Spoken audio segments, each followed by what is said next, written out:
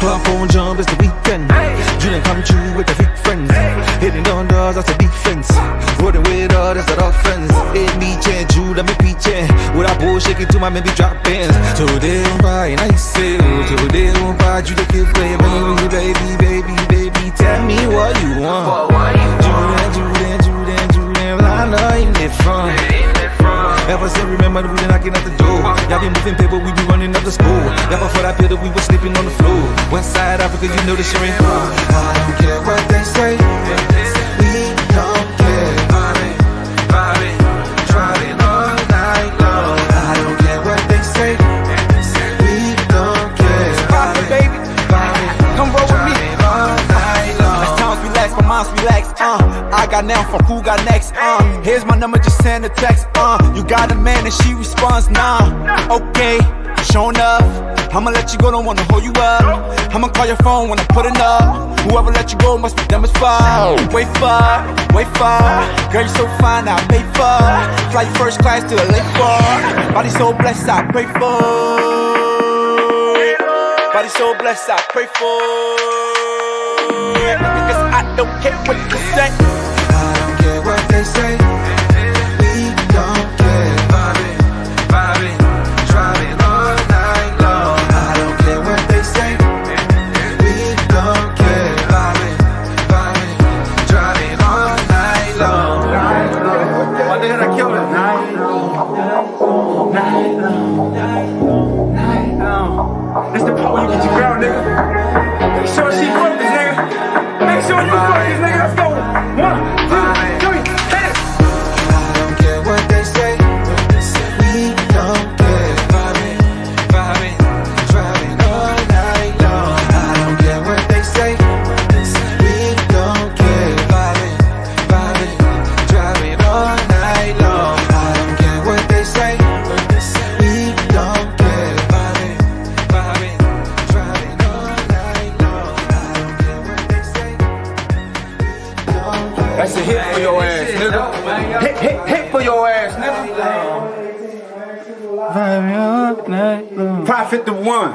Follow me on all Instagram sites, PROPHETTHEONE. That's Prophet the One in case you couldn't spell. But if you could, you already got it. Like Prophet like God, and then duh like duh, nigga. And then one like nigga, I'm the motherfucking one, nigga. You can't miss it. Follow me now.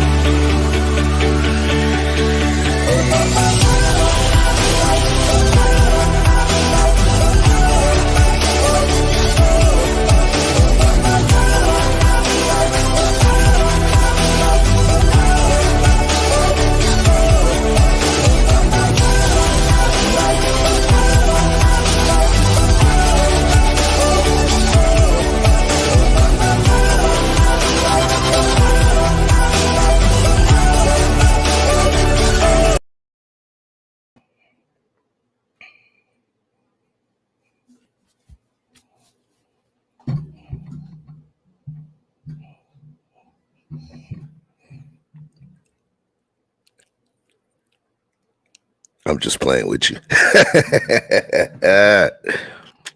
What it do, YouTube? Yes. What's going on? Check. Do I sound too low? Do I sound too loud? 1, if I sound too low. 2, if I sound too loud. Please help a brother out. What's going on? It's your boy Chef, the Unshaven Chef. I've been going easy on the shaving so I can build my line back up, so I don't have no more of that John B, so I have more of that the boy ZB and the Big Bad Bull. I need my beard up by my eyeballs, yo. Real talk. What's going on, everybody? What's going on? Whew. First and foremost, before I bring anybody up, before we start, you know, I want to drop a little 1 minute moment of silence for anybody we've lost recently.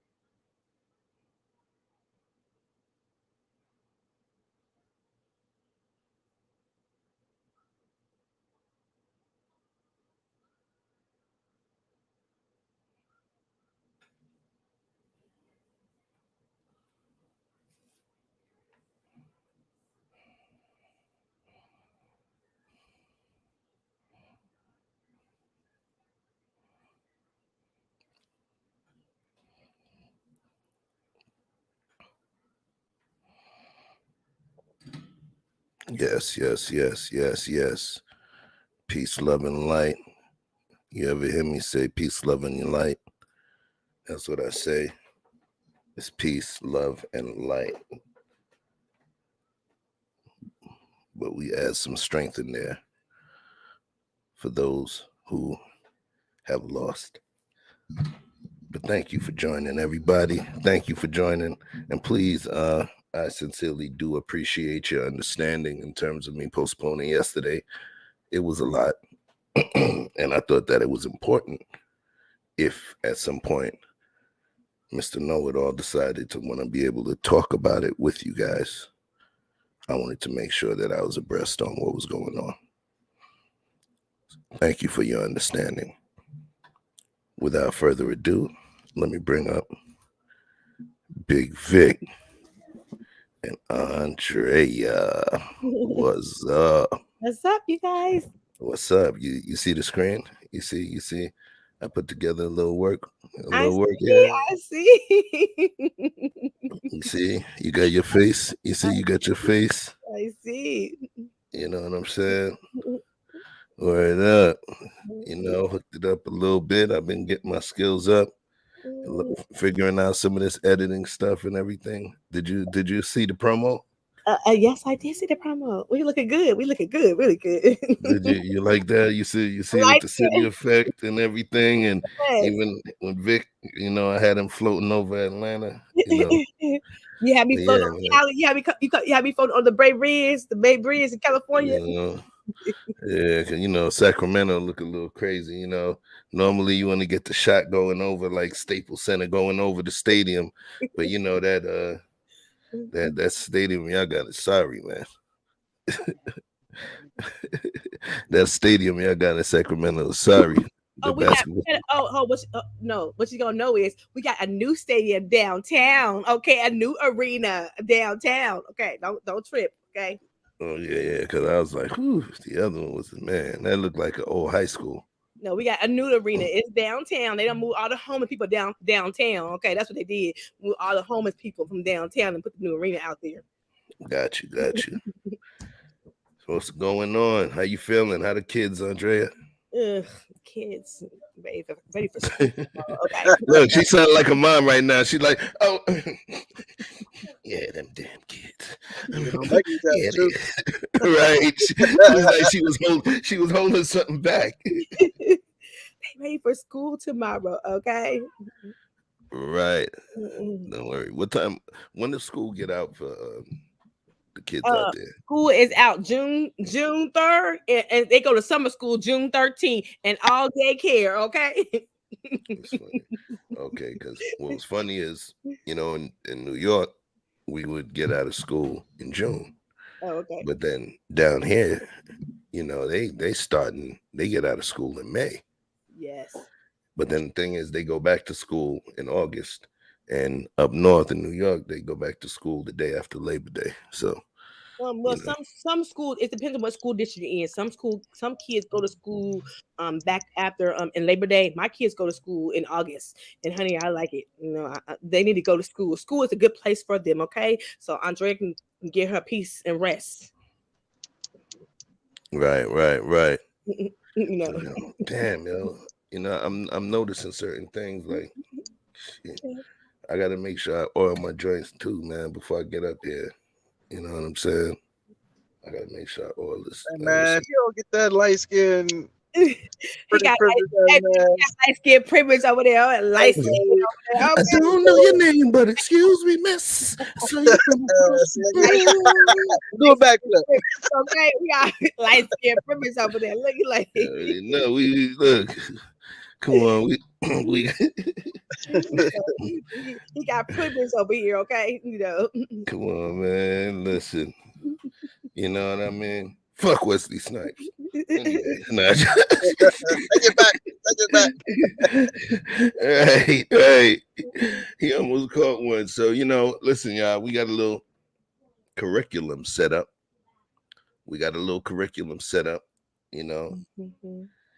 And I'm going to kind of share what it is. You see, it says at the top, welcome to the late night potluck. Welcome to the late night potluck. And what happens is neither one of us know what the other person is bringing to the dinner. They got clips. I got clips. And I made sure that they did not send me any links for their clips until the show started. All right. So at this point, what I'm doing is I'm sending Andrea's up to my email right now. And what's going to happen is we're going to have a discussion based around those clips, pretty much. So I want y'all to stay tuned. We're trying to mix it up for y'all.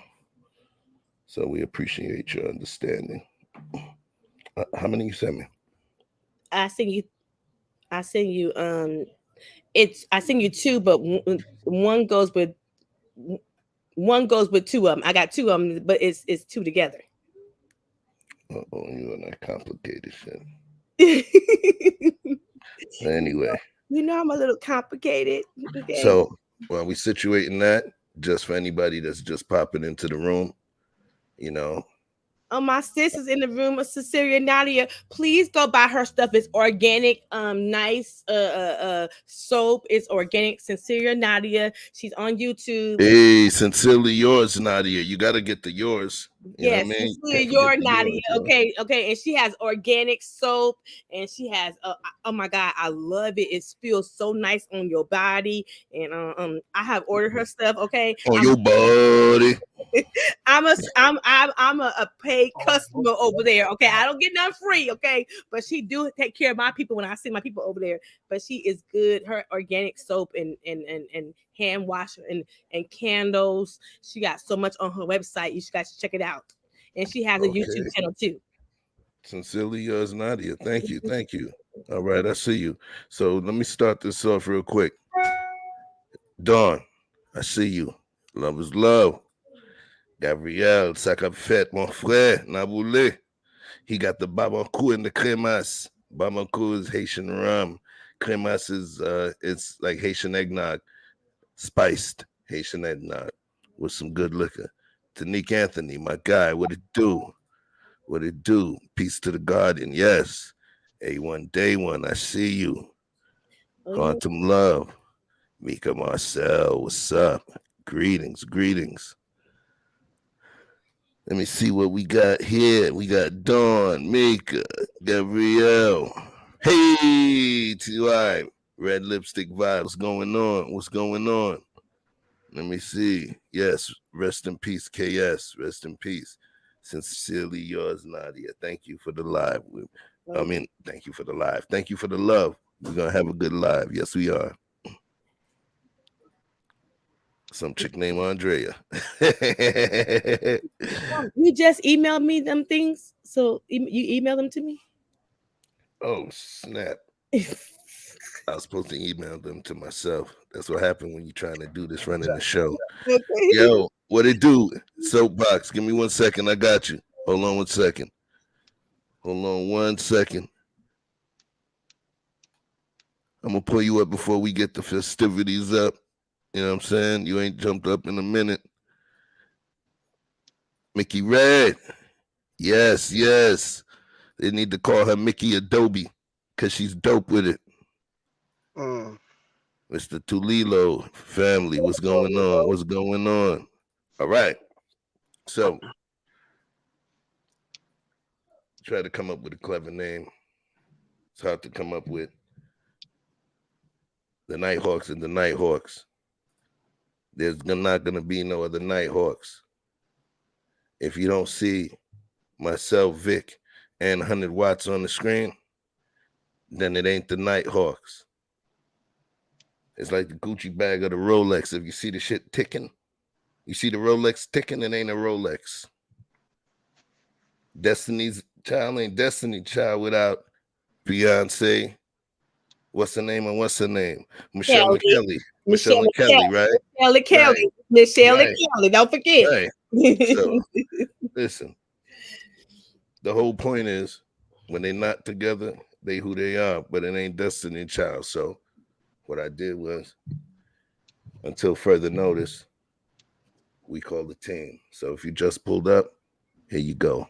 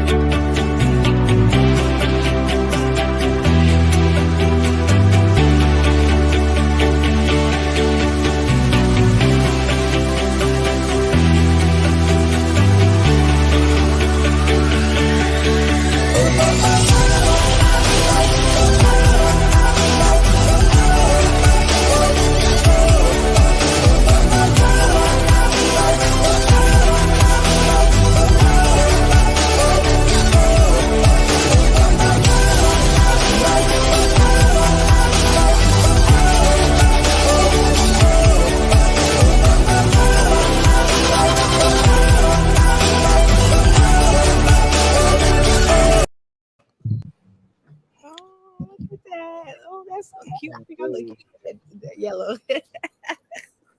You said what you say? You said you look cute in that yellow. Yes.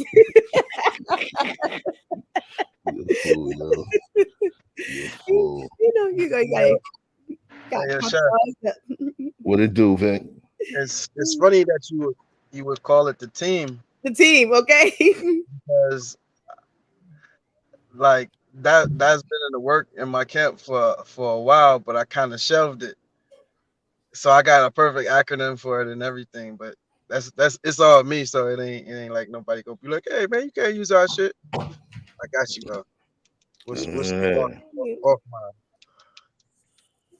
All right. I'm glad I could oblige. You know what I'm saying? I'm not doing this by myself. My people is rolling through. My friend Mama Goddess in the chat. My people is rolling through tonight. Okay, and support your girl Andrea tonight. Look at the people rolling through. Mama Goddess. Mama Goddess. Okay, I thought just as long as you ain't say 6 to Goddess, I don't think she like me. You know what I'm saying? I'm related to immigrants and shit. Where's she at? Let me see. Mama Goddess. That's my friend. That's a name. That's a name you got to live up to. Mama Goddess reacts. She's the Mama Goddess, okay? And she will read and give you a good reading, okay? She makes jewelry, okay? Mama Goddess on deck. I see you. So look, she got me scared. Like I feel really pressured to do a good show tonight. My folks is rolling through tonight, okay? I'm loving it. Uh-oh. She said, Chef, she heard a lot about you. You heard that, did you? Don't listen. Don't listen to them. I don't care what the parole board says about a brother. I ain't. No, let me stop. I ain't do it. She said she was 20, and the Billy Goat, that was her idea. Well, No.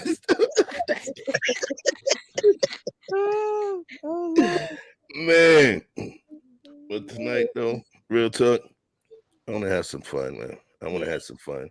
Literally, I was in my bag last night. I mean, yesterday, just trying to get a sense about everything that was going on, and already knowing the story about that area and that particular store in that area where that thing took place.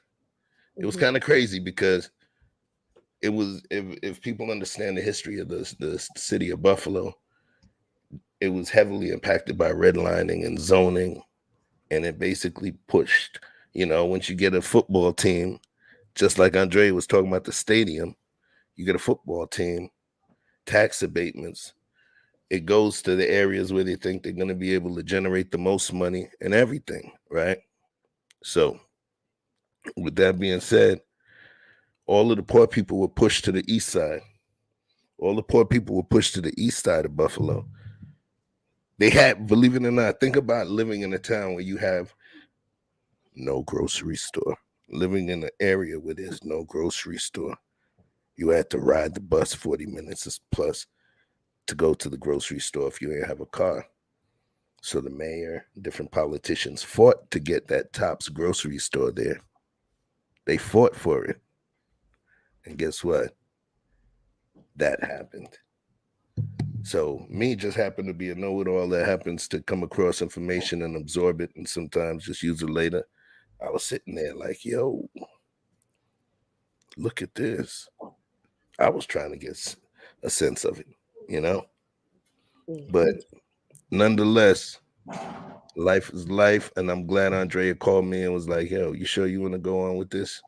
I was like, man, I was just feeling it. Like, how do I follow that? Shout out to Information Man. Shout out to Information Man. Yeah, he held it down. Held it down.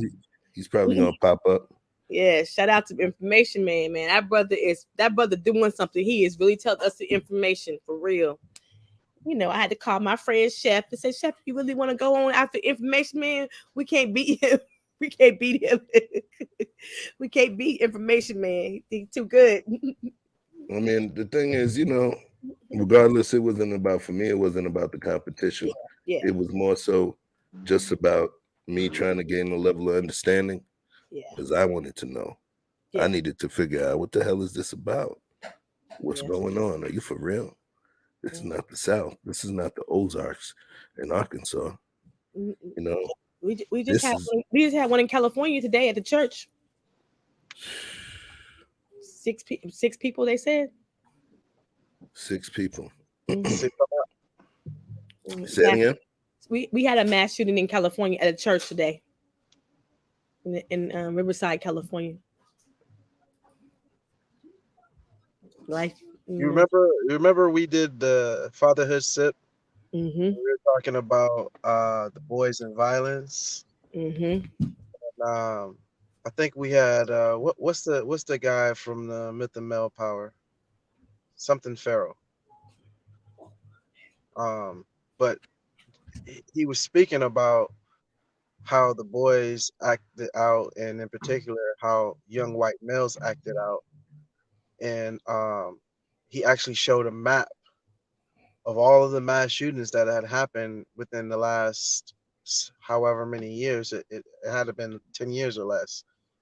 But trust me, you did not get a news report for every last one of those, because he could almost fill up the map with the amount of dots that was covering it from the mass shootings.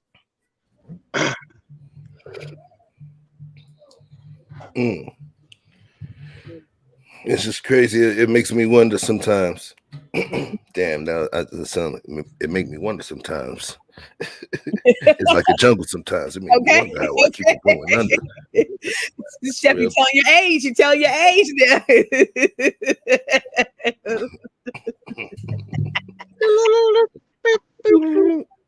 Right. But man, makes me wonder if, they trying to take away our stuff. Oh, snap. Oh, snap. Hold on. Hold on. Let me tell you about this person. You remember the other show where I talked about my best friend? Yes. And where she had me read and help her edit her love letter to this guy named Vaughn, who was on the basketball team at school. Right? And she was a booster, which was black cheerleaders. The cheerleaders use the pom-poms, the black, the boosters shake their ass. Right? So and I said that she ended up marrying him. Yes. And they got 2 beautiful children. You know what I mean? Yeah, yo. One of them is a star NCAA athlete. Look, that's who she is. Look at that, man. I feel good doing this shit right here. What up, Sharice? She don't put up on you tonight. Look, I known this chick, man. I love you, Shah. I known this chick since I was like 12, 13 years old, yo. For real, for real. She hooked me up with like two different girlfriends. You know what I'm saying? Peace, Missy. Oh, snap. Got Missy in the spot. Top real estate agent in the Northeast, killing the game. Exit Real Estate. You Google that name. You don't even have to type in exit. You'll see. What it do.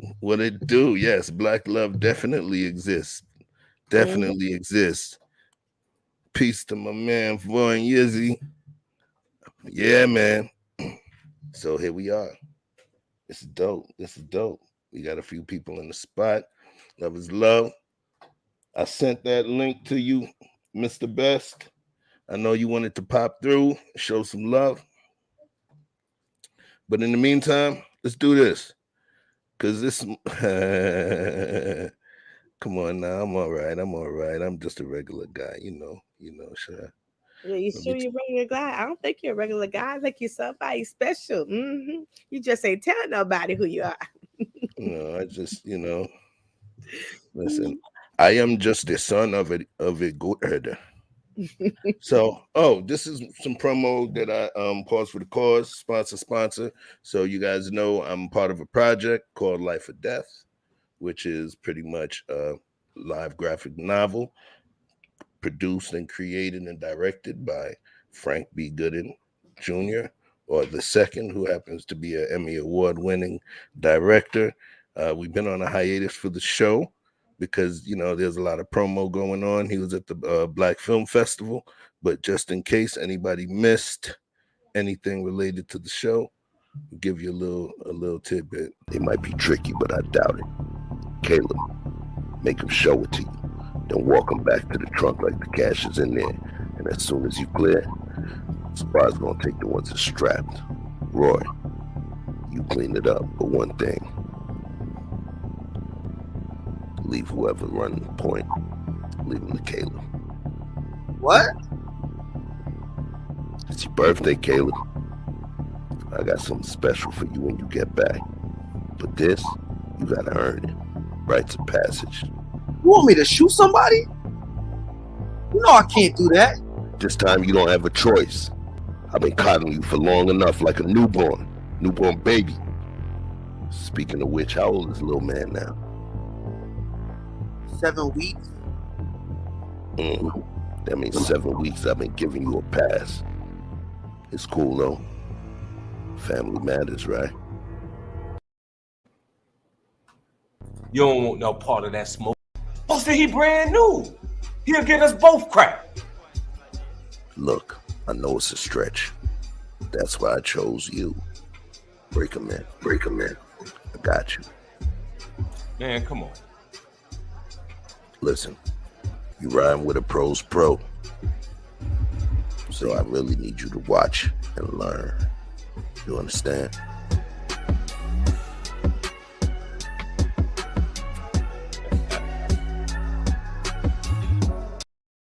Yeah, life or death. You're going to be seeing a lot of information coming back. I'm going to be doing some recap shows. If you go to my page and you look at the playlist, I do have a Life or Death playlist where you'll see Victor and I doing some recaps of several episodes of the show, and we're going to continue that once we get back from the hiatus. So please join, pay attention, like, subscribe, and share. All right. I don't know where you at, Mr. Best, so we're going to get this thing started. Let's see what we got. Oh, yeah. Absolutely. Thanks, Shad. Thank you.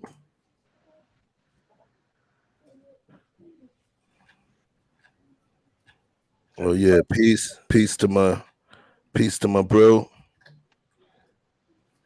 Edward Archer, a.k.a.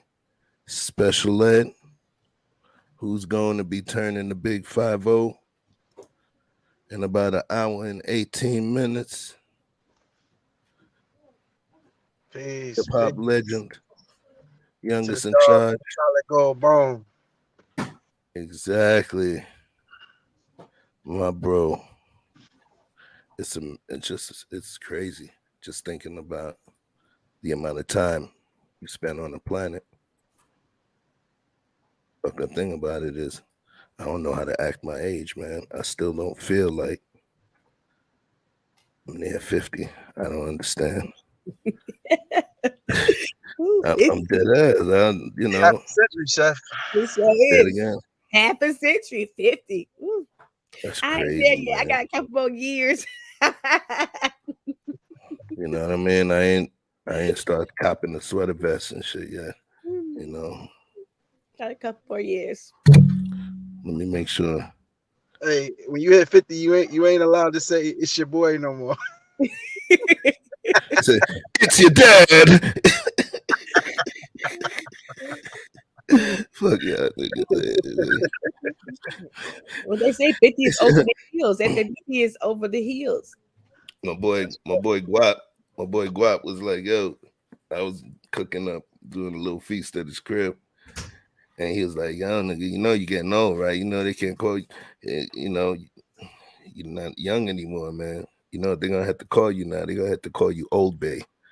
Not something. He's like, they're gonna have to call you Old Bay. You know, that's it, right? Fuck you. But anyway, yeah, man. So let's do this. I don't think it's going to be necessary for us to utilize a timer, right? But you tell me, which one of y'all want to go first. Who clipped the show first, or who's gonna talk first? What you mean? Which clip you gonna show first? Oh, you can show mine. I don't care if you show mine. Mine's You know good. you wanted. You don't care. Yes, you did care. You lying ass. You wanted me to show yours Go first. round robin. What's up? Just go round robin. One from each. Yeah. All right, cool. So we going clockwise then, right? Okay. Sounds all right, good. hold up. Hey, maybe. Yeah, never mind. Do you think? Or forever hold your peace.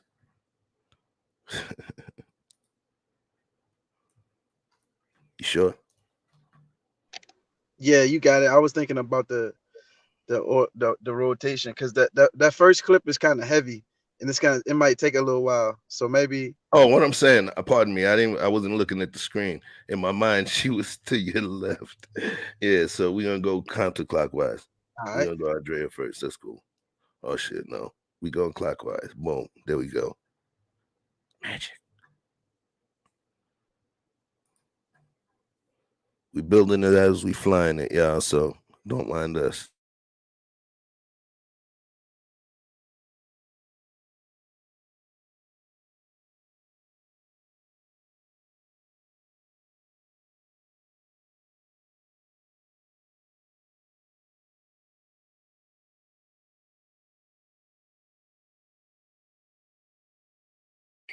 To provide every single graduate with I have partnered with Varo Bank to provide every single graduate in this audience with a new LLC and a path to entrepreneurship.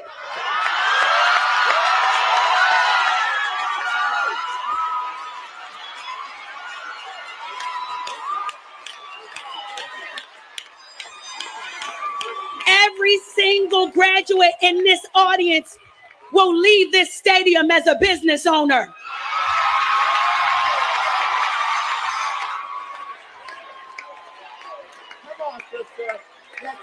I don't think y'all heard what I said. Every single graduate will walk away with their own business. Come on now. I didn't have no plan, but I'm going to make sure that you do. Come on, sister. I have partnered with Varo Bank to provide every single graduate in this audience with a new LLC and a path to entrepreneurship.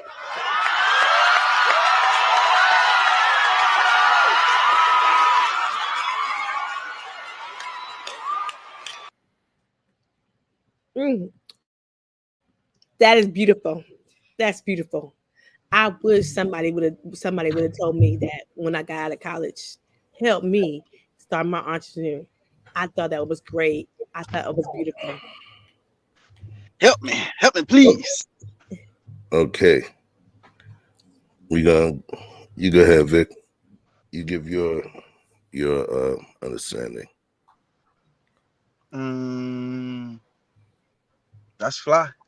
Mm-hmm. I think anybody who can move the needle for a group of people who are already moving in a positive direction.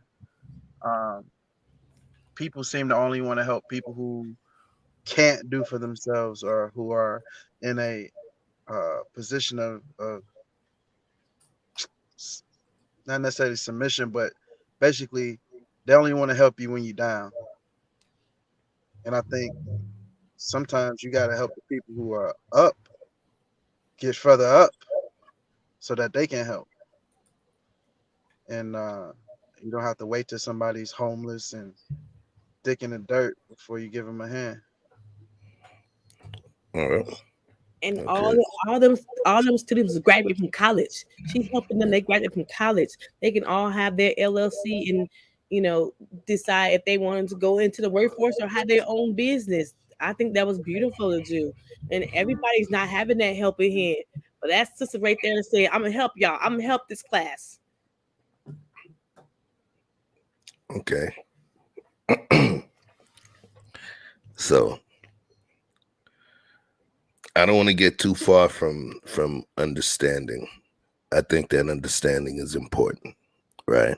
Mm-hmm. So let me share some understanding with you guys, just so folks don't think that I'm being some kind of an asshole. Mm-hmm. I know I can be, but that's not my intent. So let's take a look. You see what it says here?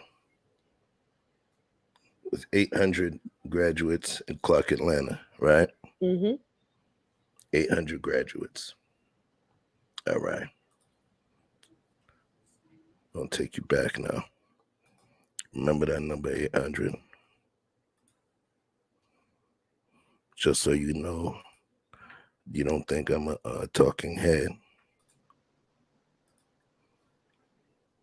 How much does it cost for an LLC in Georgia? It's $100, right? So, in essence, she donated 80 grand, right? Mm-hmm. Okay. Now, here's the thing. Anybody could get an LLC. All you need is $100 to go get you an LLC. You don't even have to know what your business is going to be.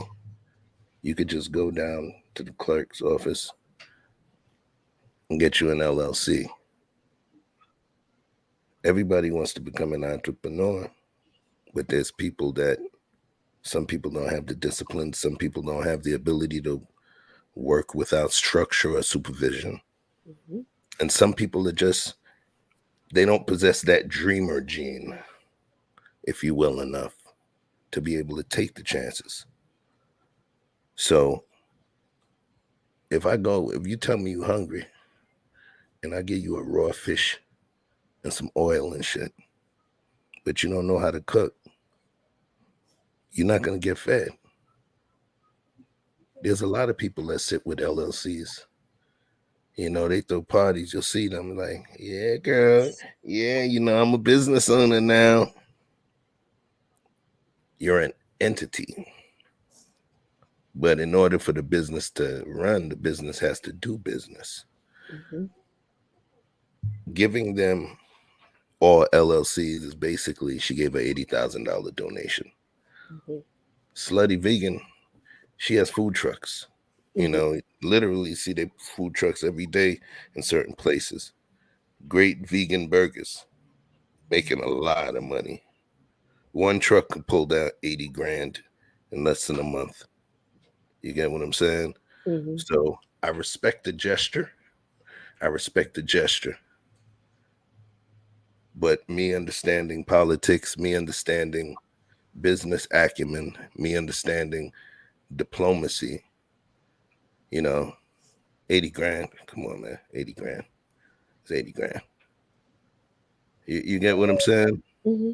So I can appreciate it, and I understand the gesture and what it is, and her transferring that dream onto them.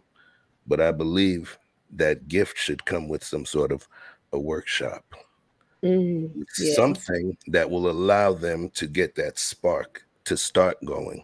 Mm-hmm. You just gave them some tools, you gave them some weapons, but you gave them a shovel, a hoe, you know what I mean? A real hoe, right? A shovel, a hoe, some soil, but you ain't telling them what to do with it to cultivate or to grow something. Yeah, that's true. So I can respect it, but in the back of my mind, that Brooklyn cynic in me is saying, Boo this whole line of questioning. say it again. Look at this man. Listen, she said she just dropped 80K, bro. That's listen. If a motherfucker put a gun in your hand and don't never tell you how to shoot it, that's your problem. But he gave everybody one, so you can't say he didn't give you one and he gave that one. He gave you the tool. Now, the reason I said what I said prior to is because I said a helping hand to people who are already moving. Now, had she given an LLC to 800 random people, then I would be more inclined to agree with what you're saying. But she thinks LLC to but college It's graduate. nothing to you're saying agree. I didn't actually make.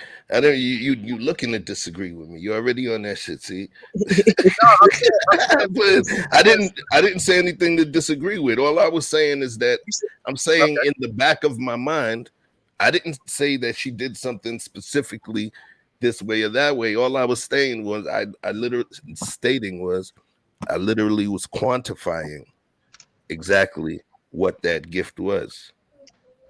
She's a millionaire. She's a millionaire, and what she actually gave was $100 to each of them to start an LLC.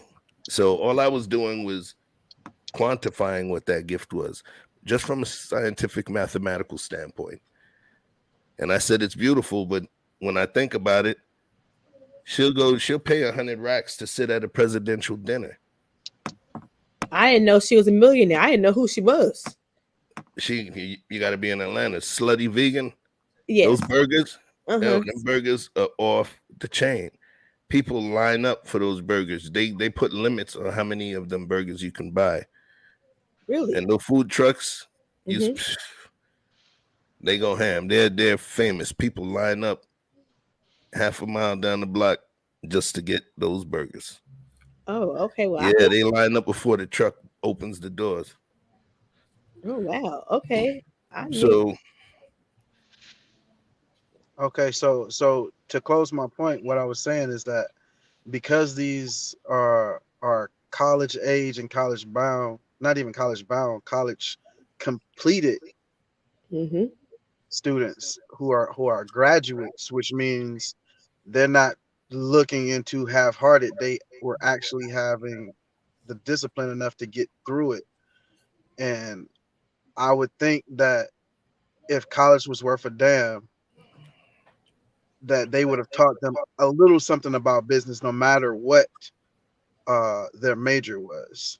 So they're not cornered into doing any particular business. Now, I had a thought along the lines that you were saying, but you know how I just feel about that in general is that people underestimate what it means to be a business owner, when in actuality most of those people will be self-employed and not business owners, because business owners don't have to drive their own business.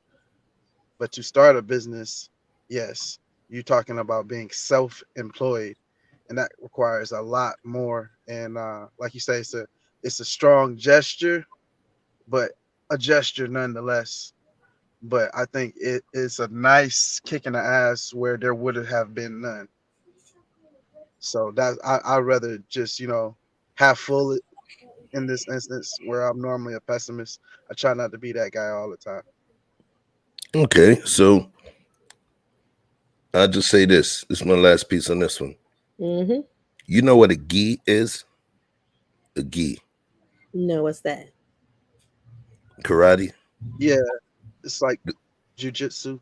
The gi. The gi is Yeah, the actual your robe and the pants. It's your suit the outfit that you wear in karate.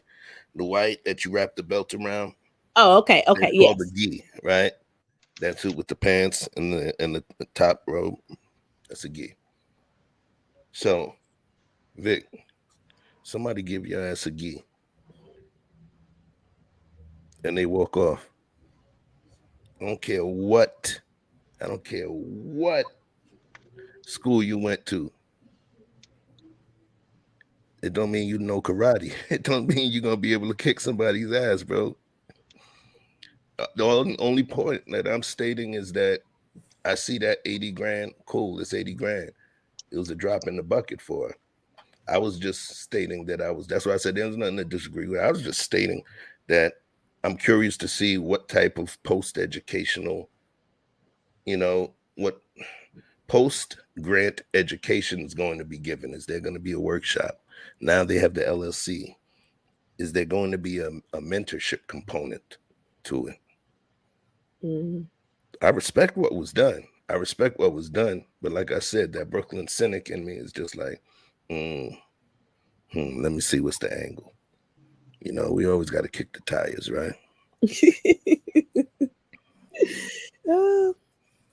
I thought that was cute when I seen it. I was like, oh my God, She said cute. I be on the Instagram minding my business, and I come across some stories. I be on the gram a lot. Let me see what we got over here.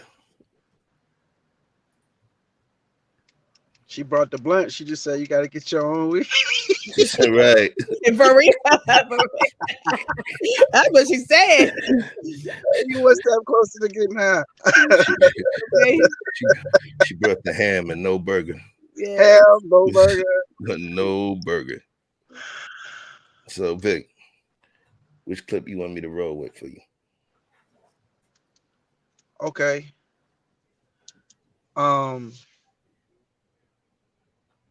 Because you played that, right? I want you to play clip number 4, and then we'll come back to clip number 1. All right, cool. Whoa, hold on. All right. Oh, this looks like some other shit. All over the mothership. Some other shit. What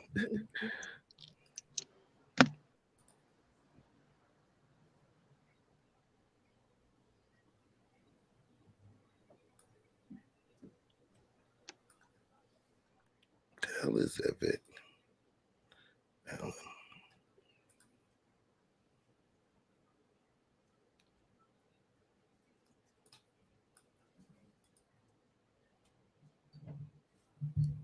You ready to rock?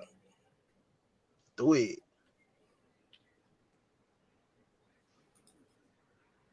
My goodness, don't you remember when you went first to school? You went to kindergarten.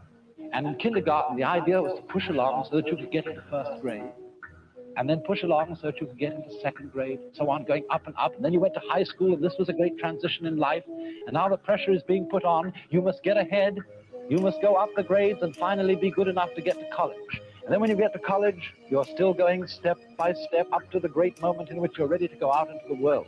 And then when you get out into this famous world comes the struggle for success in profession or business. And again, there seems to be a ladder before you, something for which you're reaching all the time. And then, suddenly, when you're about 40 or 45 years old in the middle of life, you wake up one day and say, huh? I've arrived. I feel pretty much the same as I've always felt. In fact, I'm not so sure that I don't feel a little bit cheated. You can't live at all unless you can live fully now. My goodness, don't you remember when you went first to school? You went to kindergarten.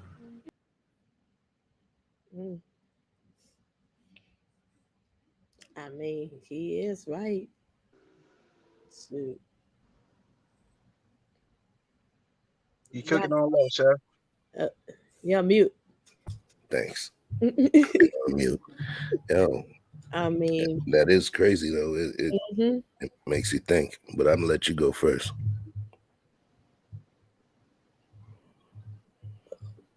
You let Vic go first or me? You. Oh, okay. I mean, I thought it was when he was saying it, I was like, I feel where he's coming from. It was like that. You want grade school, elementary, then you got high school, then college. It was the first time in my life I was feeling like what I'm gonna do. Do I really want to go to college? Do I really want to go back to going to workforce? And my daddy was like, "Oh, you're going to get a job, a full-time job." And I was like, "But I need to go to school, a college too." He was like, "Oh, you need a job. You got to pay some bills around here." You know. Yeah, that's funny. For me, with everybody in my family being freaking doctors, all my uncles, all the males in my family, me not going into the family business, I was more or less a rebel. I became an executive at a record label at 19. I worked with big artists. I was doing all kinds of stuff, but I was still trying to fight for the admiration from my uncles because I diverted from the path. So what that kind of did was gave me the impetus to try and go hard and, do everything right now. Of course, there's a lot of money that I blew, but there's a lot of opportunities that I had. There's a lot of experiences that I had. And, would I change it? Only a couple of things. But the overarching way, I wouldn't have changed it. I wouldn't have changed it because I learned so much. I've seen so much. And that actually makes me who I am. So, at this point, I can understand definitely where he was coming from. But imagine back then, shit, I couldn't imagine how the people were looking at him back then. Okay, Vic, I see you. I see you. I see you. I see you. Okay, you coming with some heat. Mm-hmm. Go ahead, talk to me. It's like when I was coming up, it was just like what he said, pushing you, school. But I didn't really feel like shit was happening until it's like life was on pause until the summer or until graduation or until whatever. The time when I wasn't in school, that was life. And I felt like when I hit 18 and I left my mother's house, actually 17, I felt like that's when I was born. When your guardian or the people who have been guiding you take their hands off of you and let you start making the decisions for yourself. When you have to decide to go to bed, you have to decide to say, you know what, I'm only gonna have the one drink when there's nobody there to tell you no. I think that is what living is. And I think like maybe perhaps we delay that part of the game a little bit longer than necessary based on this structure, this social um, agreement that we've made that our kids won't be responsible for anything until they at least graduate from high school, and then they get scared of the world, so then they go run to college just because they're scared to do anything. They just want a few more years to of mommy and daddy holding their hand.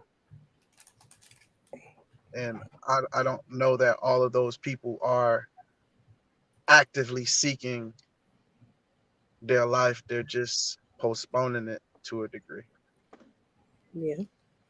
In my opinion. I agree. I agree. I mean, I believe that if you're going to take on the role of a skilled job or a skilled profession, then school is going to be important. If you're going to deal with STEM, school is important. If you're going to deal with medicine, things that are important, school is going to be necessary.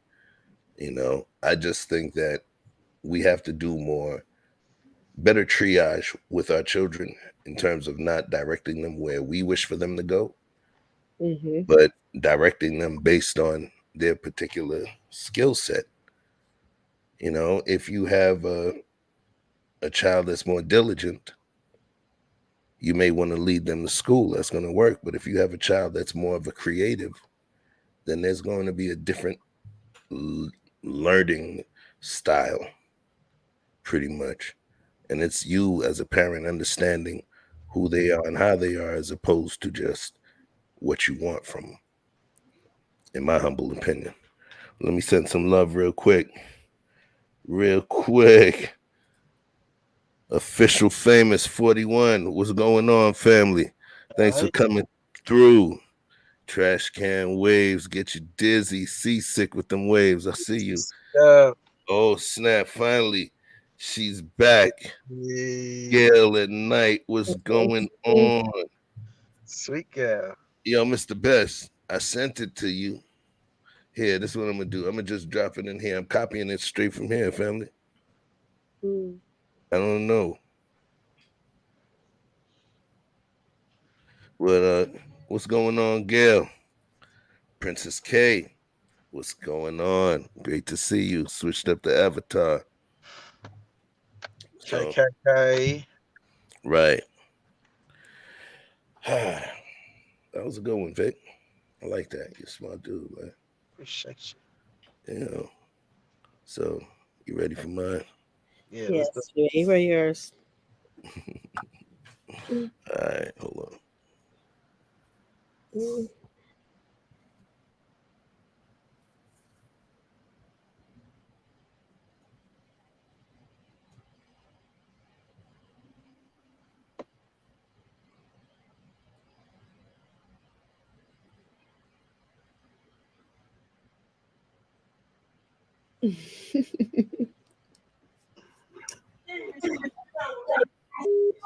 I can be in a real that ain't even my baby. I can't believe this shit.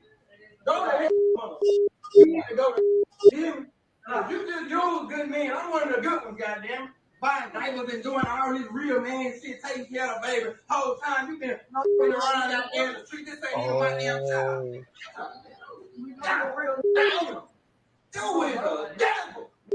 This whole Hold this podcast, please. you mad, bro? You don't understand shit. You don't need to hustle goddamn mouth. I need to stop yelling. Man, look. Hey, messed up. Listen to her. That ain't even my child. I've been buying shit, spending my hard-earned money, and this ain't even my child. The baby crying because the baby is ashamed of her mother. That ain't even my goddamn child. You ought to be ashamed of your mother. You want to use somebody else. Boy, you sound like Charleston White. Getting it off. Get your life together. Bro, I've been being a real man. Oh, God damn, I can't believe this mother. Come on, I'm child, man. Man, you doing this all day? That look like my child, bro. Hold on, y'all got to look at this goddamn baby. That look like my child. Man, your work, man. Pause real quick. This is not so much what the reaction of the conversation is. It's kind of a two-parter. So it's like I'm shooting you, but then the bullet gonna explode too. All right. So I just want to make sure you're aware. My goddamn child. You that paperwork, everything you told me you lied to. All right. Yeah, ain't nothing but a fraud, yo. You just a fraud. He went and got number 10. She was like, "Oh, don't worry about no paternity test." Okay. Oh, are you talking that underachiever shit again?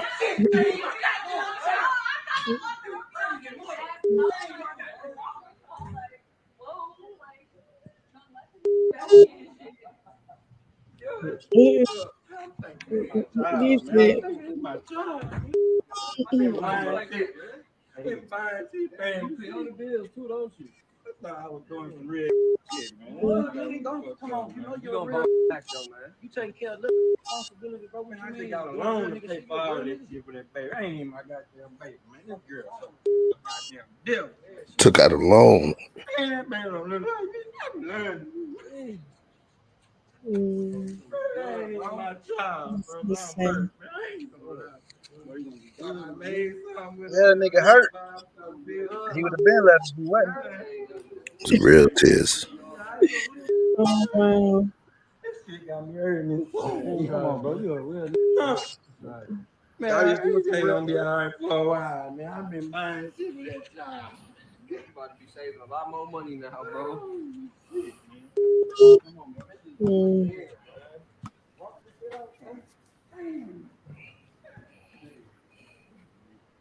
Who baby think it is? That was a wrong question.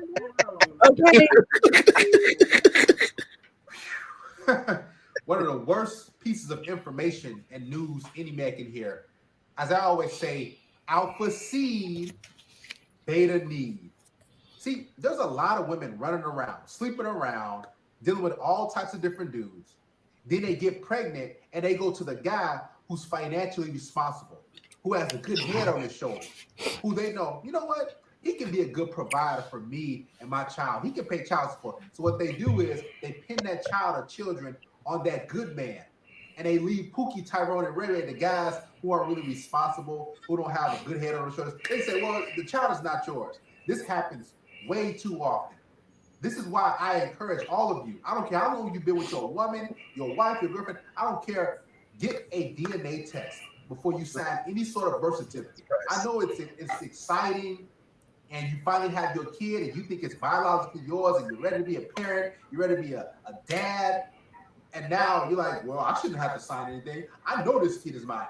Don't do it. Here's the thing. If she gets frustrated and upset, and she says, well, you don't trust me, you got your answer right there. She should be saying, yeah, go ahead, let's get a DNA test. Because I don't have nothing to hide. And a lot of these chicks are sleeping around. They're getting smashed by all types of guys. You can hear the pain and agony and frustration in that man's voice.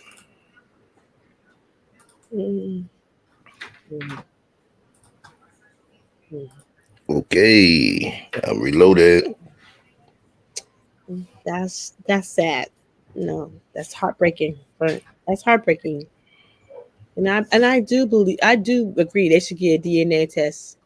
I feel like before you start paying for a child, make sure it's yours. That's my own opinion. My own personal opinion. Don't take the words of a woman. I'm sorry. My own personal opinion. If it was my own son, we get a DNA test. Okay. Period. Why? Why? Because I want you. Because I got a cousin right now taking care of a child that didn't belong to him, and he didn't know it until he was like almost the child was almost grown, and he was paying child support, and then find out he couldn't even have any children. No, Okay. Big Vic, talk to him. Yeah, it's like this. I was very vocal on the mandatory paternity test subject that we spoke on before, and I think that should go right along with the Roe v. Wade.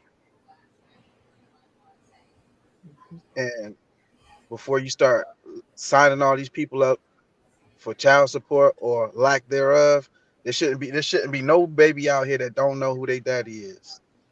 Facts. And as far as I'm concerned, I've lived these situations with people very close to me. It's not my business to tell, so I don't run around saying names. But the way I've seen it and the way situations I've seen, it's like people are hesitant to hurt people's feelings or cause more controversy in an already controversial situation. But then the child gets up to a certain age, and then you've become so close and bonded so close, and then now you don't want to know, even if you do have questions, because not only is it going to affect the entire situation, it's going to affect the child, and it's going to affect how you look at the world. And I think people know that, so they just ignore it.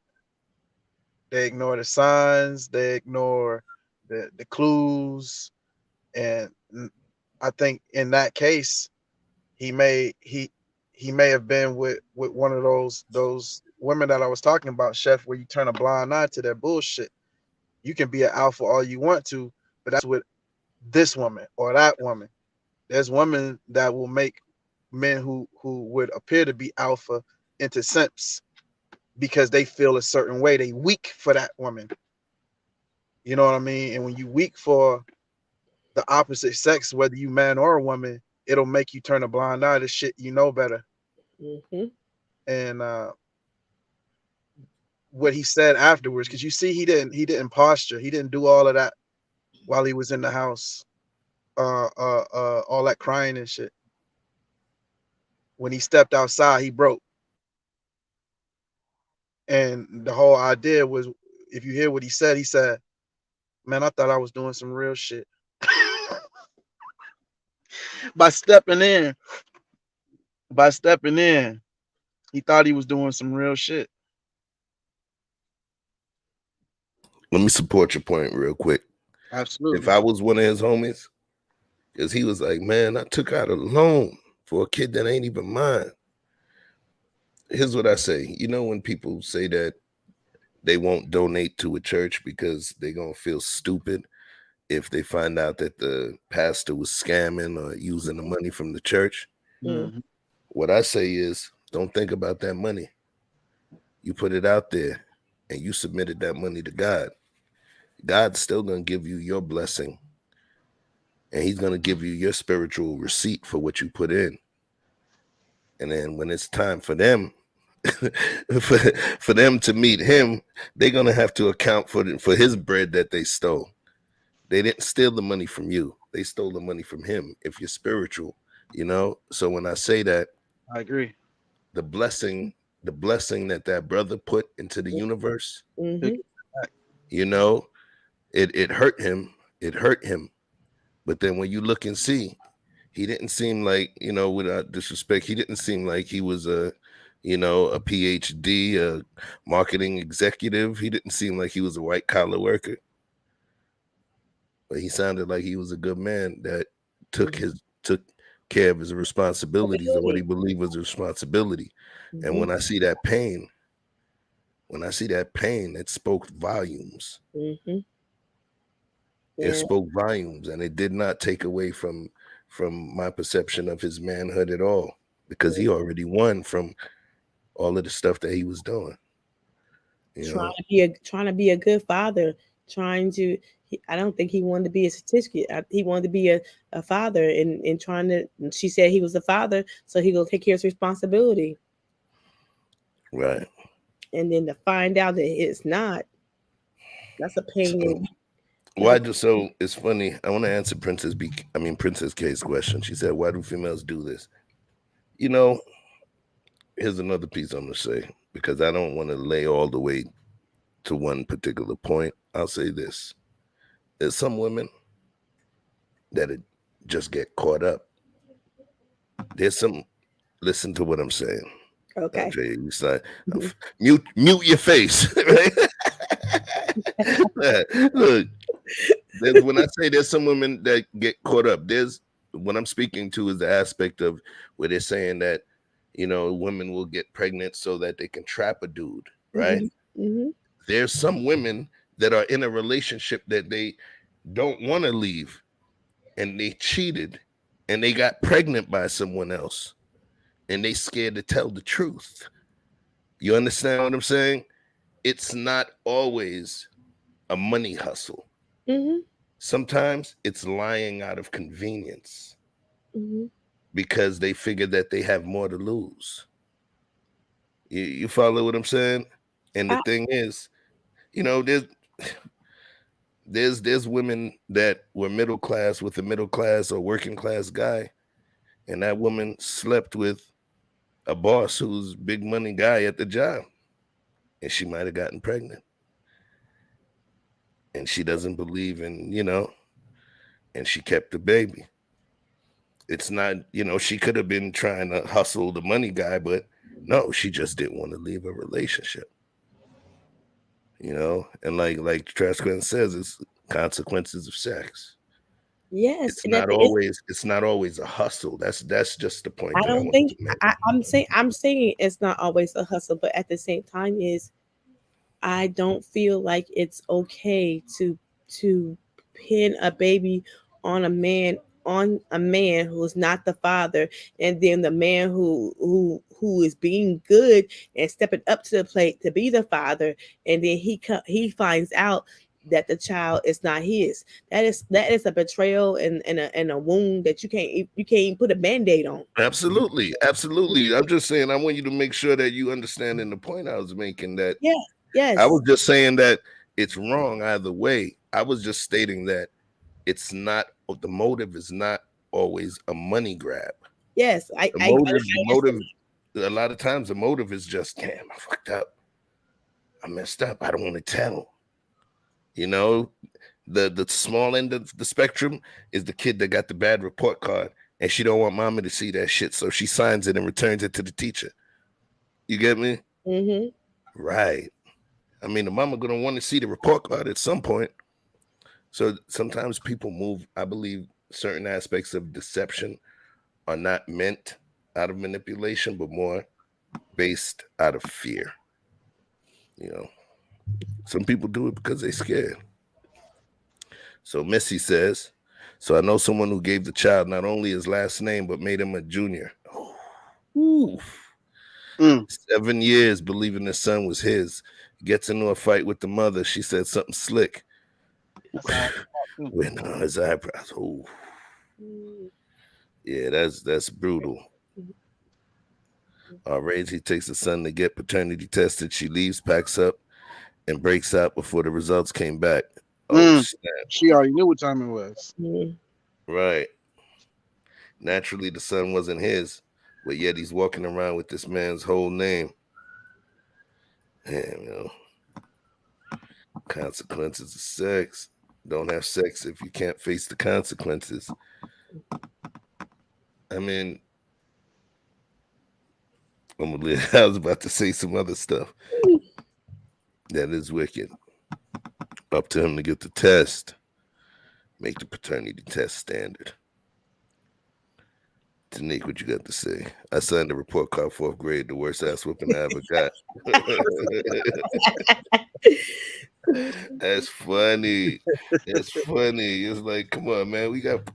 You got Jamaican parents, bro. I got Haitian parents, man. Report card. That's the look. The only thing they want from you is report card, man. So they're gonna ask for it at some point. All right, I like this first round. I like this first round. Pretty smooth. And we didn't even have to hit the timer on anybody. Nice. So You ready to rock, Andrea? I'm ready to rock. All right. Let's see where we at.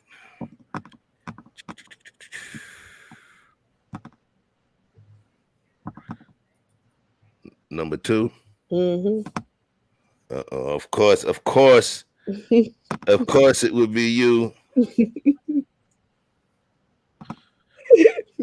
And that's time for our network shameless plug.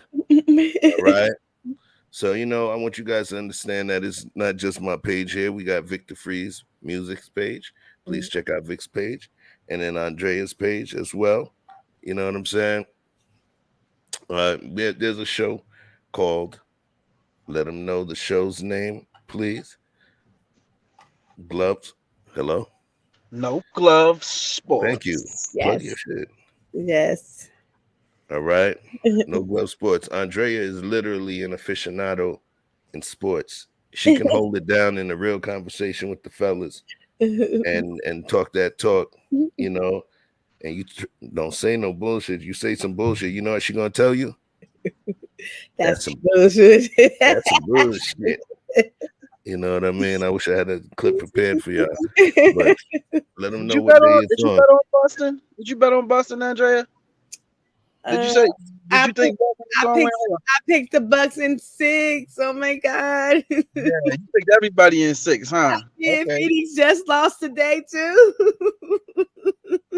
Ooh, Chris Paul get put out by Luka. My friend is texting me from Dallas saying they already won, Drea. Okay, but honey, you gotta come through Golden State first. Okay, come on. Hey. Somebody busting shots at you, Drea. Somebody busting shots at you. What? You better be glad Ja got hurt. Oh, you that don't was know your about ass too. Trash regularly. You don't know. I know about sports, baby. Okay, my team is the Bad Boys Detroit Pistons. Okay, I know about some sports.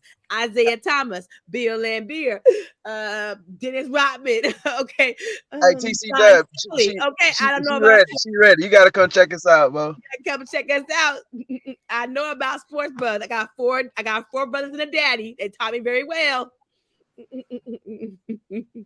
All right. Well, she passed. Okay. She passed. Okay. Hey, look at that. You got your validation. God is good, ain't it? So since we're talking about sports, that was a beautiful, beautiful segue. Oh, tell them a day, please. We're on most of the time on Wednesdays, but we're gonna be doing some pre-recording too. Listen, now y'all gonna start to get this plug-in stuff. Start plugging your shit, man. I mean a goddamn commercial. Okay. You know what I'm saying? So I'm gonna need y'all to start. We'll call y'all the street team. So hold on 1 second. We're gonna play Andrea's clip. Okay. You gonna say she passed.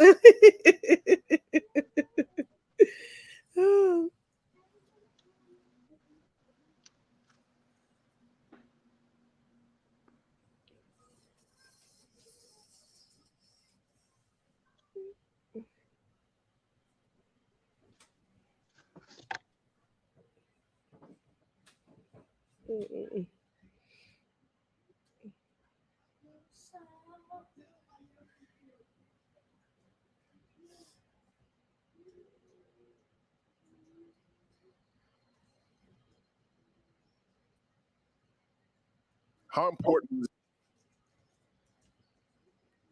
14, 15, and 8? I know you're not a number guy, but you brought the afterburners from the jump. How important was it for you to bring that energy from the jump? How much of that was a response to Game 5 and not wanting a Game 7? I didn't want to get back on the plane. That was one underrated thing in this series was a 4.5-hour flight, which was brutal. So I just didn't want to get back on the plane. And, it was less about playing in Memphis and more about getting on the 4.5-hour flight. Like, I just didn't want to get on. And then, something came to my phone earlier. A guy saying I'm scared to shoot the basketball. Right? Scared and me in the same senses is like brutal, But you got a big ogre on TV talking about what Draymond say ain't the gospel. It is the gospel. What I say is the gospel. And, when you say that multiple times, like on several different segments, you must think what I say the gospel. So, you know, you got to come out and shut some guys up sometimes. And you know, I like to show, you know, when you got people out there just talking out the side of their neck, you know, or anybody can make the pass Draymond make, like, that's just stupid. I mean, like, these are people who get employed to talk on TV about our game. And, you know, it's anybody can make that pass. You make that pass. We would love to see it. I played against the guy, by the way. I'm talking about Kendrick Perkins for those of y'all that don't know. I already knew they was talking about Perkins. Talking no smoke. As the Memphis Grizzlies towels say, I don't duck smoke. He named names. No subliminals. The pass, like, you couldn't. So good luck. So, you know, you just gotta come out and shut people up sometimes. And it was very fun to do. But hey, Draymond, ogre, whatever you what you call me? Man, you ain't handsome. You damn sure ain't cute. Man, I've been having a dime piece on my side. My wife been on my side since the 10th grade, before the NBA logo. Before Jared West was on my socks, I've been had mine. You know what I'm saying? That's neither here or there, but at the end of the day, man, look, I ain't none of these other cats, man. I'm going to say what I want to say. And at the end of the day, man, like I said, you wasn't being aggressive like the Draymond of old. Yeah, you did your thing tonight, but thinking I'm going to be quiet or thinking, man, look, you got the wrong one. I ain't going to shut up for nobody, man. Look, I ain't born none of that. Remember that. So at the end of the day, man, my whole message to you is, man, you ain't handsome. You ugly. Man, cute because you got the NBA logo on your sock and on your jersey. Carry on. I'm glad he told Great White Green that. Yo, the only thing that he missed was at the end was, you ugly motherfucker. Nah, he said, nigga, you ain't handsome.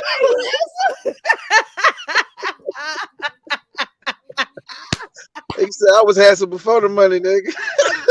I got a dime piece on my side when she was in the 10th grade. What? What are you talking about? Okay. Yeah. That shit was funny to me. But the thing is, Kendrick Perkins can't talk. He played the NBA. How you giving the first on your own clip? Oh, okay. I know, right?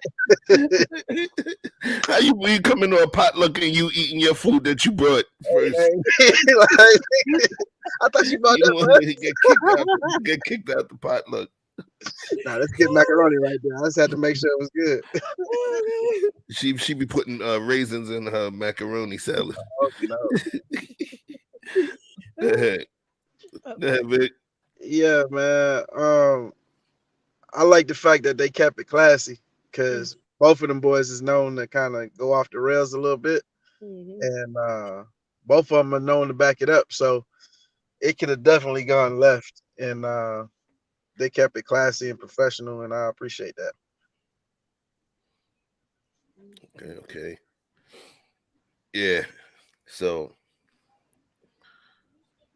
Draymond, I think he was pulling one of those moves that Jordan pulls, and I'll explain.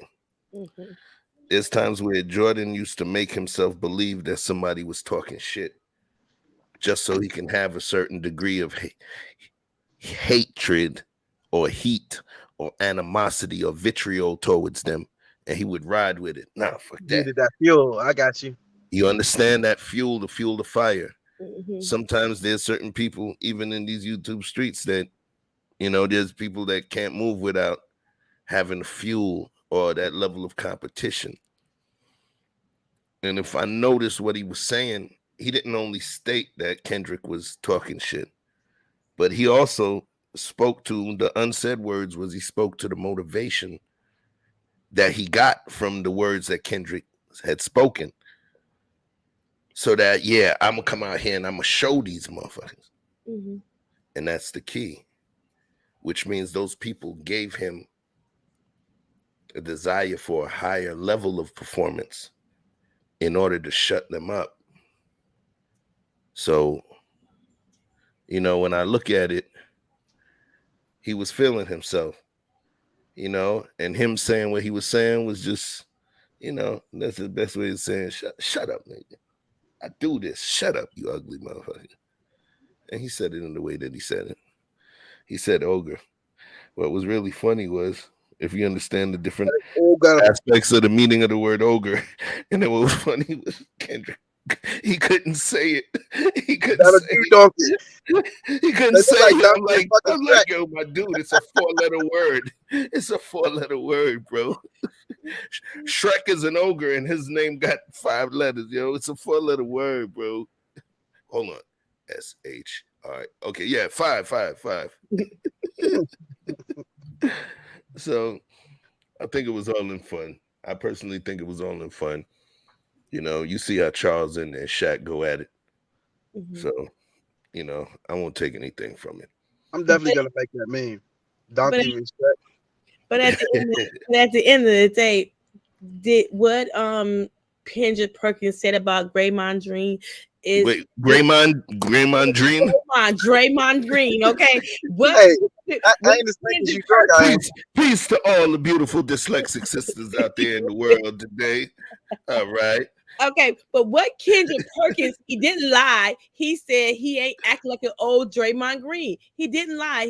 I feel like Draymond put some weight on, and he need to get that weight off of him. And this is the sports girl who's talking, who see what Kendrick Perkins said. And at the end of the day, Kendrick Perkins played in the NBA. He is a champion. He is a champion. So you just cannot say you just hire somebody to talk on TV and you ain't like Kendrick Perkins ain't played the sport. Yes, he have played the sport. So he can talk about it. His job is an analyst. I don't know what some of these NBA players is. They is so soft like cotton balls. Every time you speak about something about what they doing, they got a little fence. Oh, you can't say nothing about me. This ain't Michael Jordan area. We ain't playing no ghetto mind tricks. He need fuel for the fire. All we said was that baby, you ain't playing right. Okay. We're not playing mind games. All he said was you is not playing the old Draymond Green, and what he said was like he gonna put a couple pounds on. You know, he got some kids, a girlfriend, and fiance. He gonna put some couple pounds on. We see you ain't got that much. You ain't got a lot of energy like you used to have. That's all he was saying. And they called a man an ogre. Okay, really? Well, first of all, I think he's referring to ogre in the sense of like a big lurch who don't move like well. Shrek, like a big old ugly nigga. But the fact that he don't move well, and I think that was the point. Is he said, "Hey, nigga, I played against you. You can never do what I do. Period. You was never that dude. You was enforcer, yeah, but you wasn't over here dropping no dimes. You wasn't taking no shots. You wasn't making no calls or bringing the ball up. So what the fuck you talking about now that you got a shirt, tie, and a job? Now you can sit here and critique me. You couldn't critique me when you was playing, nigga. How you gonna critique me now? Because that's wrong with these NBA players. They think nobody can't critique you. If you playing garbage, you're playing garbage. Damn it, you garbage today. Take your L and go and sit down. You today. I'm better than you every day. You know, and it's just so soft like cotton balls. I don't know. I wouldn't put Draymond in a cotton ball. I'm not saying Draymond soft. I'm not saying he's soft. I'm not saying it's. I can't call Draymond soft. I ain't saying he's soft like that. He's from Saginaw, Michigan. He's yes, he ain't soft, yo. I'm not saying Saginaw and Flint. I know they still alive. They was sipping that brown water. You come through that healthy, you an animal. I'm not saying Draymond is soft. I'm just saying is Kendrick Perkins said what happened to the old Draymond, the Draymond that you could tell here lately, and you watch the games. He ain't got the stamina like he used to. Oh, watch this. Well, hold on. Wait, watch this. Uh-huh. He answered his own question. His question was the answer to his question. He said, "What happened to the old Draymond Green?" Yes. This is the old Draymond Green. Okay, you understand? This is Why this Alexa, old ass phone ain't running like it how used to when I long got it has out the box? Draymond Green been in the league? Maybe about 4 or 5 years now. Right. Come on, man. 10 years in the league. Oh, okay. Well, 10 years. I was wrong. I said 5. He was 10. Right. Okay. So you 5. I said 5. Oh, we're gonna have to take away your first lady. Now you I sounding said crazy. 5. My bad. My Listen, bad. right. He served a dime in the league. You get what I'm saying? Okay, So 10 years in the league. this is the old Draymond Green. You see the play on words? He said, what happened to the old Draymond Green? You mean the one from 10 years ago, the one from 7 years ago, the one from 5, 6 years ago? It's going to be a different Draymond Green. Yes. It doesn't mean he's not going to be able to play, but it's going to be a little different. It's not going to be as much as about power, speed, but more so about finesse. The finesse game, once you start to get older, you're going to start moving and doing things in a different way. Why So Mike ain't jumping over niggas like he used to? Say it again. Say why Mike ain't jumping over people like he used to? Right. Because I mean, yo, bro, Mike is 60 now. You know, like damn, man. Yes. So I mean, We ain't get our bionic parts yet. You know what I'm saying? I was just everybody spoiled thinking you're supposed to play 20 years at the same level. No, I'm not saying that. Right. That's what I'm The saying. only person that could do that is the only people that would have been able to do that was Kobe and LeBron. That's it. That's it. And they had to come in this bitch at 16 years old in order to make it happen. But You I'm just saying you could tell that he done got a little slower, okay? And I'm not saying that. Then what is so funny to me is when you get players who play in the NBA and then they become commentators, and then the players in the NBA get offended because they speak it on the basketball. They play in the league. He's a championship. So baby, what's your problem? I'm a proven champion. I played in the league. And are you mad because I'm saying something? Are you mad because I'm calling you out? That's my job. I get paid to do that. I don't think that's what I'm saying. I don't think he was really mad. I think because if you said it, he said it fueled him. I think he was just enjoying that moment to, hit him with that. Thumb his nose up at him. That's his Spike Lee moment. That's his Spike Lee. That's his moment. To call him an ogre. That was his moment. You know what I mean? And he took advantage of it. If it was, look, if Jason Whitlock was talking some shit, it would have been Jason Whitlock. The thing is, though, when you get the players, because remember, the players always get tight. They always get upset and be like, these motherfuckers talking about this and that. They ain't even play the game. So now when you get the players that end up becoming commentators, they're like, oh, I got the right. I got carte blanche to say whatever. Whatever I want. And, it is what it is, man. It is what it is. Vic, what you got? What you got for us, yo? Go with in the archives. Go ahead and go with number 1. Your final answer. Final answer.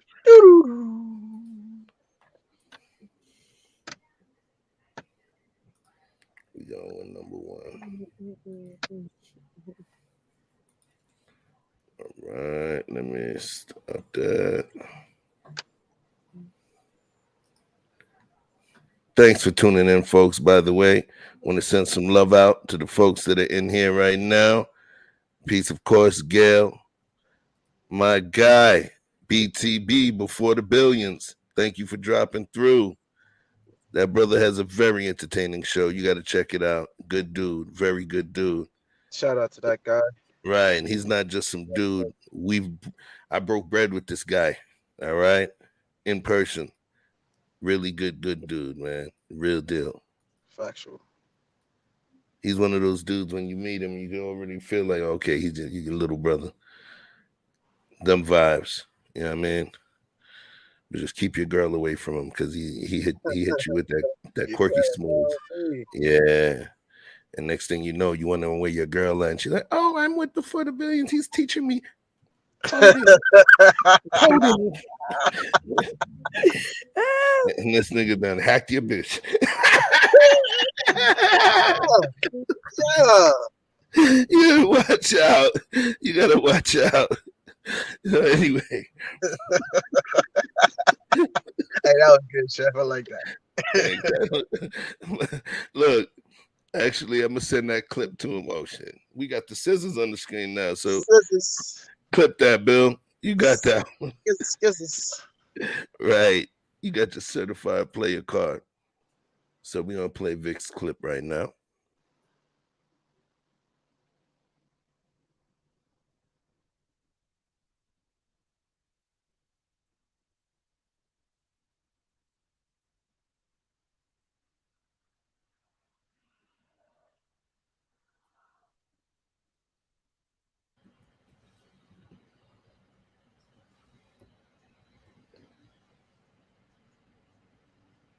Well, my clips got to be all smile and shit.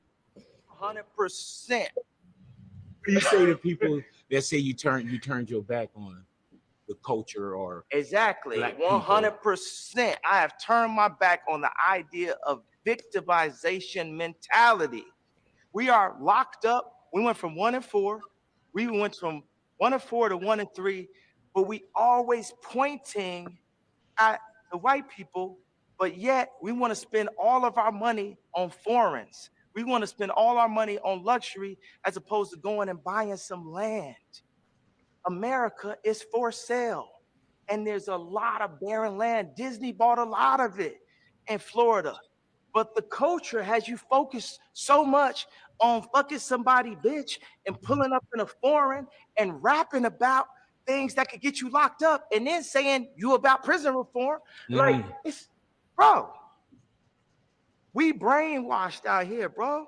What do you say to people that say you turned your back on the culture or exactly 100%? I have turned my back on the idea of victimization mentality. Give you a little replay. We are locked up. We went from 1-4. We went from 1-4 to 1-3, but we always pointing at the white people, but yet we want to spend all of our money on foreigns. We want to spend all our money on luxury as opposed to going and buying some land. America is for sale, and there's a lot of barren land. Disney bought a lot of it in Florida, but the culture has you focused so much on fucking somebody bitch and pulling up in a foreign and rapping about things that could get you locked up and then saying you about prison reform. Like, it's, bro, we brainwashed out here, bro. What do you say to people that say you turned your back on the culture or? All right. So I guess I'm first on deck. Pause. You good?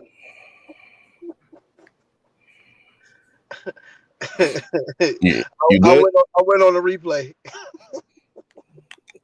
So, yeah, what do you mean win? Then I paused. Ain't nobody competing with you. So, I'm gonna say this. Remember this. We are not all monoliths. We are not all monoliths. I know people that'll be a crew of 4 or 5 different dudes. All of them motherfuckers wear glasses. And each of them got a different prescription.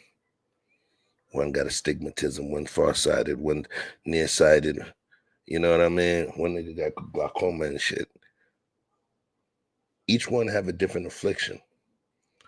But what connects them is not political views. I'm gonna wait a second. Very good. I want to say, what connects them is not political views.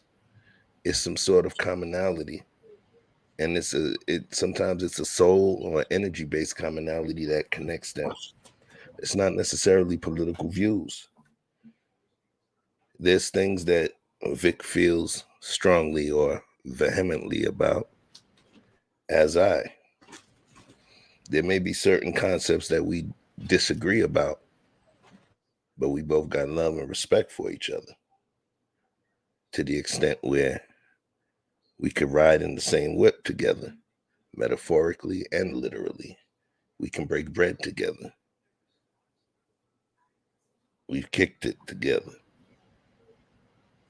He stayed at my home. You understand what I'm saying? And we could still debate certain things. So what I say is this. From the perspective that Kanye has, it's a unique perspective. We can sit down and talk about this man in the way that we want to talk about him. But it goes back to a quote that he said in the 90s when somebody asked him, why do you think people say you're arrogant? And he said, I probably blame it on the fact that everything I said that I was going to do, I did. Everything that I said that I was going to do, I did. He called that he was going to marry Kim Kardashian and have children with her years before they even met. He knew he was going to generate music in a way that was unorthodox, where people called him a whack rapper. But he understood that. And I always say that the rappers, there's certain producers, they may not be great rappers, but they sound way better over the beats that they create because those are their babies. Peace to Pete. People talked about Pete Rock's rhymes, but when him and CL Smooth did their projects together, he sounded dope. He rhymed over his own beats, so he knew all the pockets because he created the pockets. He birthed them. Kanye birthed his own pockets. Kanye broke the mold. He went routes where people was like, nigga, you crazy, man. Just take your money, buy you some property here, just do this and that, and be rich off of this money that you made off of Rockefeller, man. Relax. He said, no, I want to become a mogul. I want to become a fashion magnate. Fashion? Ain't nothing fashionable. I remember seeing him in Miami back in the days when we was working on the project? On the Confessions project in Miami. You would see Kanye out there with his Gucci or his Louis knapsack. You know what I'm saying? Out on Collins. Grinding. But he always knew he was going to be that dude. Everybody remembers that clip. I should have had that clip queued if I knew what you was going to bring. Vic. I should have cheated and peeked. You don't have all the answers, Sway.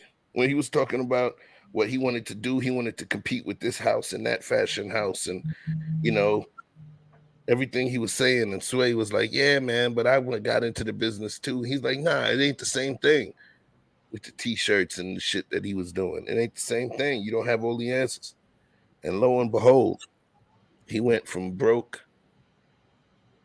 $20-something million loan to being richer than the nigga who gave him the loan.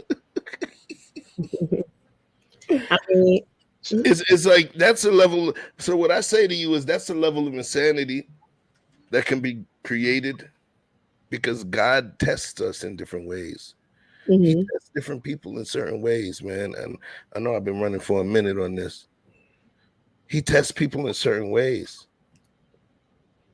But then what is he telling this young man who's a dreamer?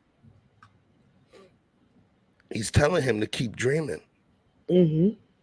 God shows us lessons within our failure, within our pain, within our dejection, the times where we go to reach out to him the most. But there's only certain things that God will test him with. He still blesses him with success. So I don't think like Kanye because, you know, I'm a thinker and everything, but I don't have the same degree of success as Kanye. And I can't think like him because if I had every time I pull the fucking slot machine handle and I catch a win every time, it's going to create a certain degree of arrogance within my soul. But he's entitled to his opinion because he's not the only person that feels that way. You talking about Kanye? Weezy's talking the same shit too. Yeezy and Weezy. But you know what I'm saying? I see the rest of the floor to Andrea because I know I was riding this one for a minute. I mean, the brother, I different from him because I asked myself, is he arrogant? Yes, he is. Is he a little braspish? Yes, get on my damn nerves. He do, but does he saying some stuff is right? Yes, we are. We're about laying in that, but at the same time, are you a contributing factor to some of the stuff that's going on? Because are you a contributing factor to the music that you make? Because you think, I mean, every time we see something, you got a new bitch on your arm. So is you doing the same thing? I'm just asking some questions. Who you calling bitch? I'm just saying you got a new bitch on your arm. I'm just asking some questions. You know, you're right.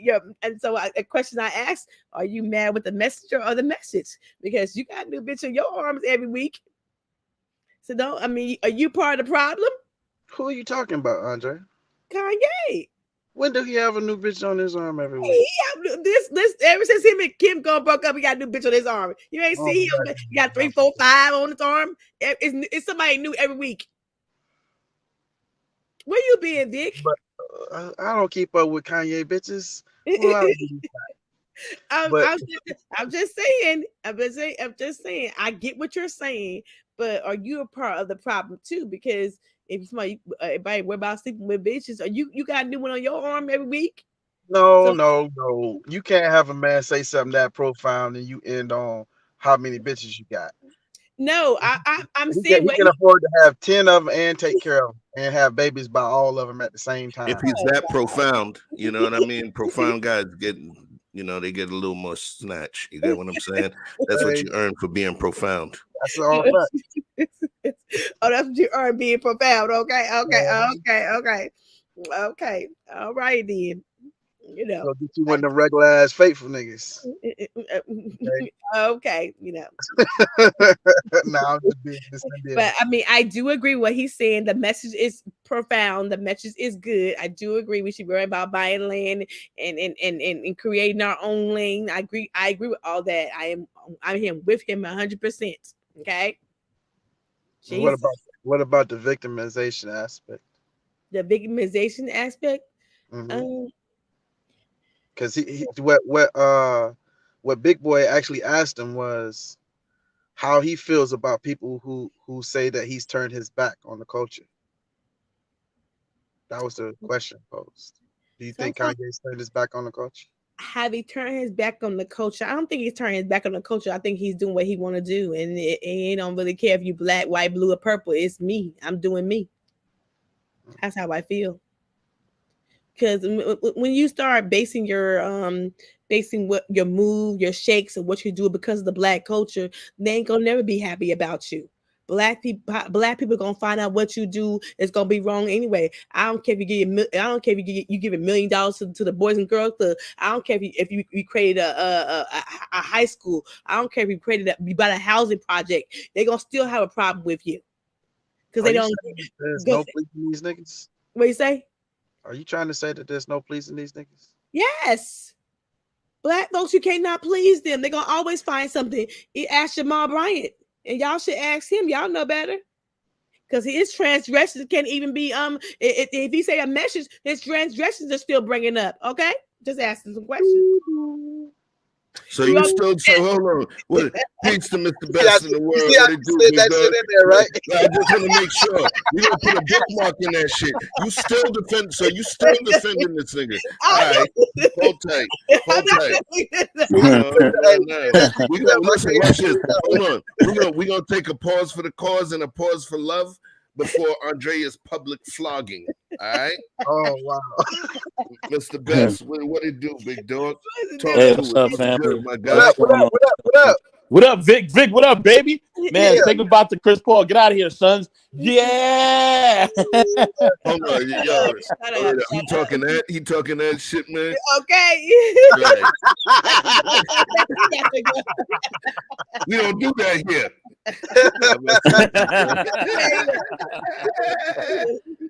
But yeah, Vic, what up, baby? What's going on, Lady Andrea? Great to see you, Chef. It's great to see you as always. What's Good going to see on, y'all. big dog? Man, I'm gonna make a point real quick, you know, because I want to mess up your flow, but I think, you know, what Vic was saying is true, like, and somewhat what Lady Andrea was saying was true as well. I do agree. You can't really satisfy certain people. You know what I'm saying? No matter what you do, you can try as hard as you can, but even with family, they still will ask for more. They still will demand more. They still won't be grateful for the things that you do. So I think you can just do the best you can. You know what I mean? And I think in our communities we got to really learn how to take care of ourselves first. You know what I'm saying? Because I feel like we don't do that, and we feel bad when we finally get blessings. We feel like, oh, I gotta go do this and I gotta do that. No, no, no. Enjoy that blessing. They gonna be there. You'll be able to give it to them, but enjoy your blessing first. And I think in life sometimes I didn't do that. You know what I mean? In times I just felt like I kind of rushed through my blessings, and I paid the price for that. You know what I mean? So I'm just grateful that now I still have, you know, the chance to make things better. And I think that yeah, that's what it's about, man. It's about, you know, trying to make things better, trying to grow, and just trying to, you know, learn more things and trying to be better. You know what I'm saying? So yeah.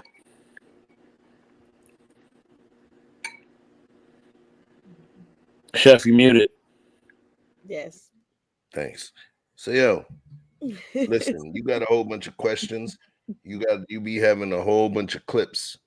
Here's what I need for you to do right now. I want you to pull out a clip, a short clip. Since you're here, you jumped up on the stage, so we're gonna have to pass you a pistol. You down with the heist? I hope you brought Text me. cups and plates, nigga. Right. Listen, text me a link or send me a link through IG. Something that we gonna do this round robin and discuss. This is the potluck. Yep. So don't come in this kitchen. You're gonna be eating. You have to you bring a dish. Bring a dish. Bring a dish. And then don't be the motherfuckers that be at like the office potluck and you want to bring fucking napkins and plastics. Okay. And plastic spoons and shit. You know those, and those be the ones that eat the most food. I got cups. I got the cups. I got the cups. Listen, there's one thing that they bring that y'all don't know about. And it'd be the Ziploc gallon freezer bag and the aluminum foil. That's how they take your food home. Oh man. Listen, I remember there's one chick that talked about, she don't eat meat because she wanted the chicken pizza. And the next thing you know, she was eating the fucking meat lovers later when there was no chicken left. Dang. Sorry, man. I had to get that off my chest. I work in the corporate America, and I sponsor these office parties and all kind of stuff, buying 200-300 pizzas, and then you got people that's anyway. Hey, look. My partner one time, right? Neither one of us eat pork, right? He Muslim and whatnot. Long story short, they ordered a bunch of pizza, you know, for us for working and whatnot. But when we went to get, like, they ordered, like, everything had pork on it, right? So I was like, don't worry about it, like, don't trip. And they was feeling all bad, like, damn, like, you can't just take it off, you can't just pull it off. I'm like, nah. And my boy was looking at me like, damn, I kind of want to take this pepperoni off, right? So next thing I know, I was looking up, and his ass over there with a plate. I'm like, hey, what is you eating over there? He like, bro, you know, I had to, man. Okay, it's kind of, you know what I'm saying? I was like, no. I said, they ain't gonna never respect this now. Cause they looking like me. Why ain't you doing it? He doing it. I was like, damn, yo, this nigga gave in to the hunger pains. Listen, man. What they say, hunger is the devil. Okay. For real. Did you send me anything yet, Miss? Check your IG. Check your IG. Okay, cool. I heard the noise. I just want to say thank you to Lady Saida for sending me this. It was very funny. All right. Don't. Spoiler alert. You know. Okay. I'm sorry. You gotta surprise them. You jumped in. You brought a dish. Thank you. As long as you ain't putting raisins in the macaroni salad, we straight. I would never. Hold on.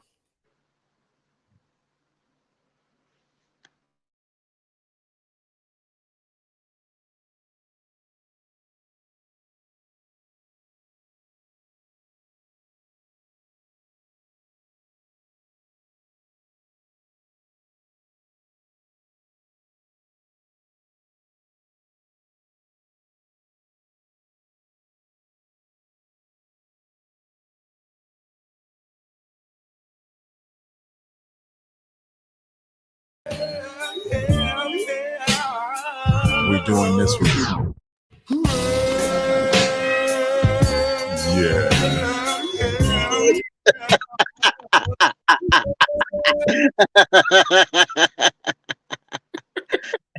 Andrea.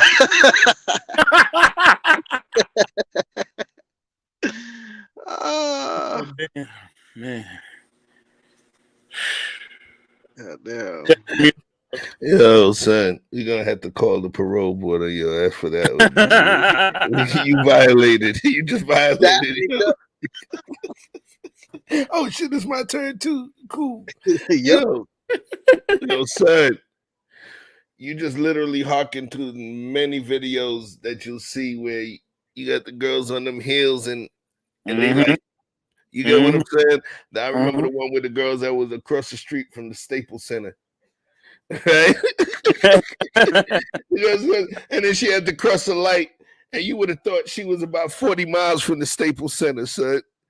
Oh man.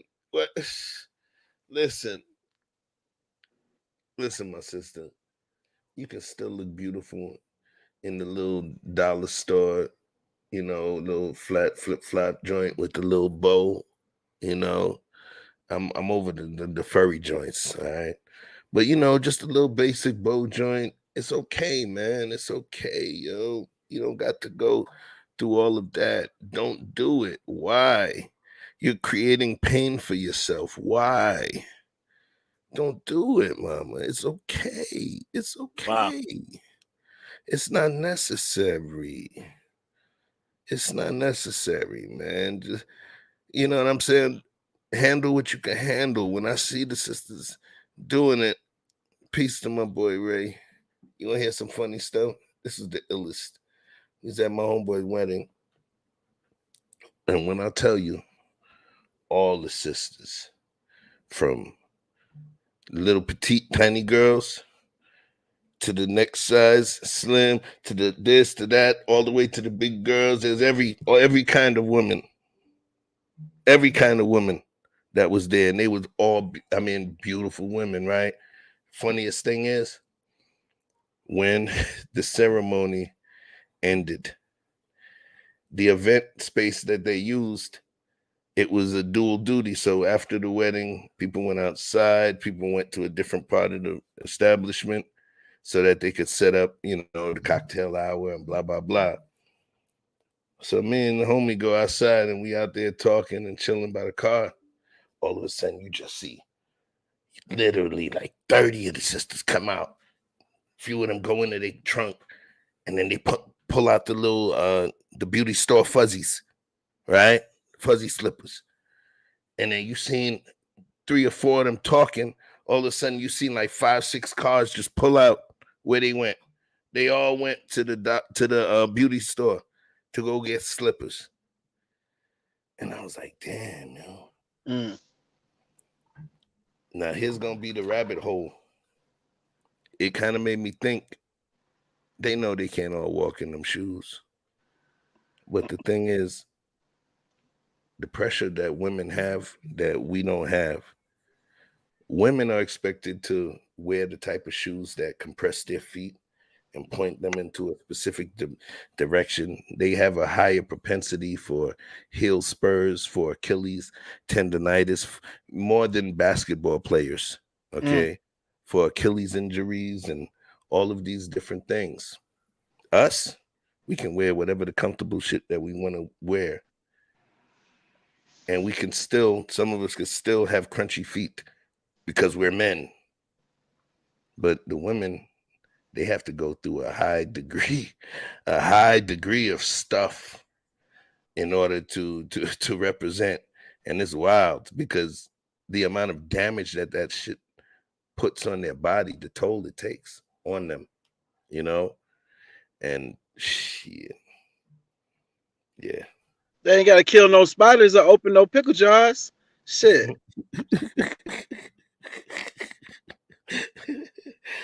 All right. Peace to my man Victor Samuels and the place to be. Jaya, talk to us. What's up? Where you at? Chef, I sent you something else too, bro. I'm back. Okay, that's the next round. That's the next round. You can. Oh, yeah. Go ahead. So here's the way it works, Mr. Best. Hold on 1 second, Andrea. Okay. Oh, okay. We see she's snacking on some pickled pig's ass. Hold on 1 second. So, Mr. Best, like Norbert the turkey ass. So here's the way the game works, Mr. Best. You pull up a clip, and then we round robin. So you pull up a clip, and the person after you gives their view on the clip. Next person. If it turns into a debate, it does. If it doesn't, it doesn't. And then we keep going. So you're gonna hold that for the next round. All right. Okay. Hey Norbert, you ready?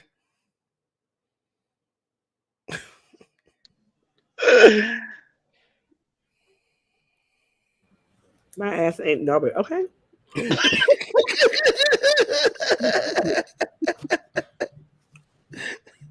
You men are always getting on my nerves. Always, girl got hungry. She hungry, okay? Hungry. Okay, what were we talking about now? What was the right. Who? We played a whole clip. Okay, I was in the kitchen. Whole chicken.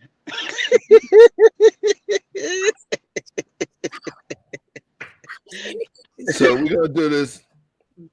We're gonna pour a little liquor. We're gonna pour this for the niggas that wasn't here. Okay. Right? So hold on, let me play this shit again. Okay.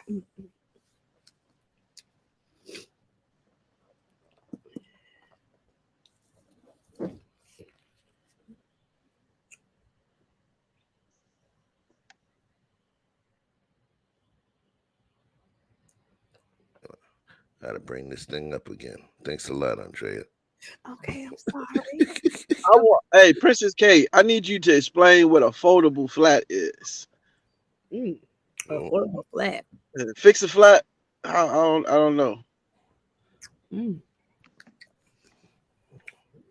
Oh, foldable flat. That's what it is. It's a girl that got a big you better booty. not know the answer to this question.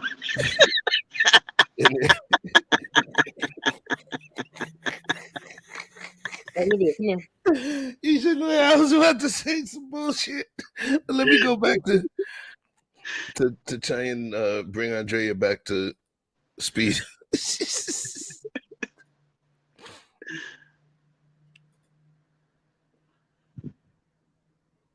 Oh man.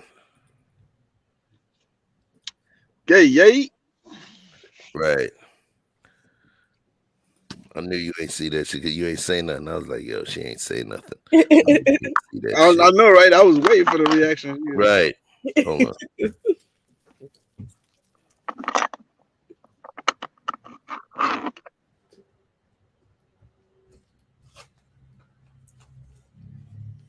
Do it. Come on, do it. You can do it. Yeah. We're doing this with you. Yeah.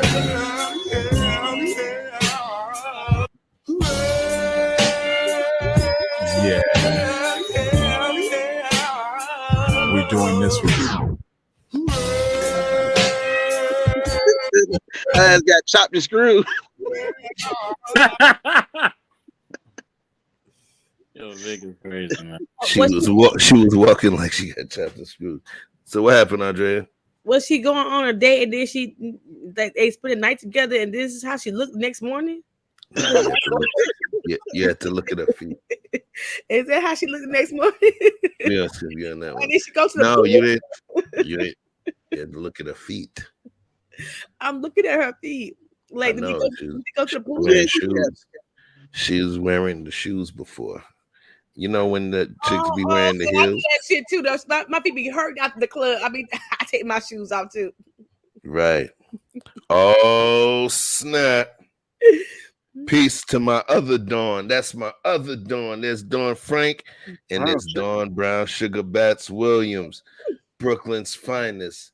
If you don't know her, you don't know nothing yet. Peace. Love you, Dawn. Thank you for dropping by.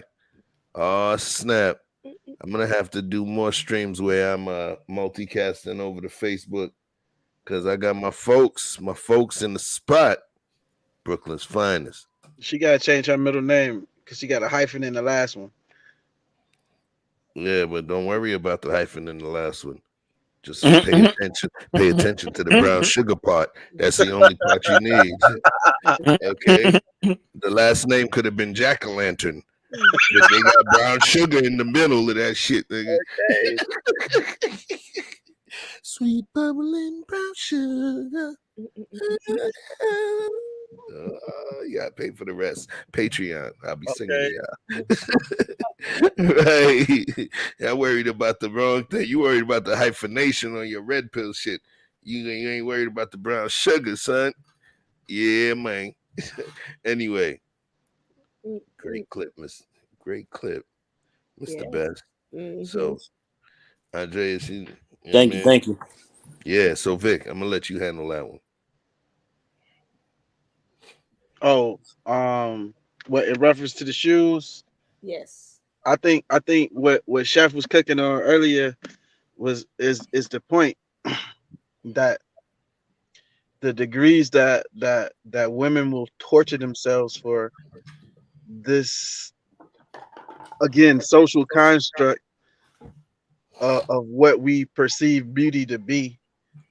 Like, you gotta have 4-inch heels. I remember it was strippers only that wore 4-inch heels. You know what I mean? Now that's the new standard. You know what I mean? You might catch a chick with some wedges on now that they made them more popular, but the whole thing is not so much about shoes in particular, but just physically torturing yourself for a beauty standard, and one that the average man doesn't find necessary to. And y'all lying, okay? Let's be honest and tell the truth, okay? Listen, okay. Have I tortured myself for a man? Hell yes, I have. Okay, but come on now. And when you say, "Oh, you look good," and just stiletto heels, and damn it, I'm not gonna kill myself. Yo, drink you some water, man. Because Okay. I'm gonna be pissed off if you fucking spit out a chitlin and it hit the camera screen Everybody on eat my no damn goddamn chitlin. show. Ain't nobody eat no chitlin. Y'all are lying. She fancy, y'all. She bougie. She eat chitlins with chopsticks. I do not eat no chitlins. That's nasty.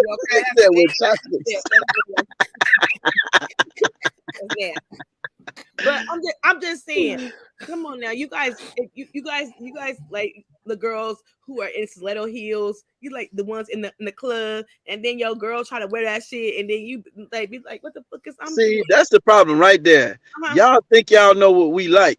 We like all that shit. We don't give a shit. Heels, no heels. We just like girls. Yes. Watch this. Watch this. Yes. Y'all be calling us stupid. I got a lot of female friends. Y'all call us stupid, right? Watch this.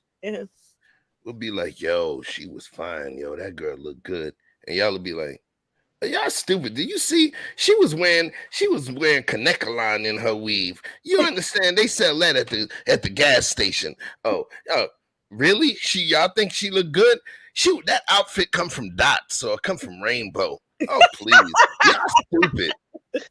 And they competing with each other. You guys are competing with each other. You get what I'm saying?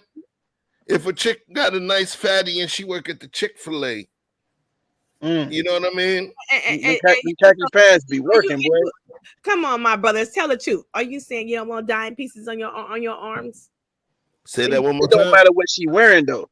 Okay, but my thing is, the question is, you don't want dime pieces on your arms, or you want the average nice girl on your arms? Yeah, I gotta understand, if y'all just got them curves and the curves in the right places, we're not really thinking about really too much after that. But hold on. Let me preface my statement. It do depends on what level of manhood we at, right? If you're on chef level, you probably gonna look a little deeper than my level because Chef is older than me, so he's gonna see a little deeper than what I see because he has more wisdom. You know what I'm saying? So then if you're on my level or Vic level, since we're younger, we're gonna look at things a certain way. Now, if you're a real young cat, like a super young cat, like you like 18 or 25, or you're like not even 30 yet, you're gonna look at it wholly different than me and Vic because you're younger than us. So your mindset gonna be different. So a woman that's attractive, if you take 3 generations of men, yes, she could be attractive, but we all gonna look at it a different way. Because I may be looking at her like, man, she's beautiful. Then I told the chef, he's like, yeah, man, she's beautiful, man, but you ain't see, man, like she got bad breath. I'm like, huh? Like, you ain't even see that, huh? And I'm like, dang, chef, I didn't notice that. You know what I mean? So it just That depends breath, on what that breath man. got to be bad. That breath got to be bad if you could see the shit. Y'all is trip. Nah, what Bess is saying is the truth, and every man's evolution is on his own time scale based on the events of his life. But when you're a young man, you're more impressed by the physical. Yeah. And when you learn, like or you age, the things that you desire evolve as well. You know what I mean?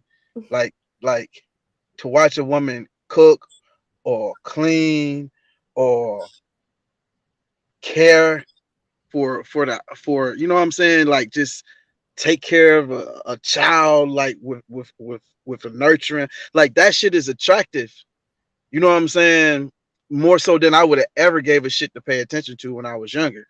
You know what I'm saying? Now, if you say, hey, if we run down the screen on Instagram, because I see your face, Andrea. You saying, hey, shit, nigga, well, let me scroll through this Instagram and see which motherfucker you want to click on. Let me tell you something. A man gonna be a man as far as what he's attracted to visually. He like what he like, but what you actually would like to pursue, that's two different things. Man. Okay. I will take a 7 or an 8 with some domestic skills long before I take a 9 or a 10 who's only self-absorbed and ain't never touched the pot. You know what I'm saying? With a smile, happy about it, not settling. Because the longevity that y'all have in your hearts, we got the same thing. The thing is the fact that average woman. Yeah, I ain't the average woman. You don't know what's in my heart. No, but I'm saying the way that y'all want to be wives and y'all want the forever type thing, and y'all do want to be with somebody. We want the same thing. We want to be with one woman. We want the wife. That's a dream. Like we do want that. Hold on, Bess. She said she is not the average woman. She different. What's different? How many men you want? I want a lot of men. I want a partner. Period. How many? Yes, I'm different. I don't want a lot of men. I want a partner. I'm looking for a partner. That's what we're talking about, though, sister. Yeah, but everybody ain't looking for a partner. Like it's a different level. There's levels to this. The partner that I want and what the partner you might thinking what I want is two different things. So clarify that. Let's unpack that real quick. Okay, so the partner that I'm looking for is don't stumble.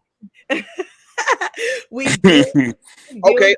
Do me this in your answer. The same way I was kind of describing the aging process and how my maturity affected what I was looking for in a woman. How does that work for you? How did that work for you? Okay, so what I want at 22 and what I want at 47 is two different things now. That's a quarter of a century difference. Yeah. So okay, so what I want at 47, and like I'm 47 now, is I want a partner. I want somebody I can build with, I can grow with. I want somebody who loves to travel. I want somebody who is a guy. He don't have to be a 6-figure. As long as he got a job and he loves what he's doing and he's passionate about and what is his purpose and what his moral character is. And that's a man who's gonna take care of his responsibility. He don't like sports. He don't have to like sports. I'm right here for him, baby. We got enough ESPN in these houses, okay? Well, if he like breakfast early. Yeah, I'm not a morning person, so I would need somebody who's a night owl just like I am. Don't let me snitch on you, yo, because they ain't the police in here. You know, I remember about the most wonderful guy. What happened to him? Hey. And it's because he didn't like the things that I like either. The one that called you in the morning. Oh yeah, I had to cuss I had to cuss that motherfucker out. Because don't call me in the morning. So look, so basically, so wait. Yeah. So you said that the 47-year-old Andrea want this list of things that you just named in a partner, right? Yes. Now you just described 100 watts. Now the question I would ask is, what did the 22-year-old Andrea want? The 22 Andrea wanted a protector, a provider, somebody who was what I thought was giving me everything I want, but I wasn't happy with that. So I can always make money. I know how to make money, and I didn't like the person who was giving me everything I want because I wasn't happy. He thought giving me money was gonna make me happy. I wanted to go travel. I wanted to do things with him. No, what did you actually want? Never. Now I ain't talking about what was you able to get. What did you? What did I want? I didn't know what the hell I want. I married him because I wanted to get out of my parents' house. So I actually didn't know what I want. I married him because my parents had a rule that said we couldn't leave home until I was married. So I actually didn't know what I want. So you wanted out. I wanted out because I wanted to be grown. I wanted to be grown and be with my friends who were grown. Because my friends was different than my parents. They didn't go all to church like we did. They didn't grow up in the church like they did. They had tattoos, and my mom was like, "Them girls are fast. They hot. They got boyfriends." And she was like, "I could hang out with them." Was she right? Is my girls fast and hot? No, they're not. They're good, abiding citizen, good women, good, strong women. That's my team. Been my team since I was 19 years old. Lady Andrea, the only point I was trying to make is that love, intimacy, and connection that you speak of, a man is looking for that too. Is he? Because yes.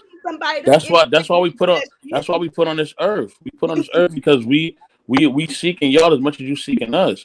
Now we all got to go through our trials and errors. We all got to go through our maturity, and we all got to go through our phases in life. But we are looking for the same thing. We really are. You know what I mean? Shit! Cue the simp music. No, but I'm being serious, Chef. You know what I'm saying. You know what I'm saying. We all go through our phases. Yeah, I know you are.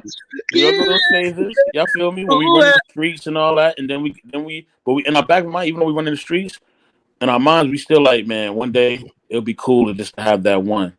Well, why when a good woman come in your life, you can't see it? Because we trapped in the game in that moment. We in the game. Okay. We love the game more than we love that. That happens. Sometimes you know what happens. Those good women that you're talking about. Yes. A lot of times those good women may tend to trip over their feet. That they may tend to trip over their own feet, and the man may not get an opportunity to recognize how good she is. There's some women that are good for us, especially when we fall, especially where they can be the ones that I always use that term. They're the spackle to our drywall. They fill the holes, the background to our foreground, the Florence Nightingale, the person that nurses us. But here's the piece you got to pay attention to. We have to end up being at our worst or in a bad position to ever see the greatness of that woman. And sometimes you have men that may have been in a situation where they've been successful and never took that loss, where that woman may never have to step up to the front to do it. You know, they talk about the feminine energy and the women that have to do all kinds of stuff, you know, and some of the women, you know, they talk about some of the women exude a certain amount of feminine energy because they had to do the jobs that typically a man would do, especially if there's no man in the house with the kids. So in order for her to buck up and toughen up and become a soldier, she might have had to be on her G.I. Jane shit.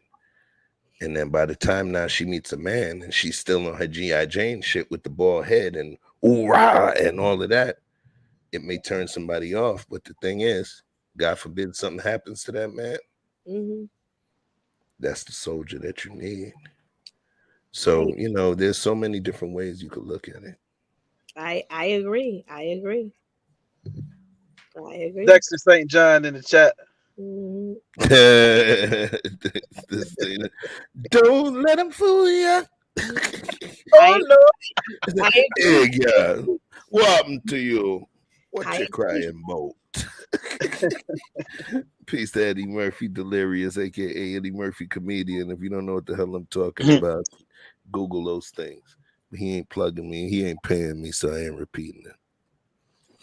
So good one, Mr. Best. I like that. You laid it down. Thank you. Andrea, I know you said your piece. Vic, did you get to lay yours out?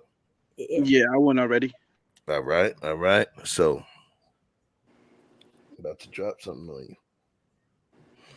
Let me give you a little backstory to it as well. Kevin Samuels.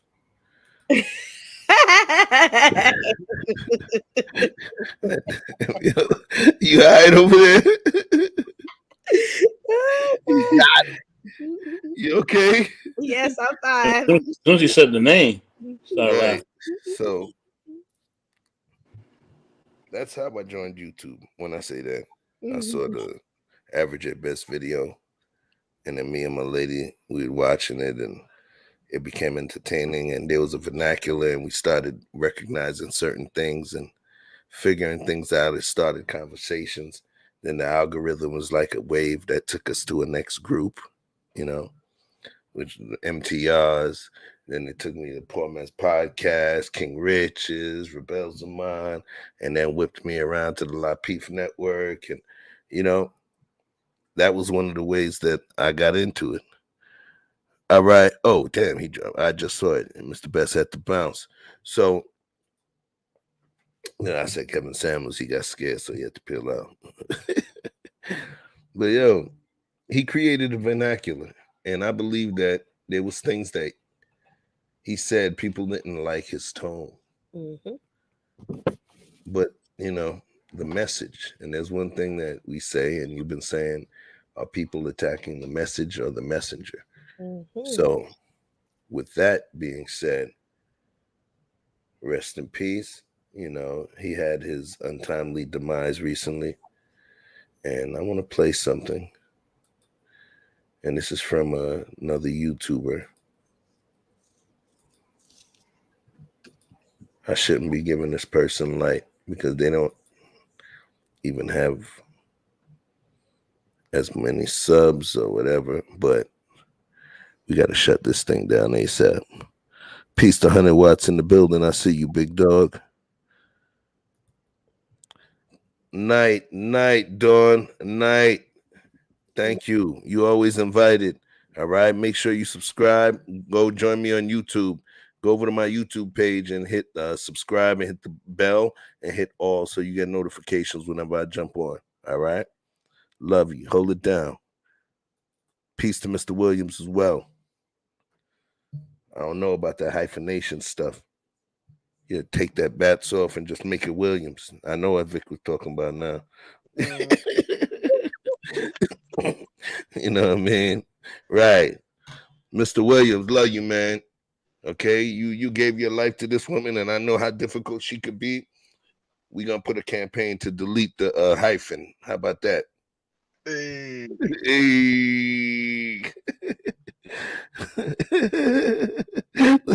She's like, she said, bye. All right. Hey, before you jump into what you finna move, can somebody explain to me what the hell a foldable flat is? Andrea? She don't know. I thought it was one of those inflatable butt I pads. thought one of them inflatable behind. No, Princess K said, because we was talking about high heels. Princess K said she always keep a set of foldable flats. Oh, foldable. Okay, that's what it was. I need the context. In your Yeah, purse. foldable flats. The In your joints they purse. can put in a purse and I can Yes, fold up. your feet be fucking hurting. Shit. Yeah. Foldable flats, bro. That's what they is. Once you gave the what you call it, the context. Oh, you mean like the ballet shoes and shit? Yeah. That's how bro. it's in your purse. Mm-hmm. Okay. So your feet gonna be hurting. Here you go. Look, just for science, Trying to just be for cute. the purpose of science. Here you go. Foldable flats. Mm-hmm. Yes. These kind of God things. damn, chef. Yeah, foldable flats. Foldable flats. Yes, that's it. Yeah, you see the ballet shoes, like you Yep. said? Yeah. All right. Got you. You know, foldable flats. So if you got a lady that got, you know, she don't got a bunion, but she got 3 bunions and like 4 ears of corn, you know, foldable flats. That's the move. I got bad feet. I Right. ain't gonna lie. I tell my man anything, baby. I got bad feet. Okay. That's the problem, yo. You can't be telling feet dudes. matter? You can't be telling dudes before they smash, yo. Come on, man. No, I You got to told put your best foot forward. after we go to the club, you know, after we go to the club, my feet is hurting, baby. My feet hurt. My feet is killing me. I'm gonna take my shoes off, but shit. Bro, what was that movie? Was it Distinguished Gentleman? It was one of the movies where he wasn't feeling the bad feet, like he kicking them out. Nah, Oh, that was Boomerang. That was Boomerang. Yeah, that was Boomerang. That was what's her name? Robin Givens' toes. Wasn't it? Oh, Yeah, my toes man. are cute. My toes are cute, but I'm just letting you know I got Nah, homie, I seen your IG, but I mean, you know, but you got a good heart. You got a good heart, though. Hey, what you So that's talking what matters. You don't believe me? You need more people. She said she got high value toes. My toes are cute on my IG. I don't know what you're talking about. We know you used to be in the Foot Clan. I did. Oh, shit. Y'all are stupid. That's funny. Ballet shoes. Yeah. Pocket flats. Yep. Hold on, who we got up in here? Princess Style for sure. So like the Nike slides are male foldable flats. Here's a coin. Shoot, my clothes are cute, okay? They're cute, polish and everything. Cute. You know. I'm sure they probably That's what I was saying. What? How you got bad feet in your feet? You younger than us, eh? Shit ain't lining up. We're gonna have a show. Okay, we're gonna have a show called the NTC Olympics. It's gonna be called the Nigga Toe Challenge. Oh God! Oh Hammer toe wins. The toe wins. Oh, I guess it's my turn, right? Yeah. Come on, cause we ain't finna be doing this shit all night long. You know what I mean? Hold on, I got something for you. Y'all ready? I just want to make sure everybody's ready. You got it, Andrea, you good? I'm good. You need to refill on the chitlins tube. I'm ready. Okay, I'm ready. Let's go ahead. Just making sure. Just making sure. You know.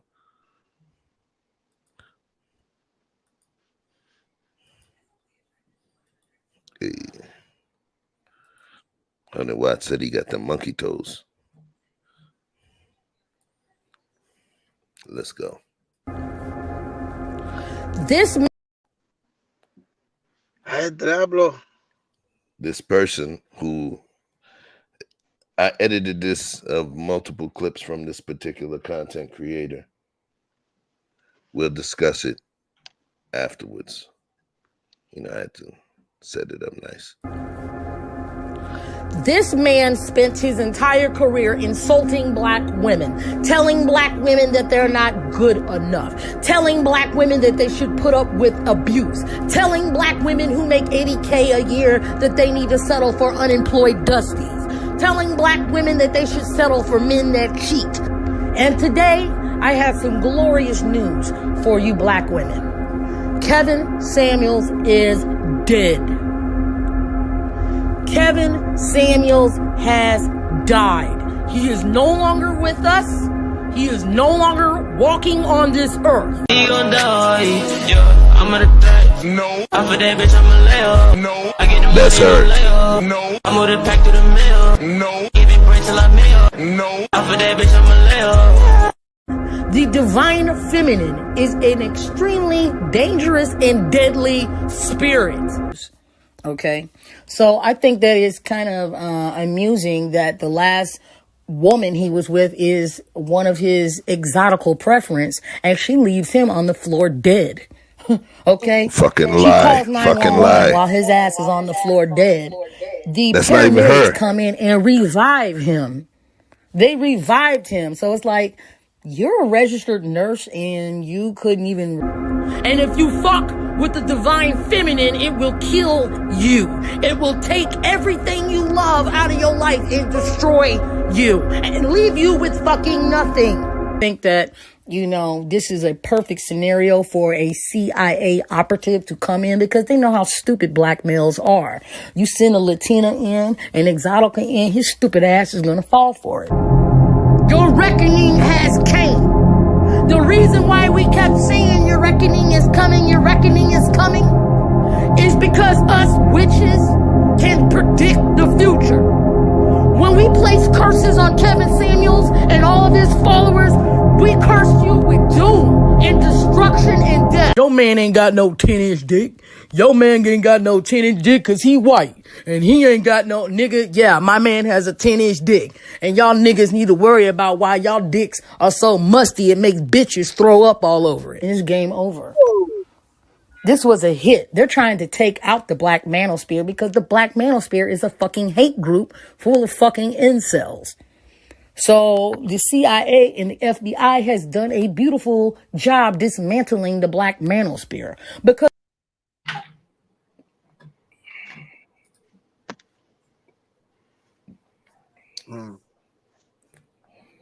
So,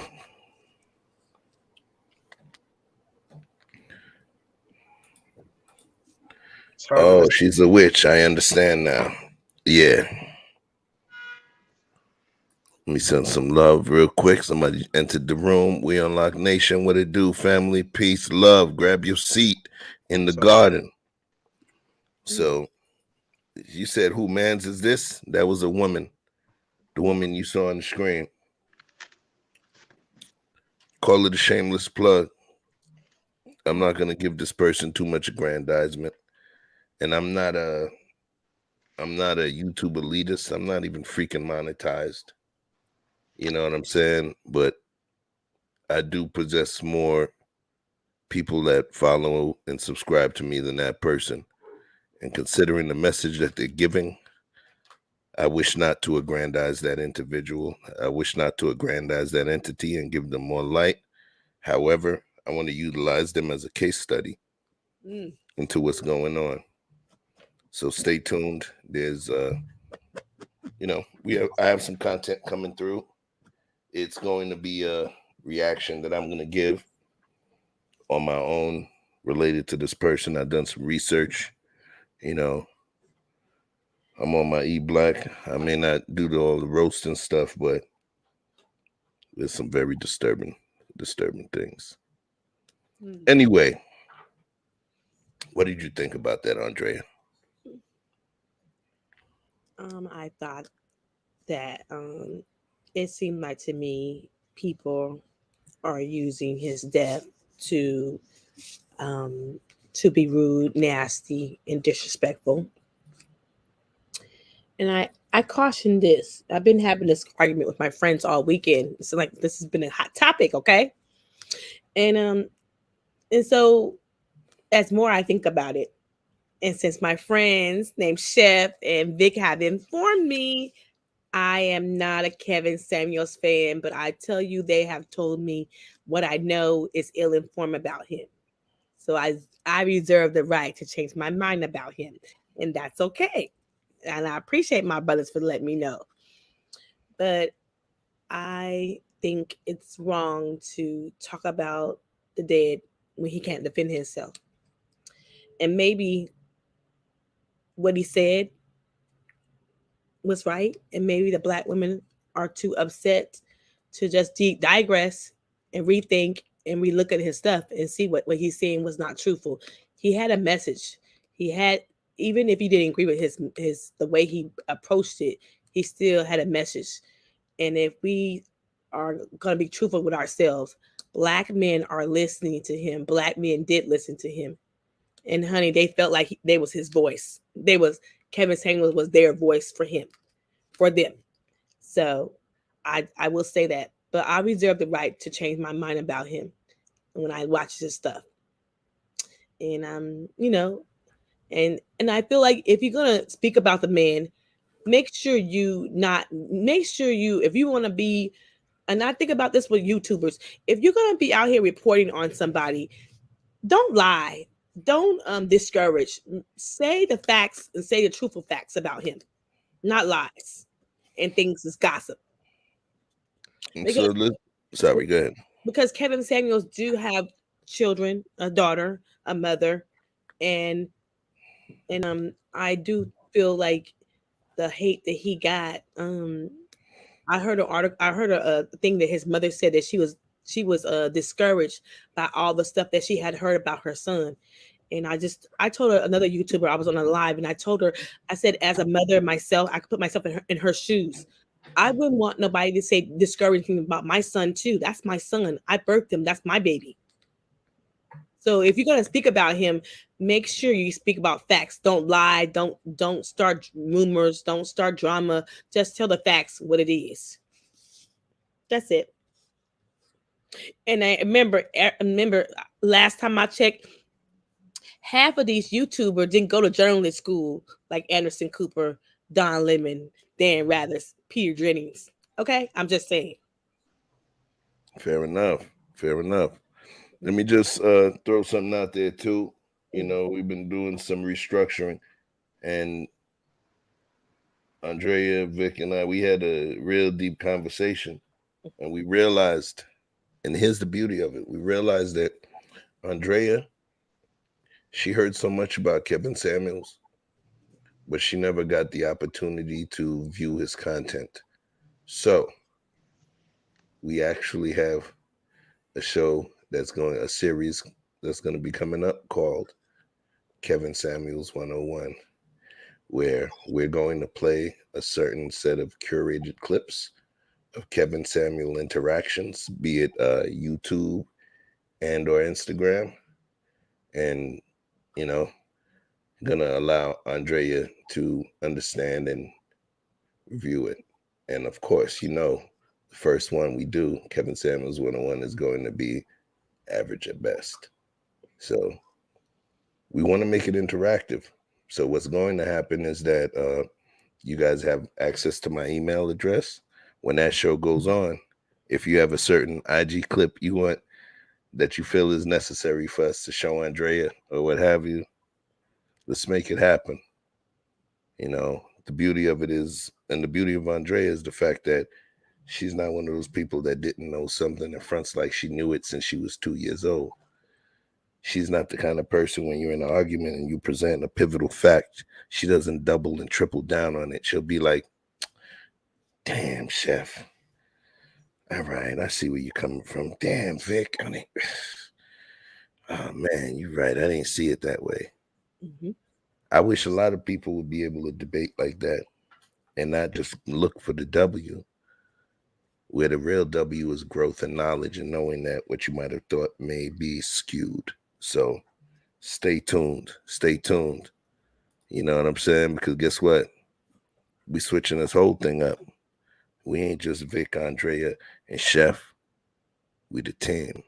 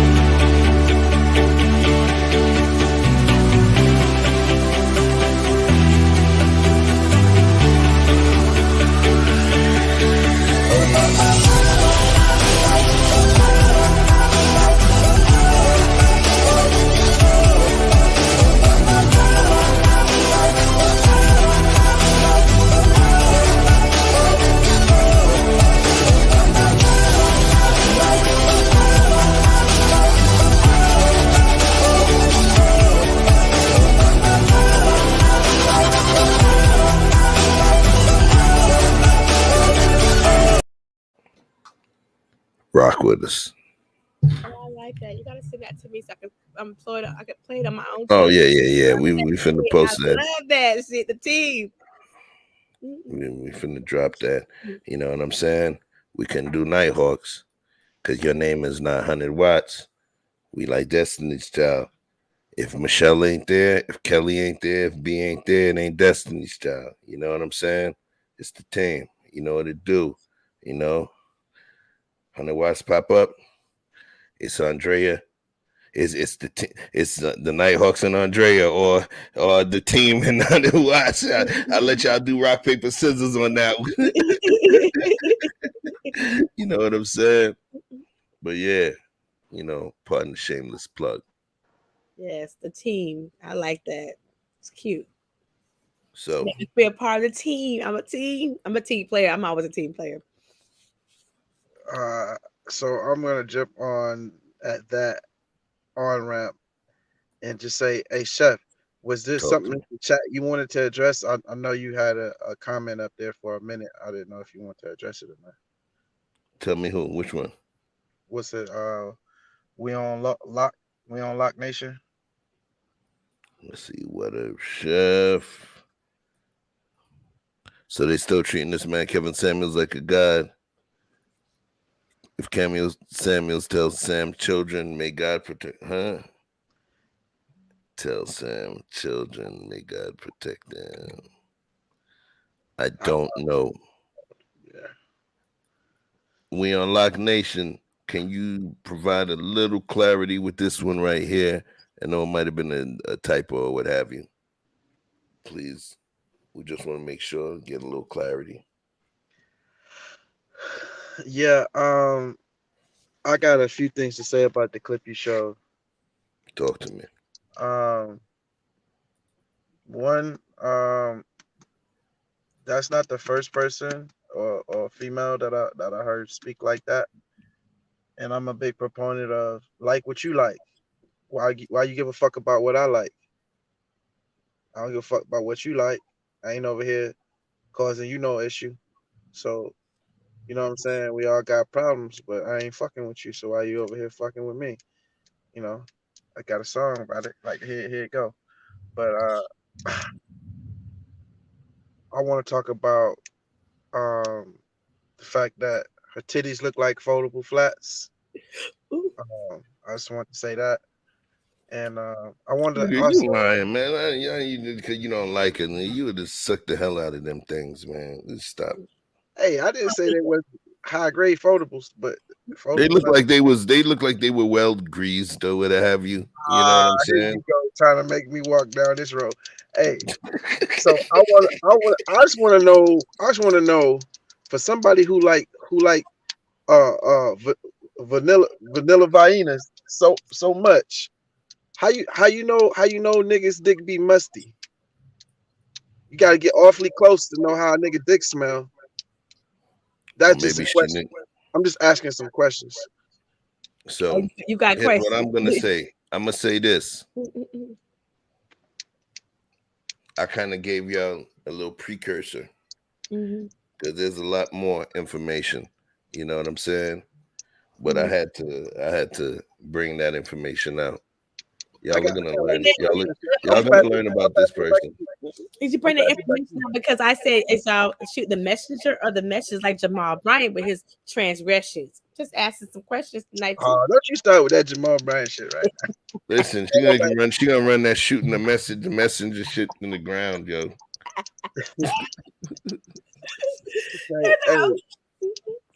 Hey, so my last question is to Princess K.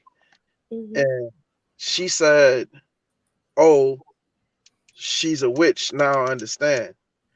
And I did notice that she mentioned something about a witch. The only witches. Her name is Divested Witch. So she's a divester.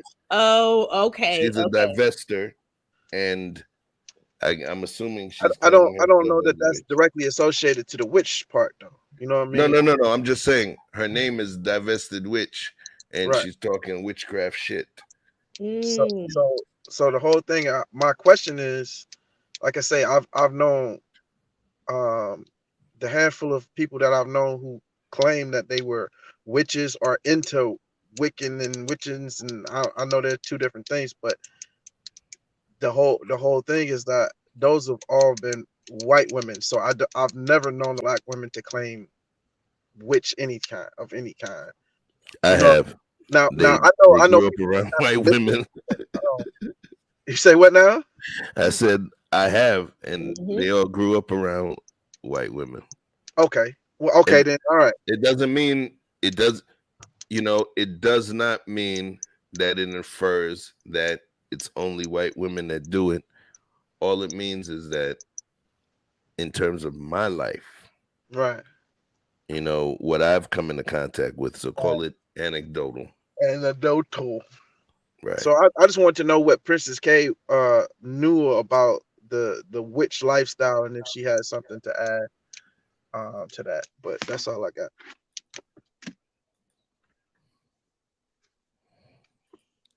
Uh-oh, she said, oh, wait, there are good witches, though. Are you talking Mm. about Glenda, the good witch of the East?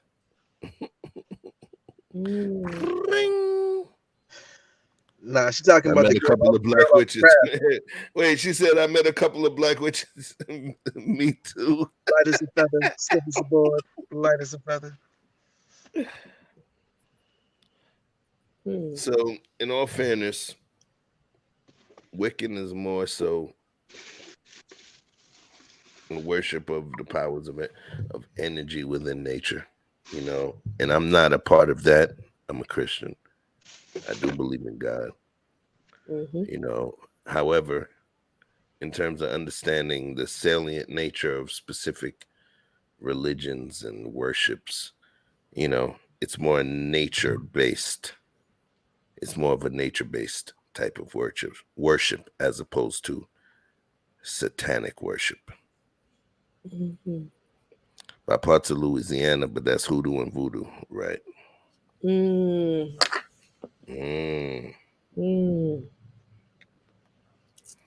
So, what you got? You got one last one for us, Andrea? No, that was it. We did the clips. That was it. Hold on 1 second. Let me make sure. I could have sworn you sent me more than that. It might be the same one. It might be the same one with he did a different one too, so it was the same one. That was it. Well, let me see this. Let me see I didn't this get thing. I didn't get the one I wanted to send you. Because y'all told me stop talking about it. The one I really wanted to send you, y'all told me stop talking about it. So you know what? Mm-hmm. Vic, you got an extra one? Mm-hmm. Yeah, play number 2. Got you.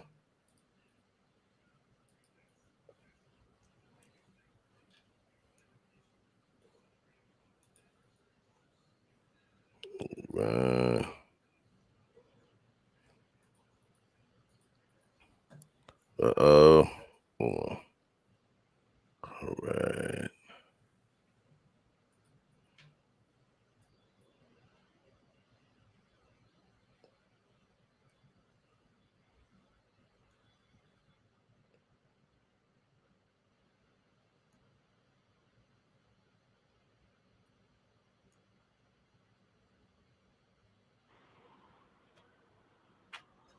So how much do you for and what do people get from that? $10 for a flap.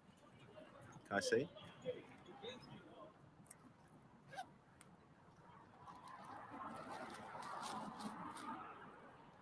That's a $10 flap of fentanyl.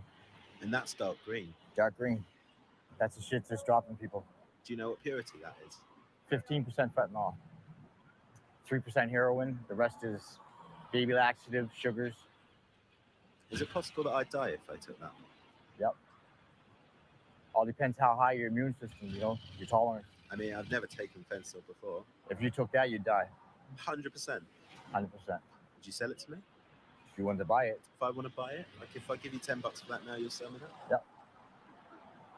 It's your life, bro. You got to make your own choices, right? And I got to eat. So how much do you sell it for and what do people get from it? $10 for a flap. Can I see?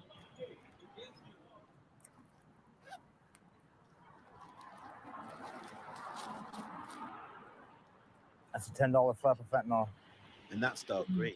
Dark green. That's the shit that's dropping people. Do you know what purity that is? 15% fentanyl. 3% heroin. The rest is baby laxative, sugars. Is it possible that I'd die if I took that? Yep. All depends how high your immune system, you know. Wow.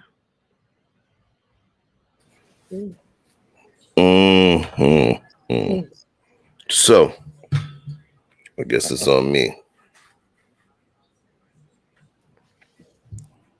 Do you know what that was right there?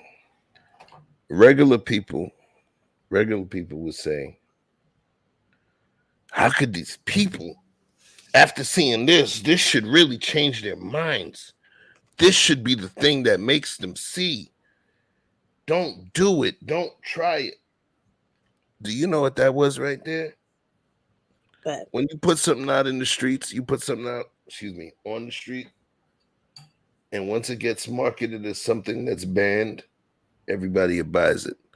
Like the band Michael Jordan ones. Everybody wants it. It was banned. There's a certain notoriety of it. When you talk about drugs, crack, dope, any of the other shit, when it kills motherfuckers, that creates lines. Why? Because those folks know it's so potent that they can literally cut it as many times as they want and get more. Wow. It's like you getting a bottle of dishwashing detergent that will last you 2 to 3 weeks, but you get you some concentrate that's so goddamn strong, if you used it by itself, it will melt through your dishes. But now you add water to that bitch, and now you got 8 months of dishwashing liquid. You understand? To me, what that was a commercial. Whenever a certain package is so powerful that it's killing people, it's so pure, it's so strong that it's killing people on the street, that's that pack they want, because they figure they could cut it down. Fentanyl is so dangerous. Yes. So dangerous. You remember, that's what killed Michael Jackson. That's what killed several people, man. You know what I'm saying? Killed Michael Jackson. I thought Potluck killed Michael Jackson. It didn't just kill Michael Jackson. As a matter of fact, you know what? Vic brought that up. He pulled that up.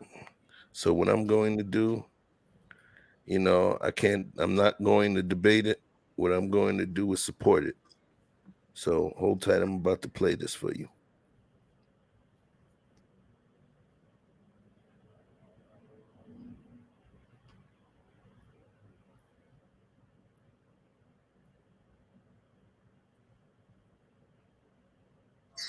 Read, please.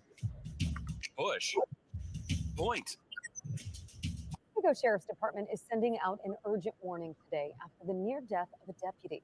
New body camera video shows what happened to one of their own after being simply exposed to fentanyl while on the job. ABC 10 News reporter Mimi Alcala joins us live from the sheriff's headquarters in Kearney Mesa with the message they want everyone to hear. Mimi.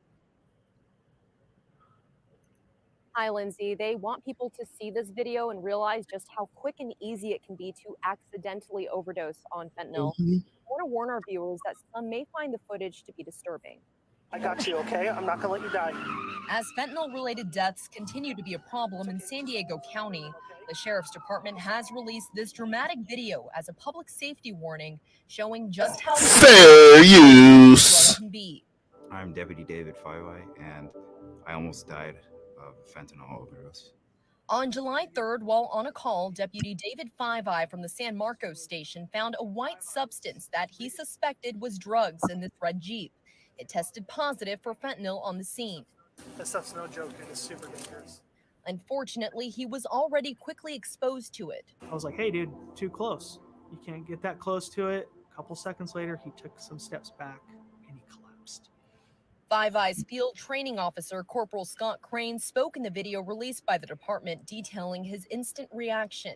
He realized Five Eye was overdosing and quickly gave him naloxone, also known as Narcan, which reverses the effects of an overdose. My lungs just locked up. I couldn't breathe.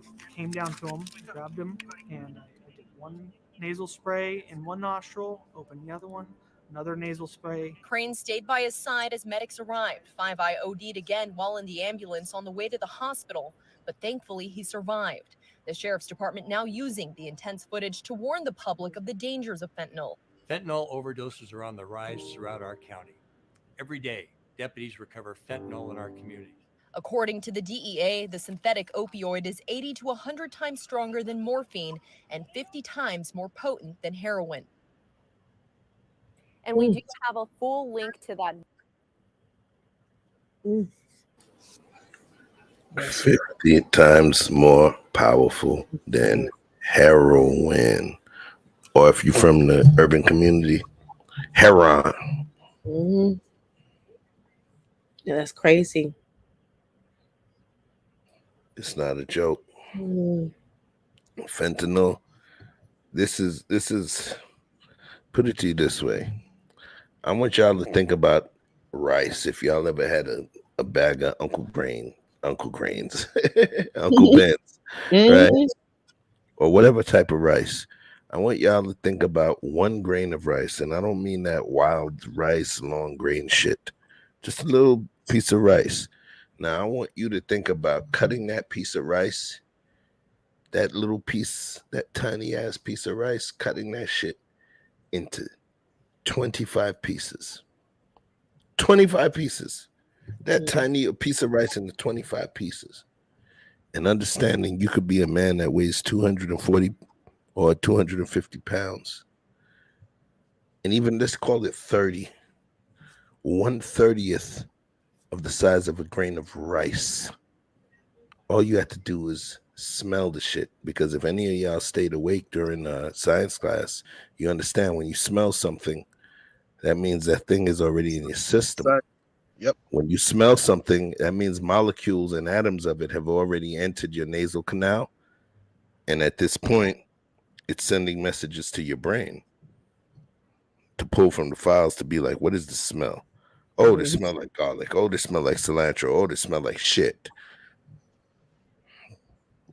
This thing here, fentanyl, it smells like death. Thank God I don't use cocaine. Because thank God I don't use that shit, man. Because there's so many people that are at the mercy of some creative hustler.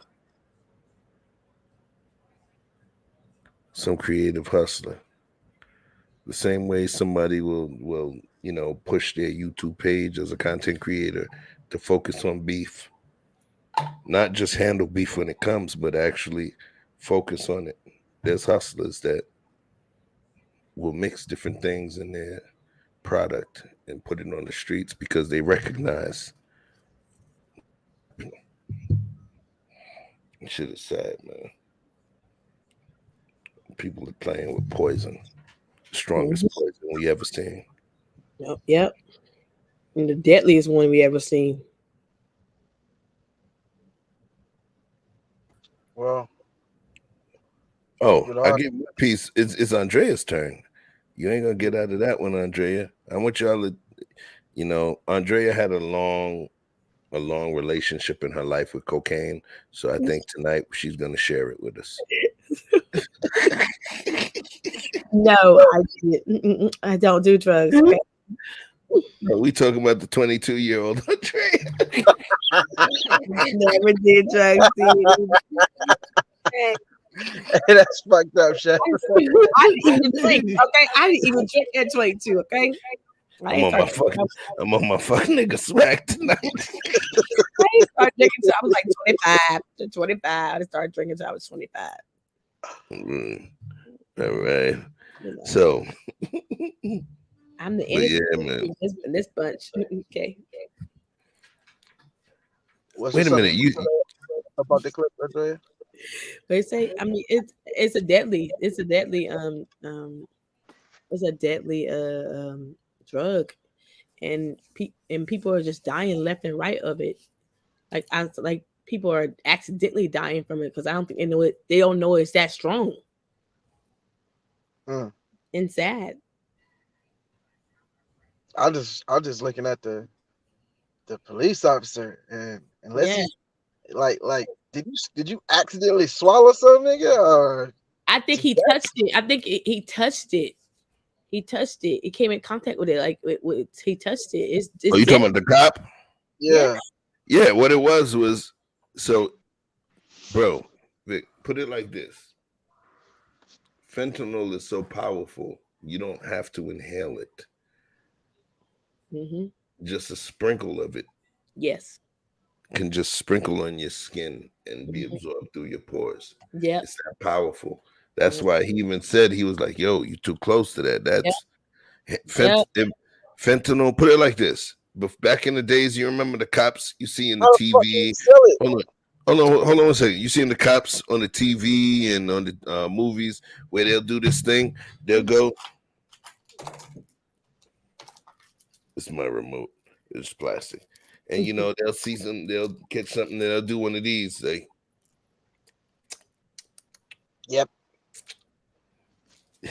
Those days are over. In the fentanyl age, those days are over. You can have fentanyl 10 feet away from you. If the lid is open and you happen to breathe in and those molecules come to you, fentanyl is powerful, bro. Powerful. It is powerful. I'm saying the full video, I didn't give you the full video because it was longer, than the form we were trying to do for the show, bro. Yeah. What I'm saying is I'll send you a longer link. That thing was not even 4 feet. It was literally, he was handling it from a distance and doing the testing and everything. His boss told him, his supervisor told him, get away. You're kind of close to it. And you saw what you saw. He just dropped to the ground. He dropped, bro. Fentanyl. Yeah, bad, yo. He was on death door. Yeah, they had that. He had to put that nasal in his nose. That's the cops have Narcan when they get people on PSD on PS. I was about to say PS5. When they get people on PCP, people that are having heroin overdoses and all of that, they'll use Narcan. The thing is, fentanyl is a different kind of beast, my brother. Yes. It's a different kind of beast. Like, there were people that were on a K2, which is ketamine, and that was a horse and large game animal tranquilizer. The dude who lost his play on the wire, he had an accident in fentanyl and he died. Yes.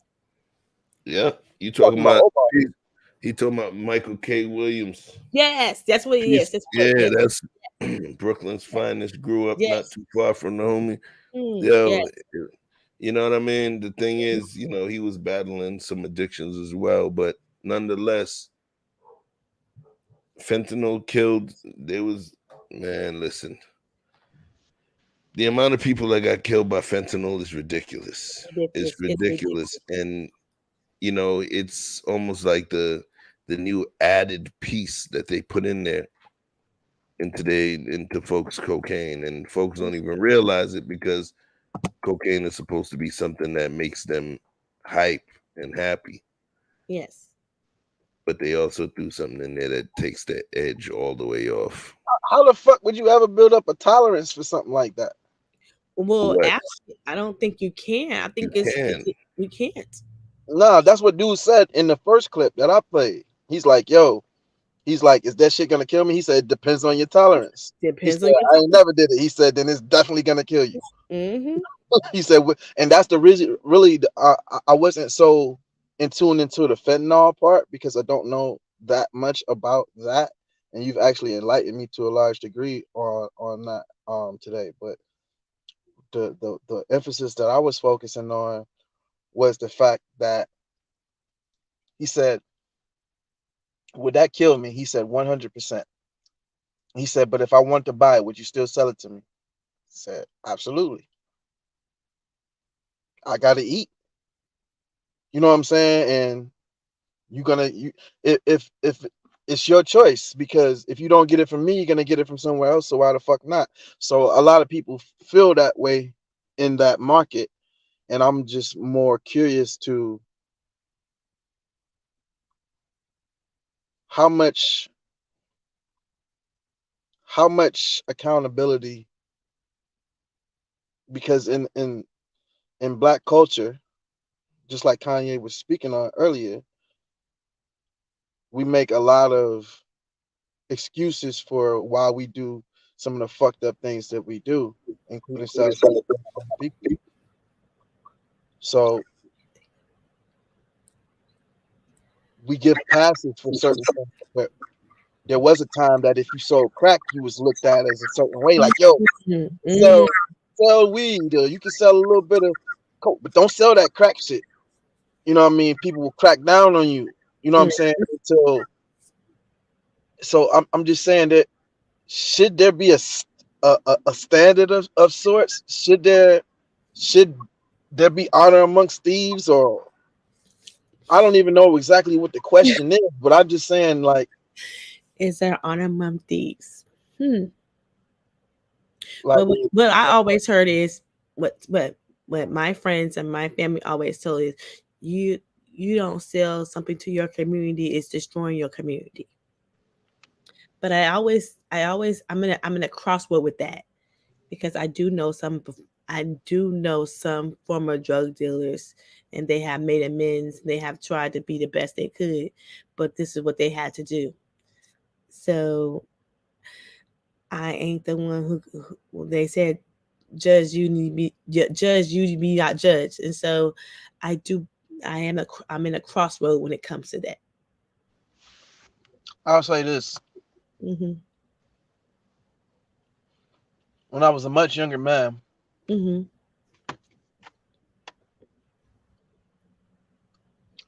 let's just say I put my hands in the game. Okay. And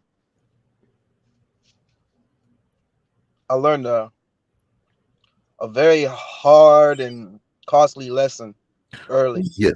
Hi, Agent Jones. Yes, Victor Freeze is he's snitching on Oh, himself on my stream. Yes. Red team go, blue team go. Thank you. Tell them, goddamn, come on, get it. But the whole thing was that it wasn't that incident wasn't my doing. But let's just say ecstasy was very prevalent in that time. It was a big rap culture drug, and everybody had it, and Fruity Pack this and yada yada yada. And don't talk about ecstasy, man. Ooh. The whole thing is that that was different. It cost me a wife and a life. A wife and a life. During the ecstasy era, I gave my dick a nickname. It's a serious moment, Chef. What? It's a serious moment. Oh, my bad. I was being serious too. But go ahead. No what? A wife and a life. Elaborate on that. A wife and a life. So I chose never to. I chose that was something I shot. It put, because you know what we say, people don't give a fuck about something until it affects them directly. Yes. And that affected me directly. So it changed my thought process on how I was moving and what I wanted to do. And even though people was like motherfuckers was damn near giving me shit, like, yo, just, you sure you don't affront anything?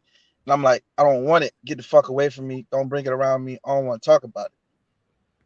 They didn't know why, but I have my reasons. And I watched it tear many lives apart.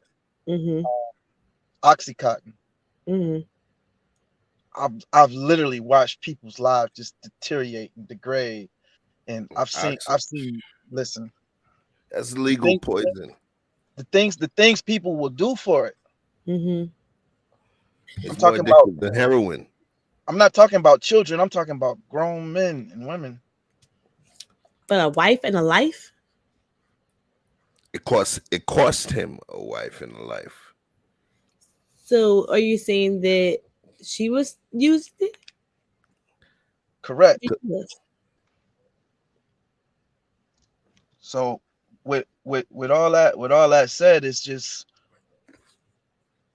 I wonder how much responsibility should we be, at least as individuals, be looking internally when we're making a decision on what we need to do to support ourselves versus which impact it's having on the world, our environment, and our community. Mm.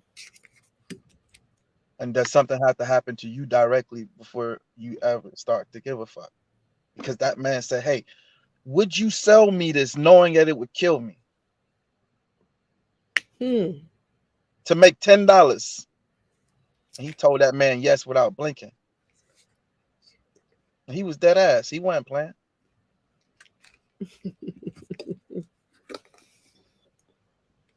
So it just, I don't know.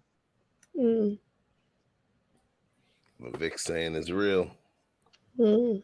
What Vic is saying is real. So in order to honor the moment, you know, I figure why not do this? Let me share with you. Mm. Just hold on and you'll understand in a moment. Trust me.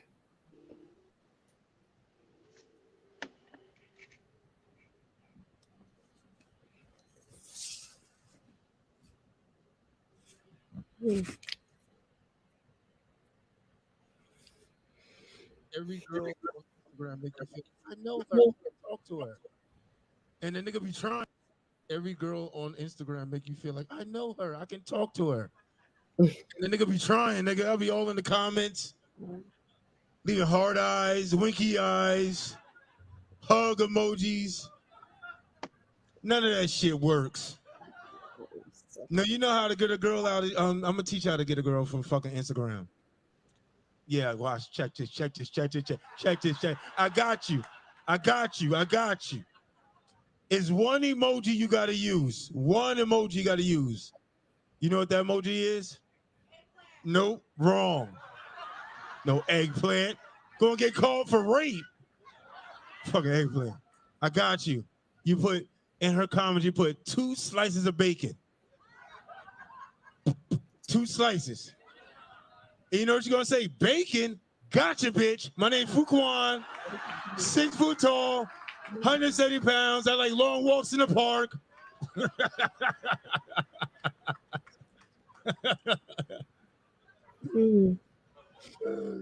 That shit be working. I'm telling you, niggas. You single? Put 2 slices. She gonna respond. You know what I mean? Might ask for breakfast, and if you're Muslim, turkey bacon, nigga. We get all the women, nigga. Fuck out of here. Oh my god. So let me just that was just a little piece. Here's the other piece. Here's the other piece.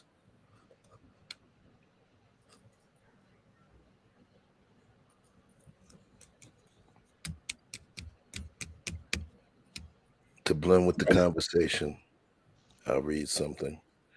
Comedian who you just watched, Fuquan Johnson and 2 others dead after apparent drug overdose. Model and comedian Kate Quigley expecting to recover. Let's take a look. Yeah. Well, 3 dead, another rush to the hospital after. Well, 3 dead, another rush to the hospital after a reported drug overdose at the Venice home. Yeah, comedian Fuquan Johnson among the dead, and tonight fellow comedians are remembering his life and his talent. Here's KCAL 9's Lori Paris with more. So he was just one of those bright spots in the community where everybody knew what, like, you always knew he was gonna smile. You always knew he was gonna say something nice. Comedian Ron G is smiling, remembering his friend and fellow comic Faquan Fu Johnson, but his heart is broken. LAPD says the 43-year-old Johnson, seen here on the Laugh Factory stage just last week, was one of 3 people who died early Saturday morning inside a home along the Venice Beach canals. The others have been identified as 33-year-old Natalie Williamson of Los Angeles and 48-year-old Enrico Colangeli of Massachusetts. Police have not confirmed the cause of death, but preliminary reports point to all 3 overdosing. TMZ, which broke the story, is reporting the victims ingested cocaine laced with fentanyl, including a 4th person. Medics rushed 39-year-old model and comedian Kate Quigley to the hospital. The calendar for the comedy club shows she was slated to take the stage Saturday night, a second stunning blow to the community. If any comedian, while we're going through this thing, trying to figure out this life and healing, like, just please make sure you call the Laugh Factory, tell Jamie, and we will get you some help. First responders flooded the 200 block of Carroll Canal just after midnight Saturday and found Quigley, who lives in the neighborhood, in critical condition, and the others already deceased. The late night response woke up the quiet neighborhood. And I came outside and saw an ambulance and several fire trucks, and they were putting somebody in the ambulance. Fair use. And saw 3 people that did not look well and police inside. Kind of shocked, and it's kind of scary.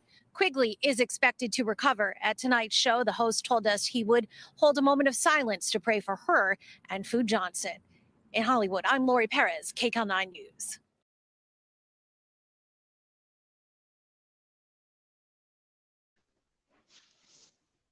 Well then, Color of Money. Say it again. Talk to me. You said The Color of Money. What does that mean?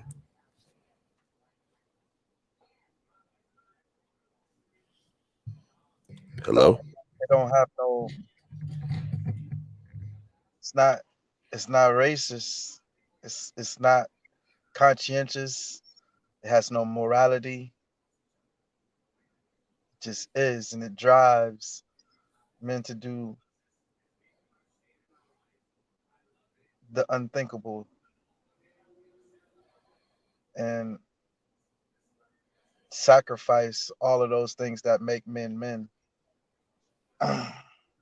And it's just crazy because from the beginning of the time to the end of time, people are going to get high. They're going to have and they're going to want to be entertained. But it's just that the fact that someone is okay putting some, it's not like it's a bad batch of something out there. And you say, oh man, it's this bad batch. I hope that shit wear off. I hope that shit keep going. This is the nature of this drug. But it is a bad batch. Excuse me. It is a bad batch. Because ain't nobody going out there. They don't sell fentanyl. You're not going out there buying fentanyl. There's people that's buying heroin. There's people buying K2. There's people buying cocaine. There's people buying meth. What's happening is certain parties within the distribution channel, because there's so many middlemen within the drug game, where it changes what they get before it comes over, and different people cut it with this, and by the time certain people cut it, it's going through so many hands that now they have no choice but to cut it with something stronger. Yeah. You follow what I'm saying? So you realize these people are not buying fentanyl. The stuff that they're getting is laced with fentanyl.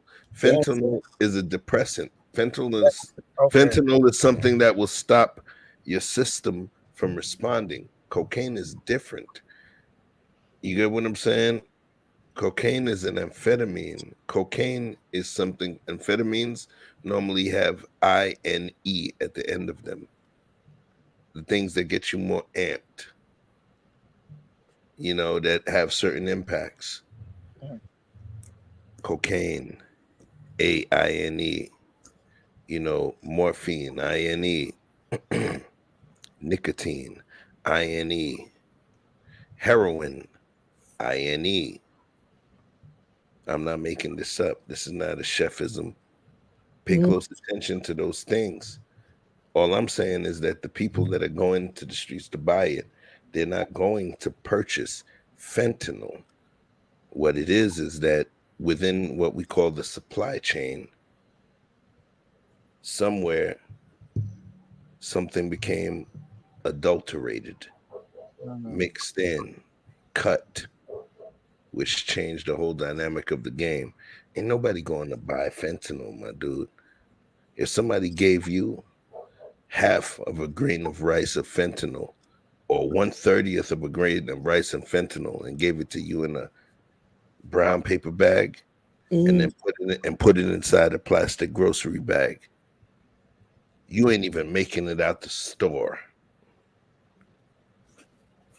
You're not making it out the store. And the person giving it to you ain't making it out the store.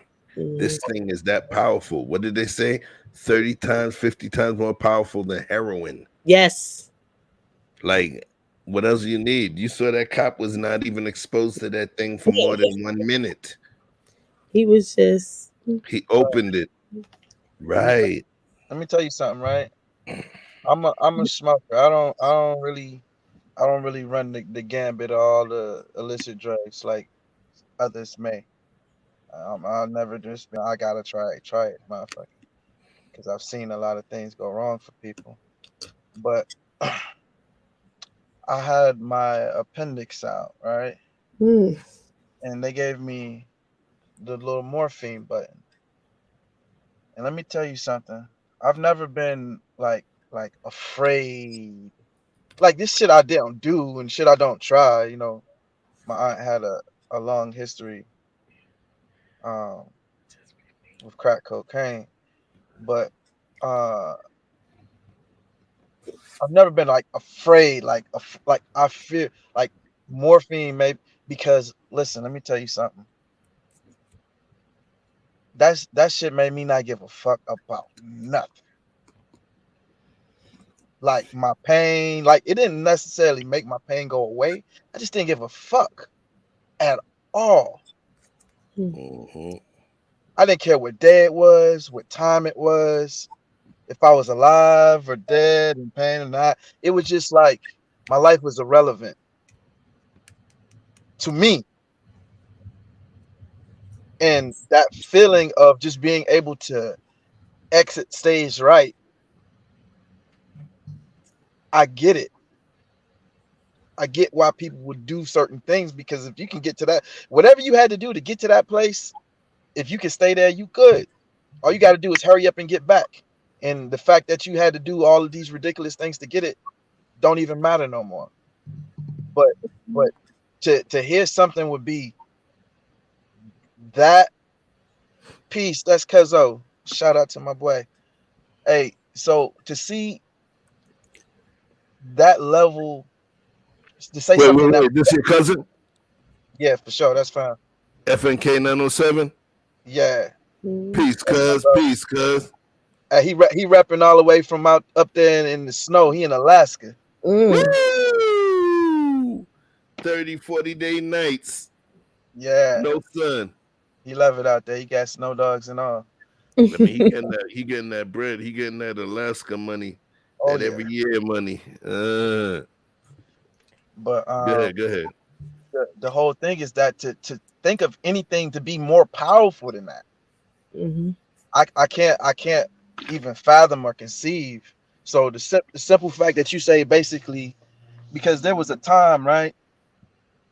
It was like a lot of Babbage. This was long before loud packs and all of this shit was out, and it was just Reggie and Popcorn Mid. You know what I mean? And people used to do like try to take some Reggie, and they would put ammonia on the shit. It's that's just that's the cat piss. It smell like cat piss. You know what I'm saying? That's what, and they try to pass it off for that. And then people kind of like got hip to that shit. Like, yo, that ain't the right kind of high. I ain't trying to get that kind of high. You know what I'm saying? And I can see how you saying like that, because without someone's choice, they're adulterating the product that they're thinking they're getting, so they're not voluntarily walking down this road. They're actually being misled down it, and that's even a scarier thought. Yeah, there was hustlers that used to soak. They used to soak their weed in Coca-Cola, and embalming fluid. Literally, Weed and Coca-Cola and embalming fluid. yes, embalming fluid. What was it called? It was called Dippers. No, there was the actual name, embalming fluid. Shit, let me pull this up. You know, I got to do this. I'm getting old, yo. Embalming fluid. There was a name. Wet. Yeah, it was wet. Formaldehyde. That was it. Yeah, that. Formaldehyde. You know what they normally put into the bodies Dead prior bodies. to the embalming process in order to make it easier for them to be able to, pretty you up for your homegoing services.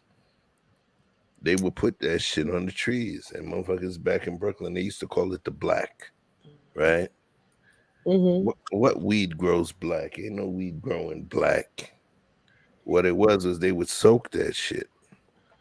They would soak it in embalming fluid, Coca-Cola, and literally sell that, and they called it the black.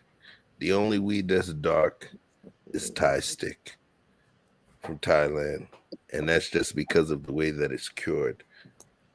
You go to Jamaica, you ain't gonna find no black herb. It doesn't exist.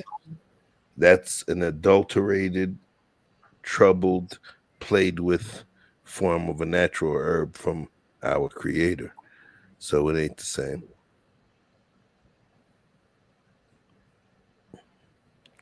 Peace to OG Patrice. Greetings and salutations. I ain't seen you in a minute.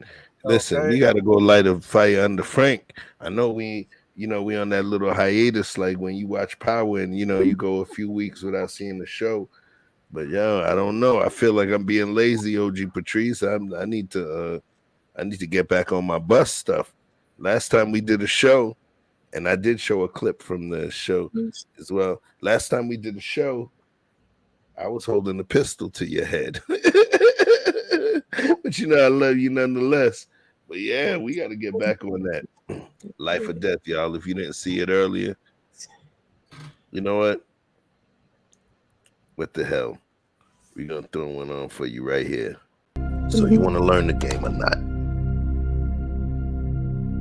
I'm about the bag. Well, that's quite fortunate, Caleb. We specialize in getting to that bag. Right, Roy? You already know. But you got to be worthy. So if you could do something with this right here, you might be in business.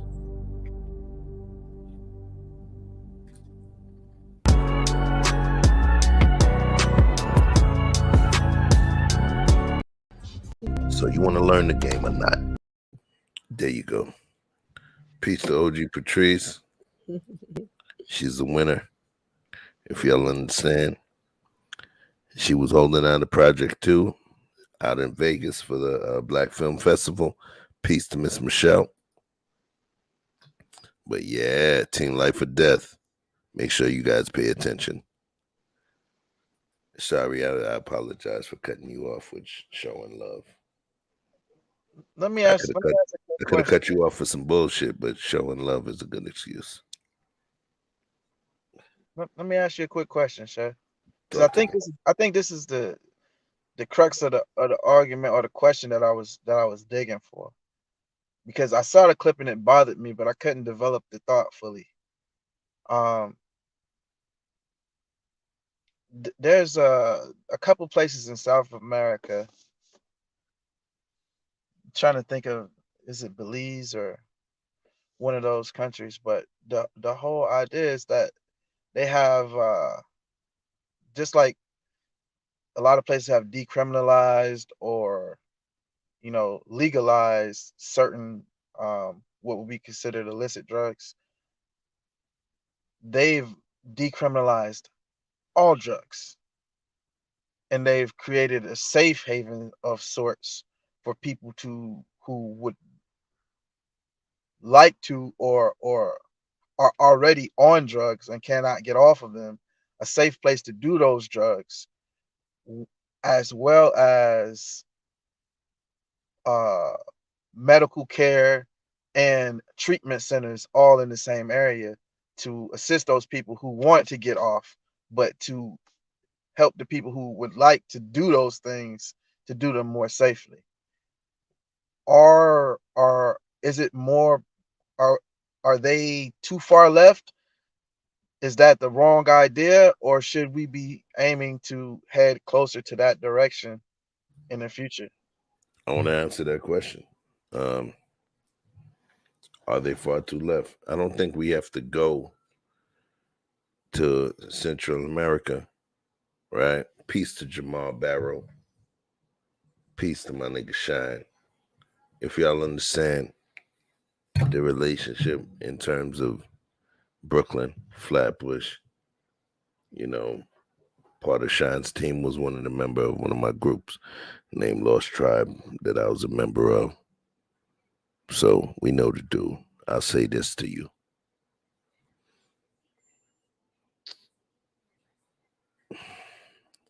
With the drug game, there's choices that are made. There's choices that are made not just by the hustlers, but by virtue of the users and by virtue of the governmental authorities that choose the laws determining what you can be arrested for. Really, when you do a war on drugs, when you're dealing with addicts, the same people that you mentioned that would steal this, sell that, pardon me, y'all, go steal some shit, kill somebody, rob some shit, break into cars, suck a dick, all of them crazy stuff that you know that addicts are used to doing. They going to do it. So if we understand that addiction works the same no matter what race, the funniest thing is we talk about culture and all of that. Addiction is a culture within itself. That's a chefism. Addiction is a culture within itself, but it's the one culture that touches everybody exactly the same. So when you're dealing with something that's connected to addiction, there's zero control. Your logic don't mean shit. That person could understand your logic. They can believe your logic. They can know it's right, and they can give you 1,000 more bonus points of information to show why you're right than you can do. But guess what? Even in that point of high vibrational sonic level of intelligence, that addiction is what holds more sway. The addiction. People who've been to the top of the world have destroyed themselves based on addiction.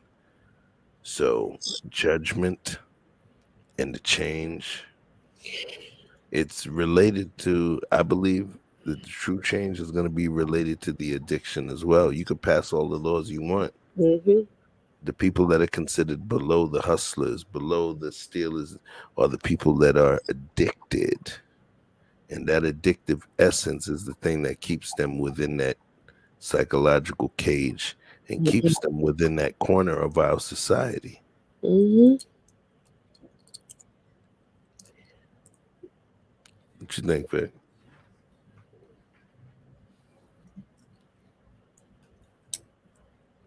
Vic? My bad, I was on mute. Oh, you good? You good?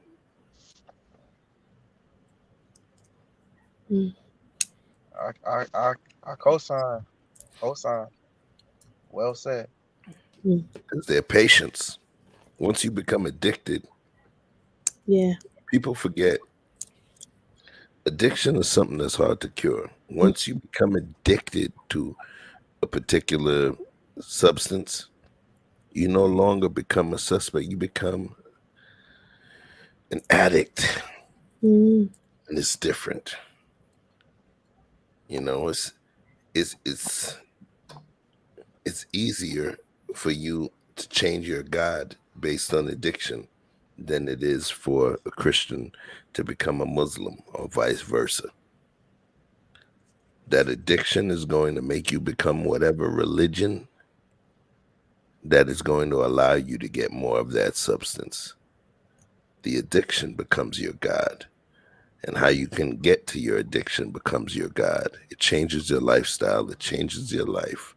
It changes your physiology. So addiction, at some point, It's a it's degree, less.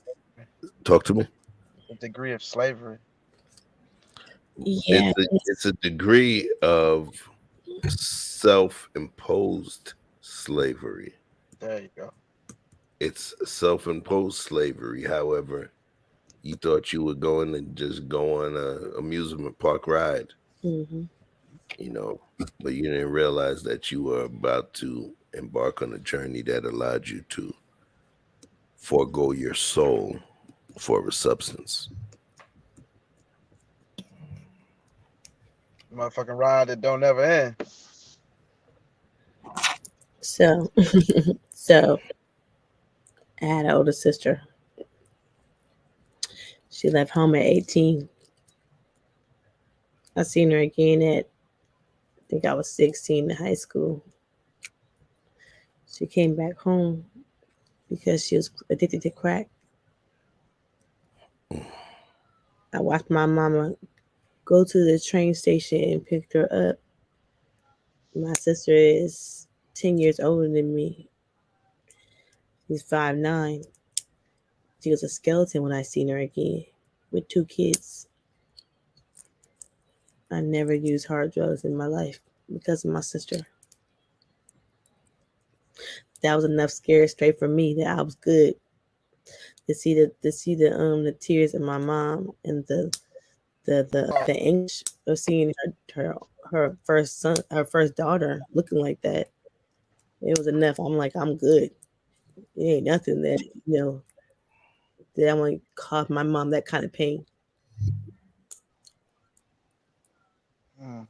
at 16. That's interesting that you would tell that story because Right. I mentioned my aunt earlier, and when I was young, right, Mm-hmm. my mom had brought, me and my brothers like these piggy banks. So, Mm-hmm. whatever money we would get that people would give us or whatever our little change, we would put it in the bank, and we had it like we all had one at the top of the closet, and my brother had one and I had one, and I was like, it's my it's like my favorite thing in the world, just to put some money in this thing and think about what I'm gonna buy one day. And one day we came home from going somewhere, Mm-hmm. and I remember my mom having this look on her face that I had never seen before, and I didn't understand what was going on. And I was very young at the time. I couldn't have been any more than 5 or 6 years old. And my brothers, they were older, and they were tight. They was pissed, and I really didn't understand then. And I saw my brother. He had a bank. It looked like a what do you call it? Like a parachute, not the ones that you put the hot air in, hot air balloon. Mm-hmm. He had one shaped like that, and it was broken. And I was like, "Who broke your bank?" Not realizing that mine was just gone. It wasn't even broken. Mm. And my aunt had broken into the house and taken all of our banks. Oh wow. And like she was like my favorite aunt at the time because she would show us so much love and care. And my mind couldn't fathom why one of my favorite people would do something like that. I couldn't process it. Like it didn't make sense. Mm-hmm. And then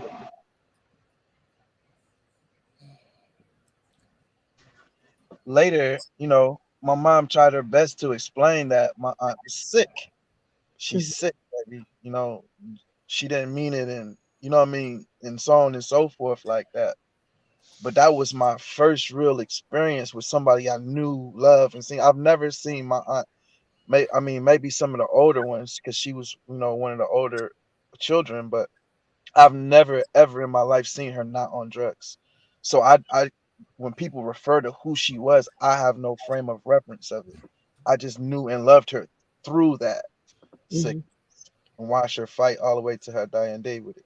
But see, my sister lived in North Carolina. I didn't see her. She left home at 18. I told you she's 10 years older than me.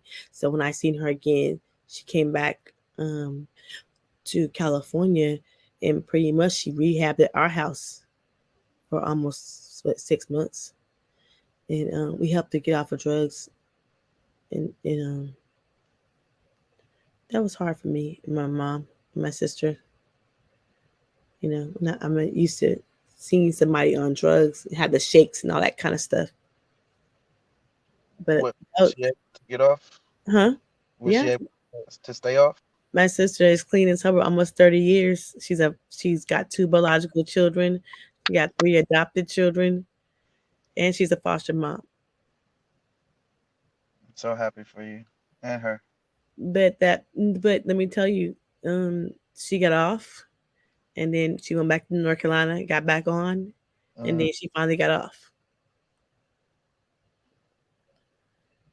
So, sometimes it might take a second time around. You might not we hoping that she's gonna stay off drugs, and we didn't want her to go back to North Carolina, but she decided that's what she wanted, and she ended up getting back, staying off of it. And she's back in California, 30 years sober, so I'm happy and to see her change her life around. But that was enough. But that was enough scare straight for me to stay off the stuff, stay off the mess, never touch that stuff because of her. So pretty much, I tell my sister all the time, she saved me. Understood. So let me just send some love out to, I guess, somebody that can be technically considered my coworker, because we both are working. We're both characters on that project that I showed you called Life or Death. And it's a young lady named O.G. Patrice. What's good, my sister? How are you? Brother, how you doing? I lost my voice. We're doing the time I was on vacation, so I can hope you guys hear me okay. Come on now, you a singer. Listen, the last time she sings so well, anytime I play her music on my stream, I end up getting the content strike from a big ass company. Oh no, that I'm paid sorry. her. No, don't. That's me. I chose it without you knowing, trying to show off for you, and then ended up being some big ass company. I was like, nah, yo, we own that. So I'm like, damn, she's signing. Listen, 10 minutes after I played some shit from her, God. I get strikes. So that means that you're doing good business. I'm so sorry, but I appreciate it, and I thank you. I appreciate your love. I just wanted to come up real quick. I know you guys are talking about something serious with addiction and everything, and how it's affected and touched so many, lives and affected so many lives. But I will respectfully wait until you guys are done, because this don't have anything to do with this. But I didn't know if you were aware of this situation, and I know that you are in the entertainment industry. So I just wanted to come up and say a few words about something right quick, but I wasn't sure if you were aware of it. Well, you know what? For this particular show, what it involved was us just playing, clips where we were bringing clips that the others didn't know in order to garner a reaction. So listen, you're a singer, you're a performer, you're highly accomplished. So whatever information that you're providing, today we'll consider it as a clip. How about that? So talk to us. Okay, thank you. I appreciate it, brother, for the time. And I know you are well in the industry as well. And we know a lot of the same people. But I wanted to pay homage and give mad respect and prayers and condolences to my homegirl, Jewel. She lost her life about a week ago. Yes, I don't know if you know that, but I was on vacation back home in Chicago, and my homeboy Danny Boy, who also was on death row, called me and told me that Jewel had passed. Man, that hurt me so bad, bro. I've been like You know, a lot of people don't know that I was cool with both of them, and they both were on Death Row label, and Jewel was the first lady of Death Row. So anything you heard on the Dog Pound, Dr. Dre, Tupac, and Snoop's was the voice of Jewel outside of maybe one song that my girl Val Young was on. So being in the industry for as long as I have and knowing that she was so pinnacle in Death Row and putting that stamp on a lot of those background vocals that you guys hear on so many songs, and to know that she so suddenly lost her life. You know, she was sick and she did need a double lung transplant, and she had issues, you know, with fluid getting on her heart, her lungs, her legs, and she survived. And she was only given 6 months to live, and she extended that, but then she lost her life about a week ago. And when I was home, I was on vacation the last week, and Danny Boy, who also moved back to Chicago, called me. He was like, "Man, sis, she gone." And I'm like, "What? Who gone?" And he was like, "Jewel," you know. So it's been all over social media. I wasn't sure if you was aware. I know you probably know some of the same people in the industry that was on Death Row that I know. So, bro, I just, want to send mad respect out to her family, prayers and condolences for my sister. And I hope she is singing up there in heaven with Pac and Big and all the rest of them, that lost their life, tragically, but shortly. And they should still be here and letting the music live on in them. But I just wanted to say that, bro. I wasn't sure if you knew that.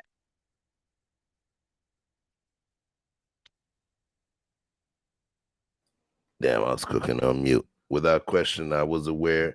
The thing is, we kind of slowed down our content creation schedule, so I didn't really have the opportunity to speak on it.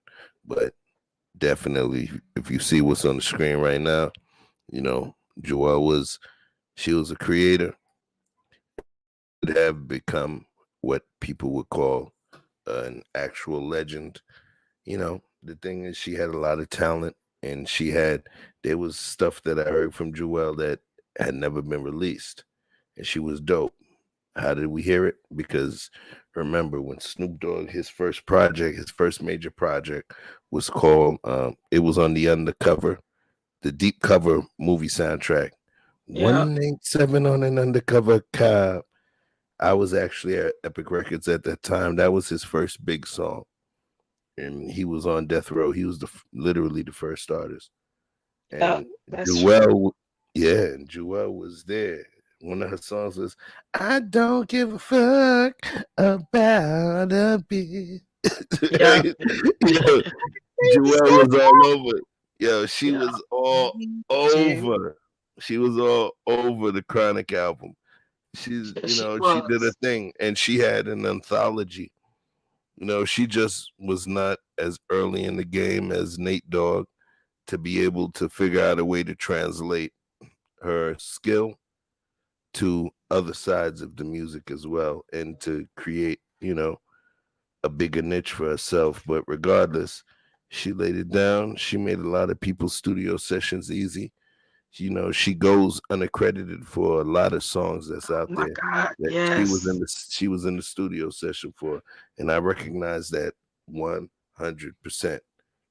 So I appreciate you bringing her up, because she did not get an opportunity to really show folks the other stuff.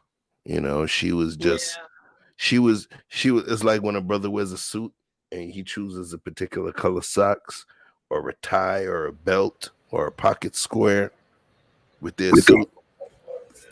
People saw her as a pocket square, not realizing that she was a suit within herself. She just didn't have the opportunity, or folks didn't take the opportunity to invest the money to create a specific project for her. But Jewel was dope, without question. Yeah, she was dope. So I appreciate it. I just wanted to, because we got to definitely acknowledge, a lot of our legends in the business. And even though she never got to shine, she should have gotten as an individual artist.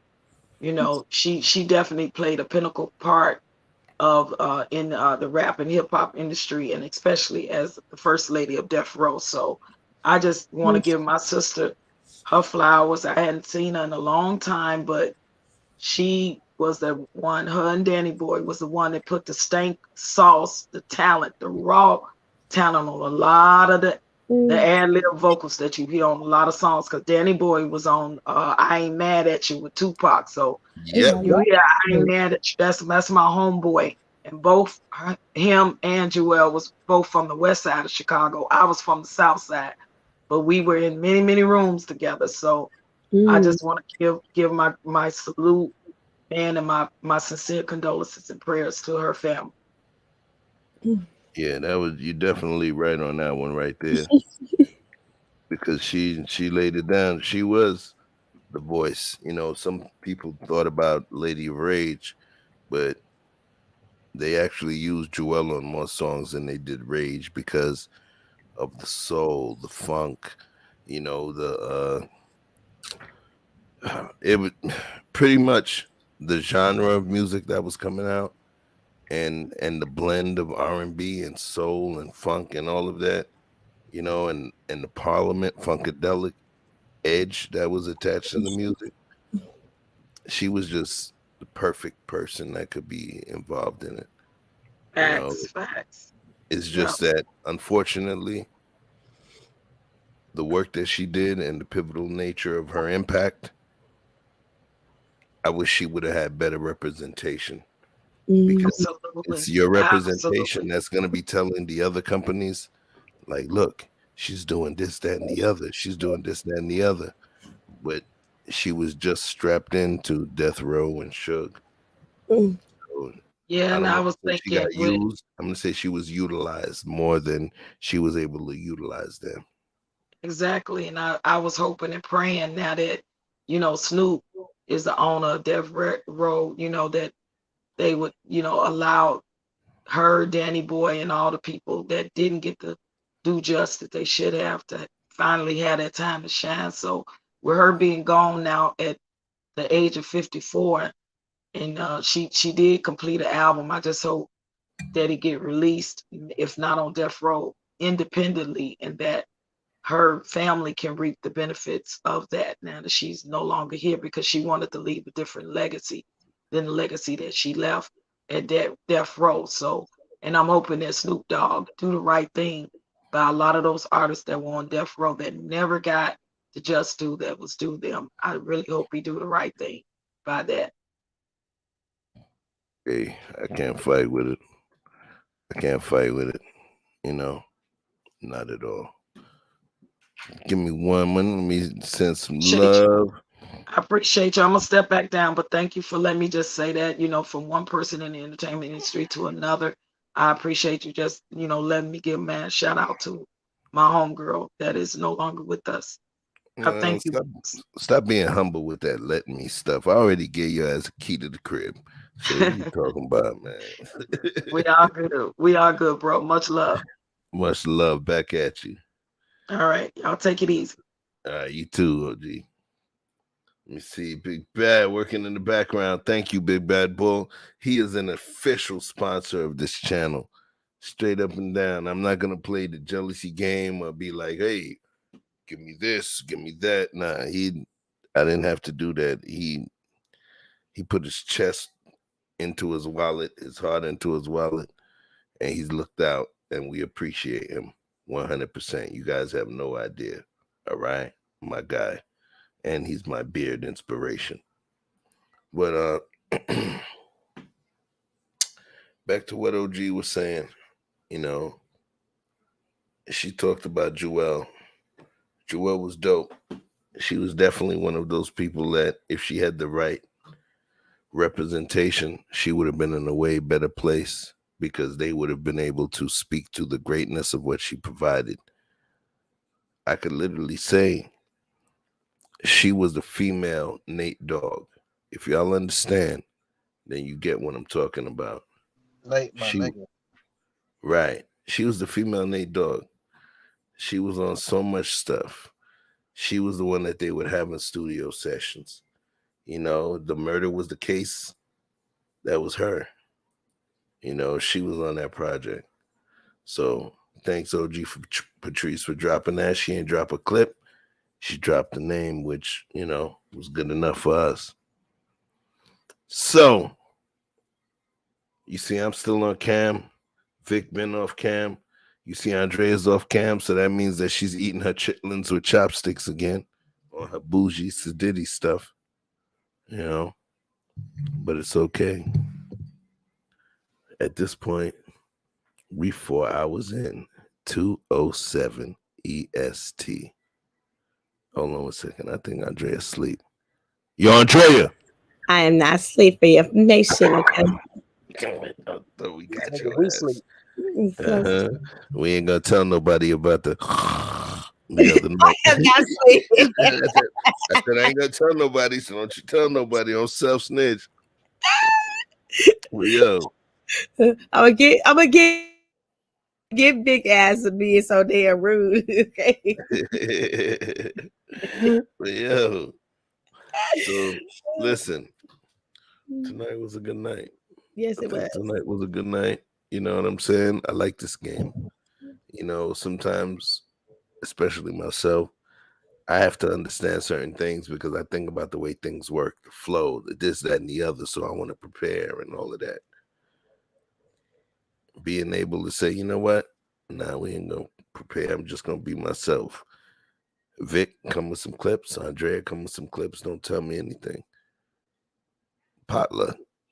So this was something that we came up with together. And I'm glad that each and everybody was able to enjoy it. We've been in the double digits in terms of views all night. Yes, we have. My name is Chef.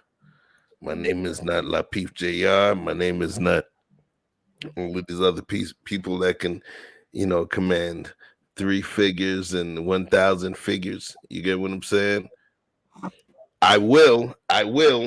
Once I get that, once I buy that tight romper and start twerking on the screen, I guarantee you, I'm gonna have like 4 racks subscribers, 4,000 people watching my shit. You know what I'm saying? I just have to, you know. This is right. It said chef in the romper. Come on. But real talk. Thanks for the flowers. Say it again. He sent me flowers. Tell him thanks for the flowers. Oh, of course. He's a gentleman. He's a gentleman. Mikhail said, she's laughing, woman to woman. You ain't talking, Chef. We in Lock Nation. Your Danny boy is still living. Yep. I will be back, Chef. Who cares? Do you?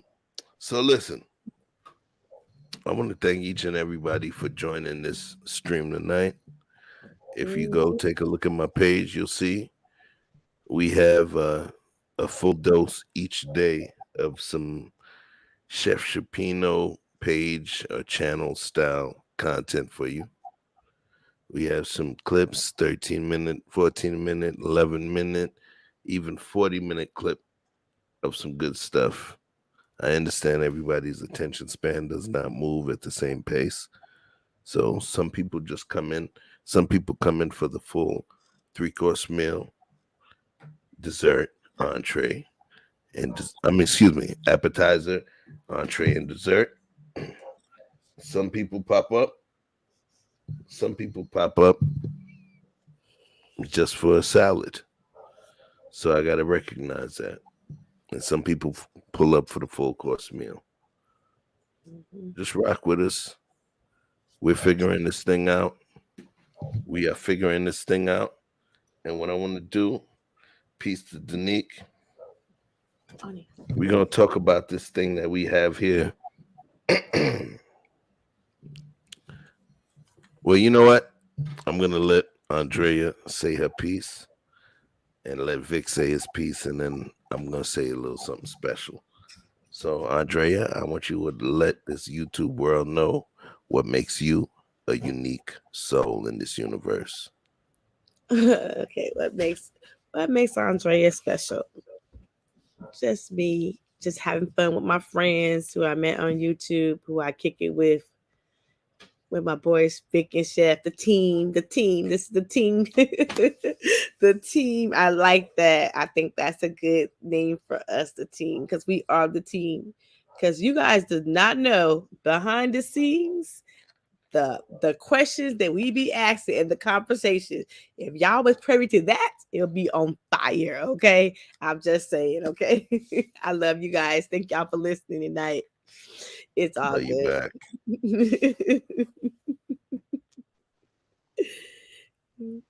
Señor Víctor, ayúdame, por favor.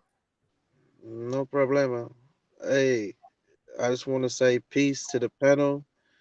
Peace to everybody who came up and put something on the table for the potluck.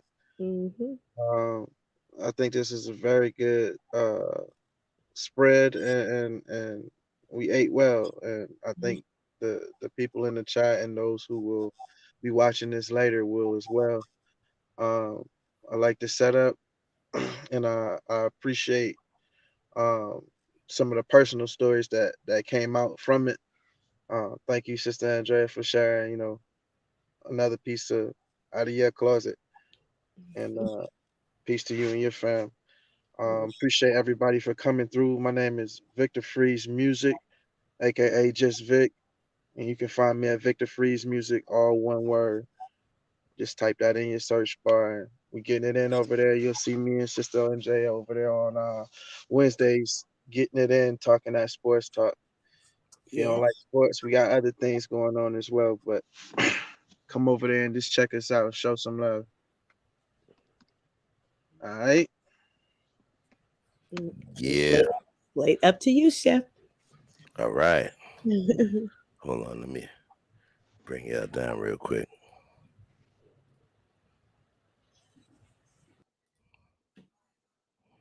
Let me get Gil off the screen. Hold on.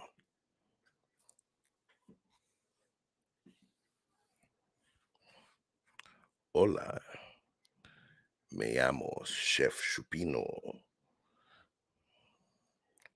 Yo.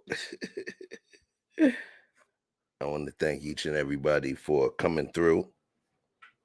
Even though you may not know what's going on, you still come through to show love. We're still building this thing here. We're still keeping it organic as hell. And I appreciate every last person that spends their time listening to us. It's a beautiful, beautiful thing. So a couple of people hit me up about a particular thing. And so, you know what? I said, tonight, we're going to do that thing tonight. Peace, Danique. We're going to talk about the garden. Oh, I got to throw the shades on and bring it back to y'all. You know, New York niggas, we like to tip our fitteds. I like to welcome everybody to the garden. Within the garden, there's multiple pivotal life forms that exist within this garden. One of the life forms that exists within the garden are the flowers. Why? The flowers are life bringers. The flowers create oxygen within an environment.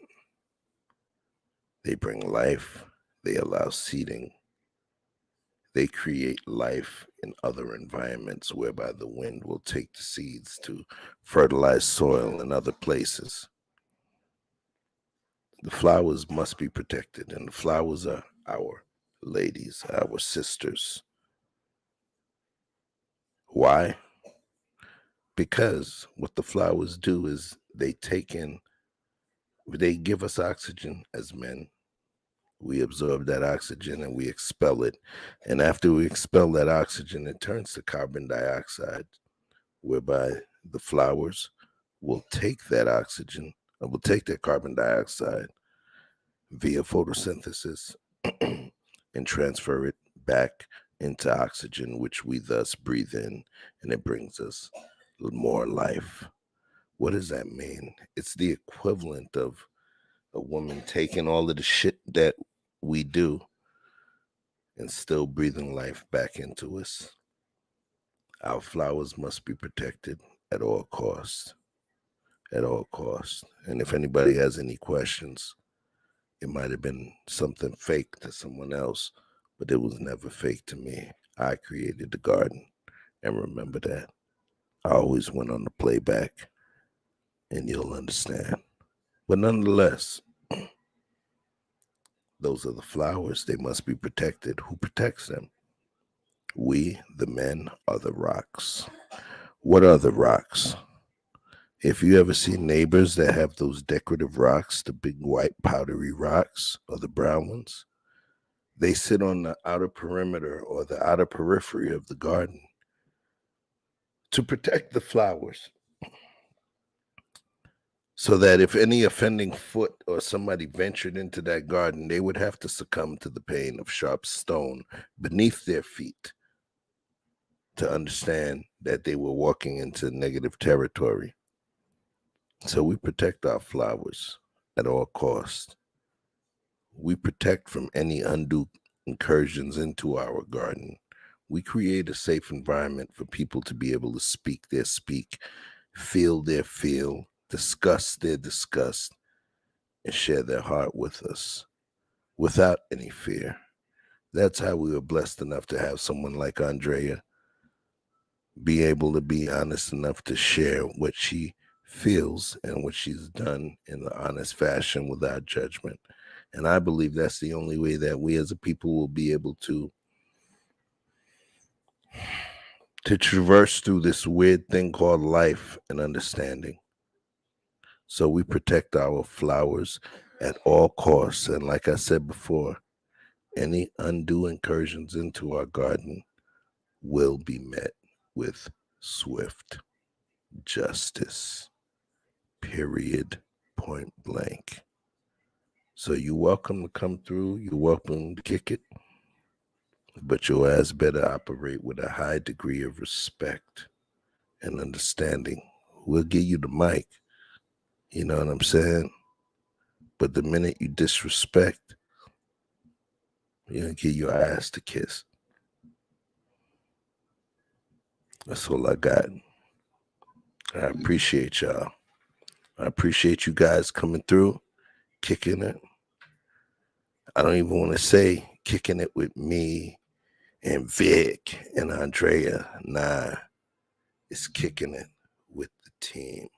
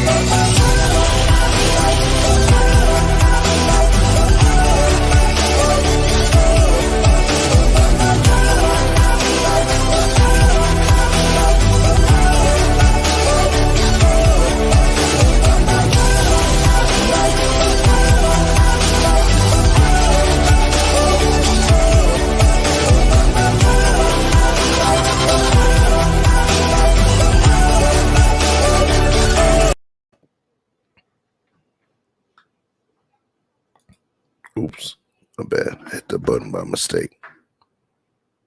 We're the team. And we got more for you.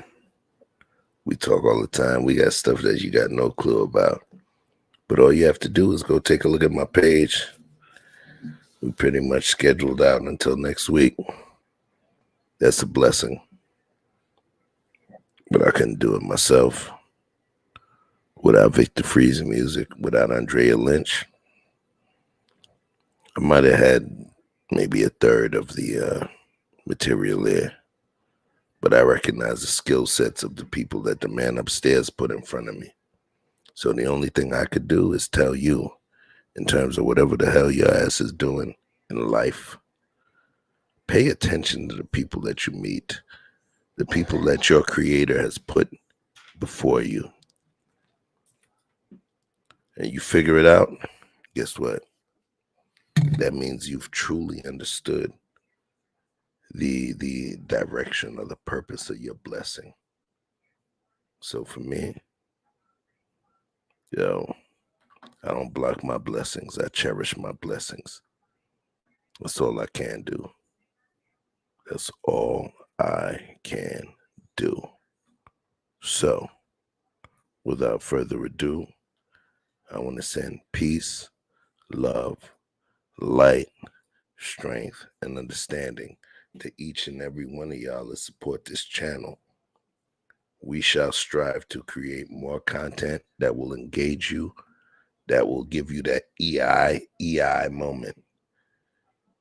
Education, information, entertainment, and intrigue. Rabbit holes. So, yo, it's your boy Chef. Peace, love, and light. You know, could do this every night. But until I get 180,000 subscribers so I could quit my wonderful corporate job, we're going to be doing it like this. Peace. Love y'all. Vibe the hell on. Let's go. Up on jump, it's the weekend. Dream come true with the big friends. Hitting on doors, that's a defense. Rolling with all, that's our friends. It me change, you let me peach. With a bull shaking to my maybe drop bands. So they won't buy, and I say, so they won't buy you the kid play. Baby, tell me what you want. Julian, I know you need fun. Ever since remember we been knocking at the door. Y'all been moving paper, we be running up the school. Y'all before that pillar, we was sleeping on the floor. West side Africa, you know the shit ain't hard. I don't care what they say. We don't care. Driving all night long. I don't care what they say. We don't care. Bobby, baby, come roll with me. All night long. As times relax, my mind's relaxed. I got now from who got next. Here's my number, just send a text. You got a man and she responds, nah. Okay, sure enough. I'ma let you go, don't wanna hold you up. I'ma call your phone when I put it up. Whoever let you go must be them as far. Wait far. Girl, you so fine, I pay for. Fly you first class to LA for. Body so blessed, I pray for. Body so blessed, I pray for. Because I don't care what you say. I don't care what they say. We don't care. Bobby, driving all night long. I don't care what they say. We don't care. Bobby, driving all night long. Why the hell I kill it? Night long.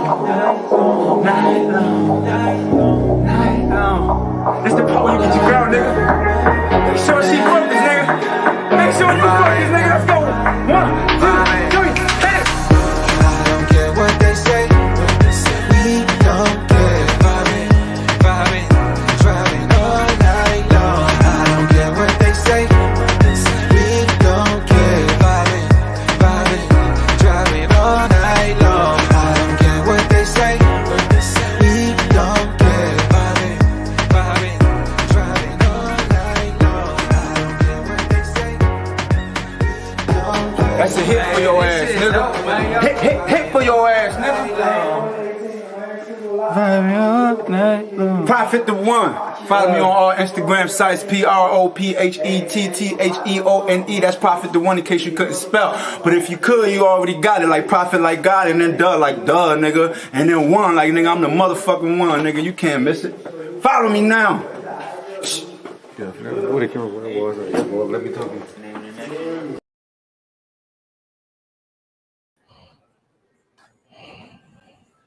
Damn, I was trying to be smooth with it. I'm still learning.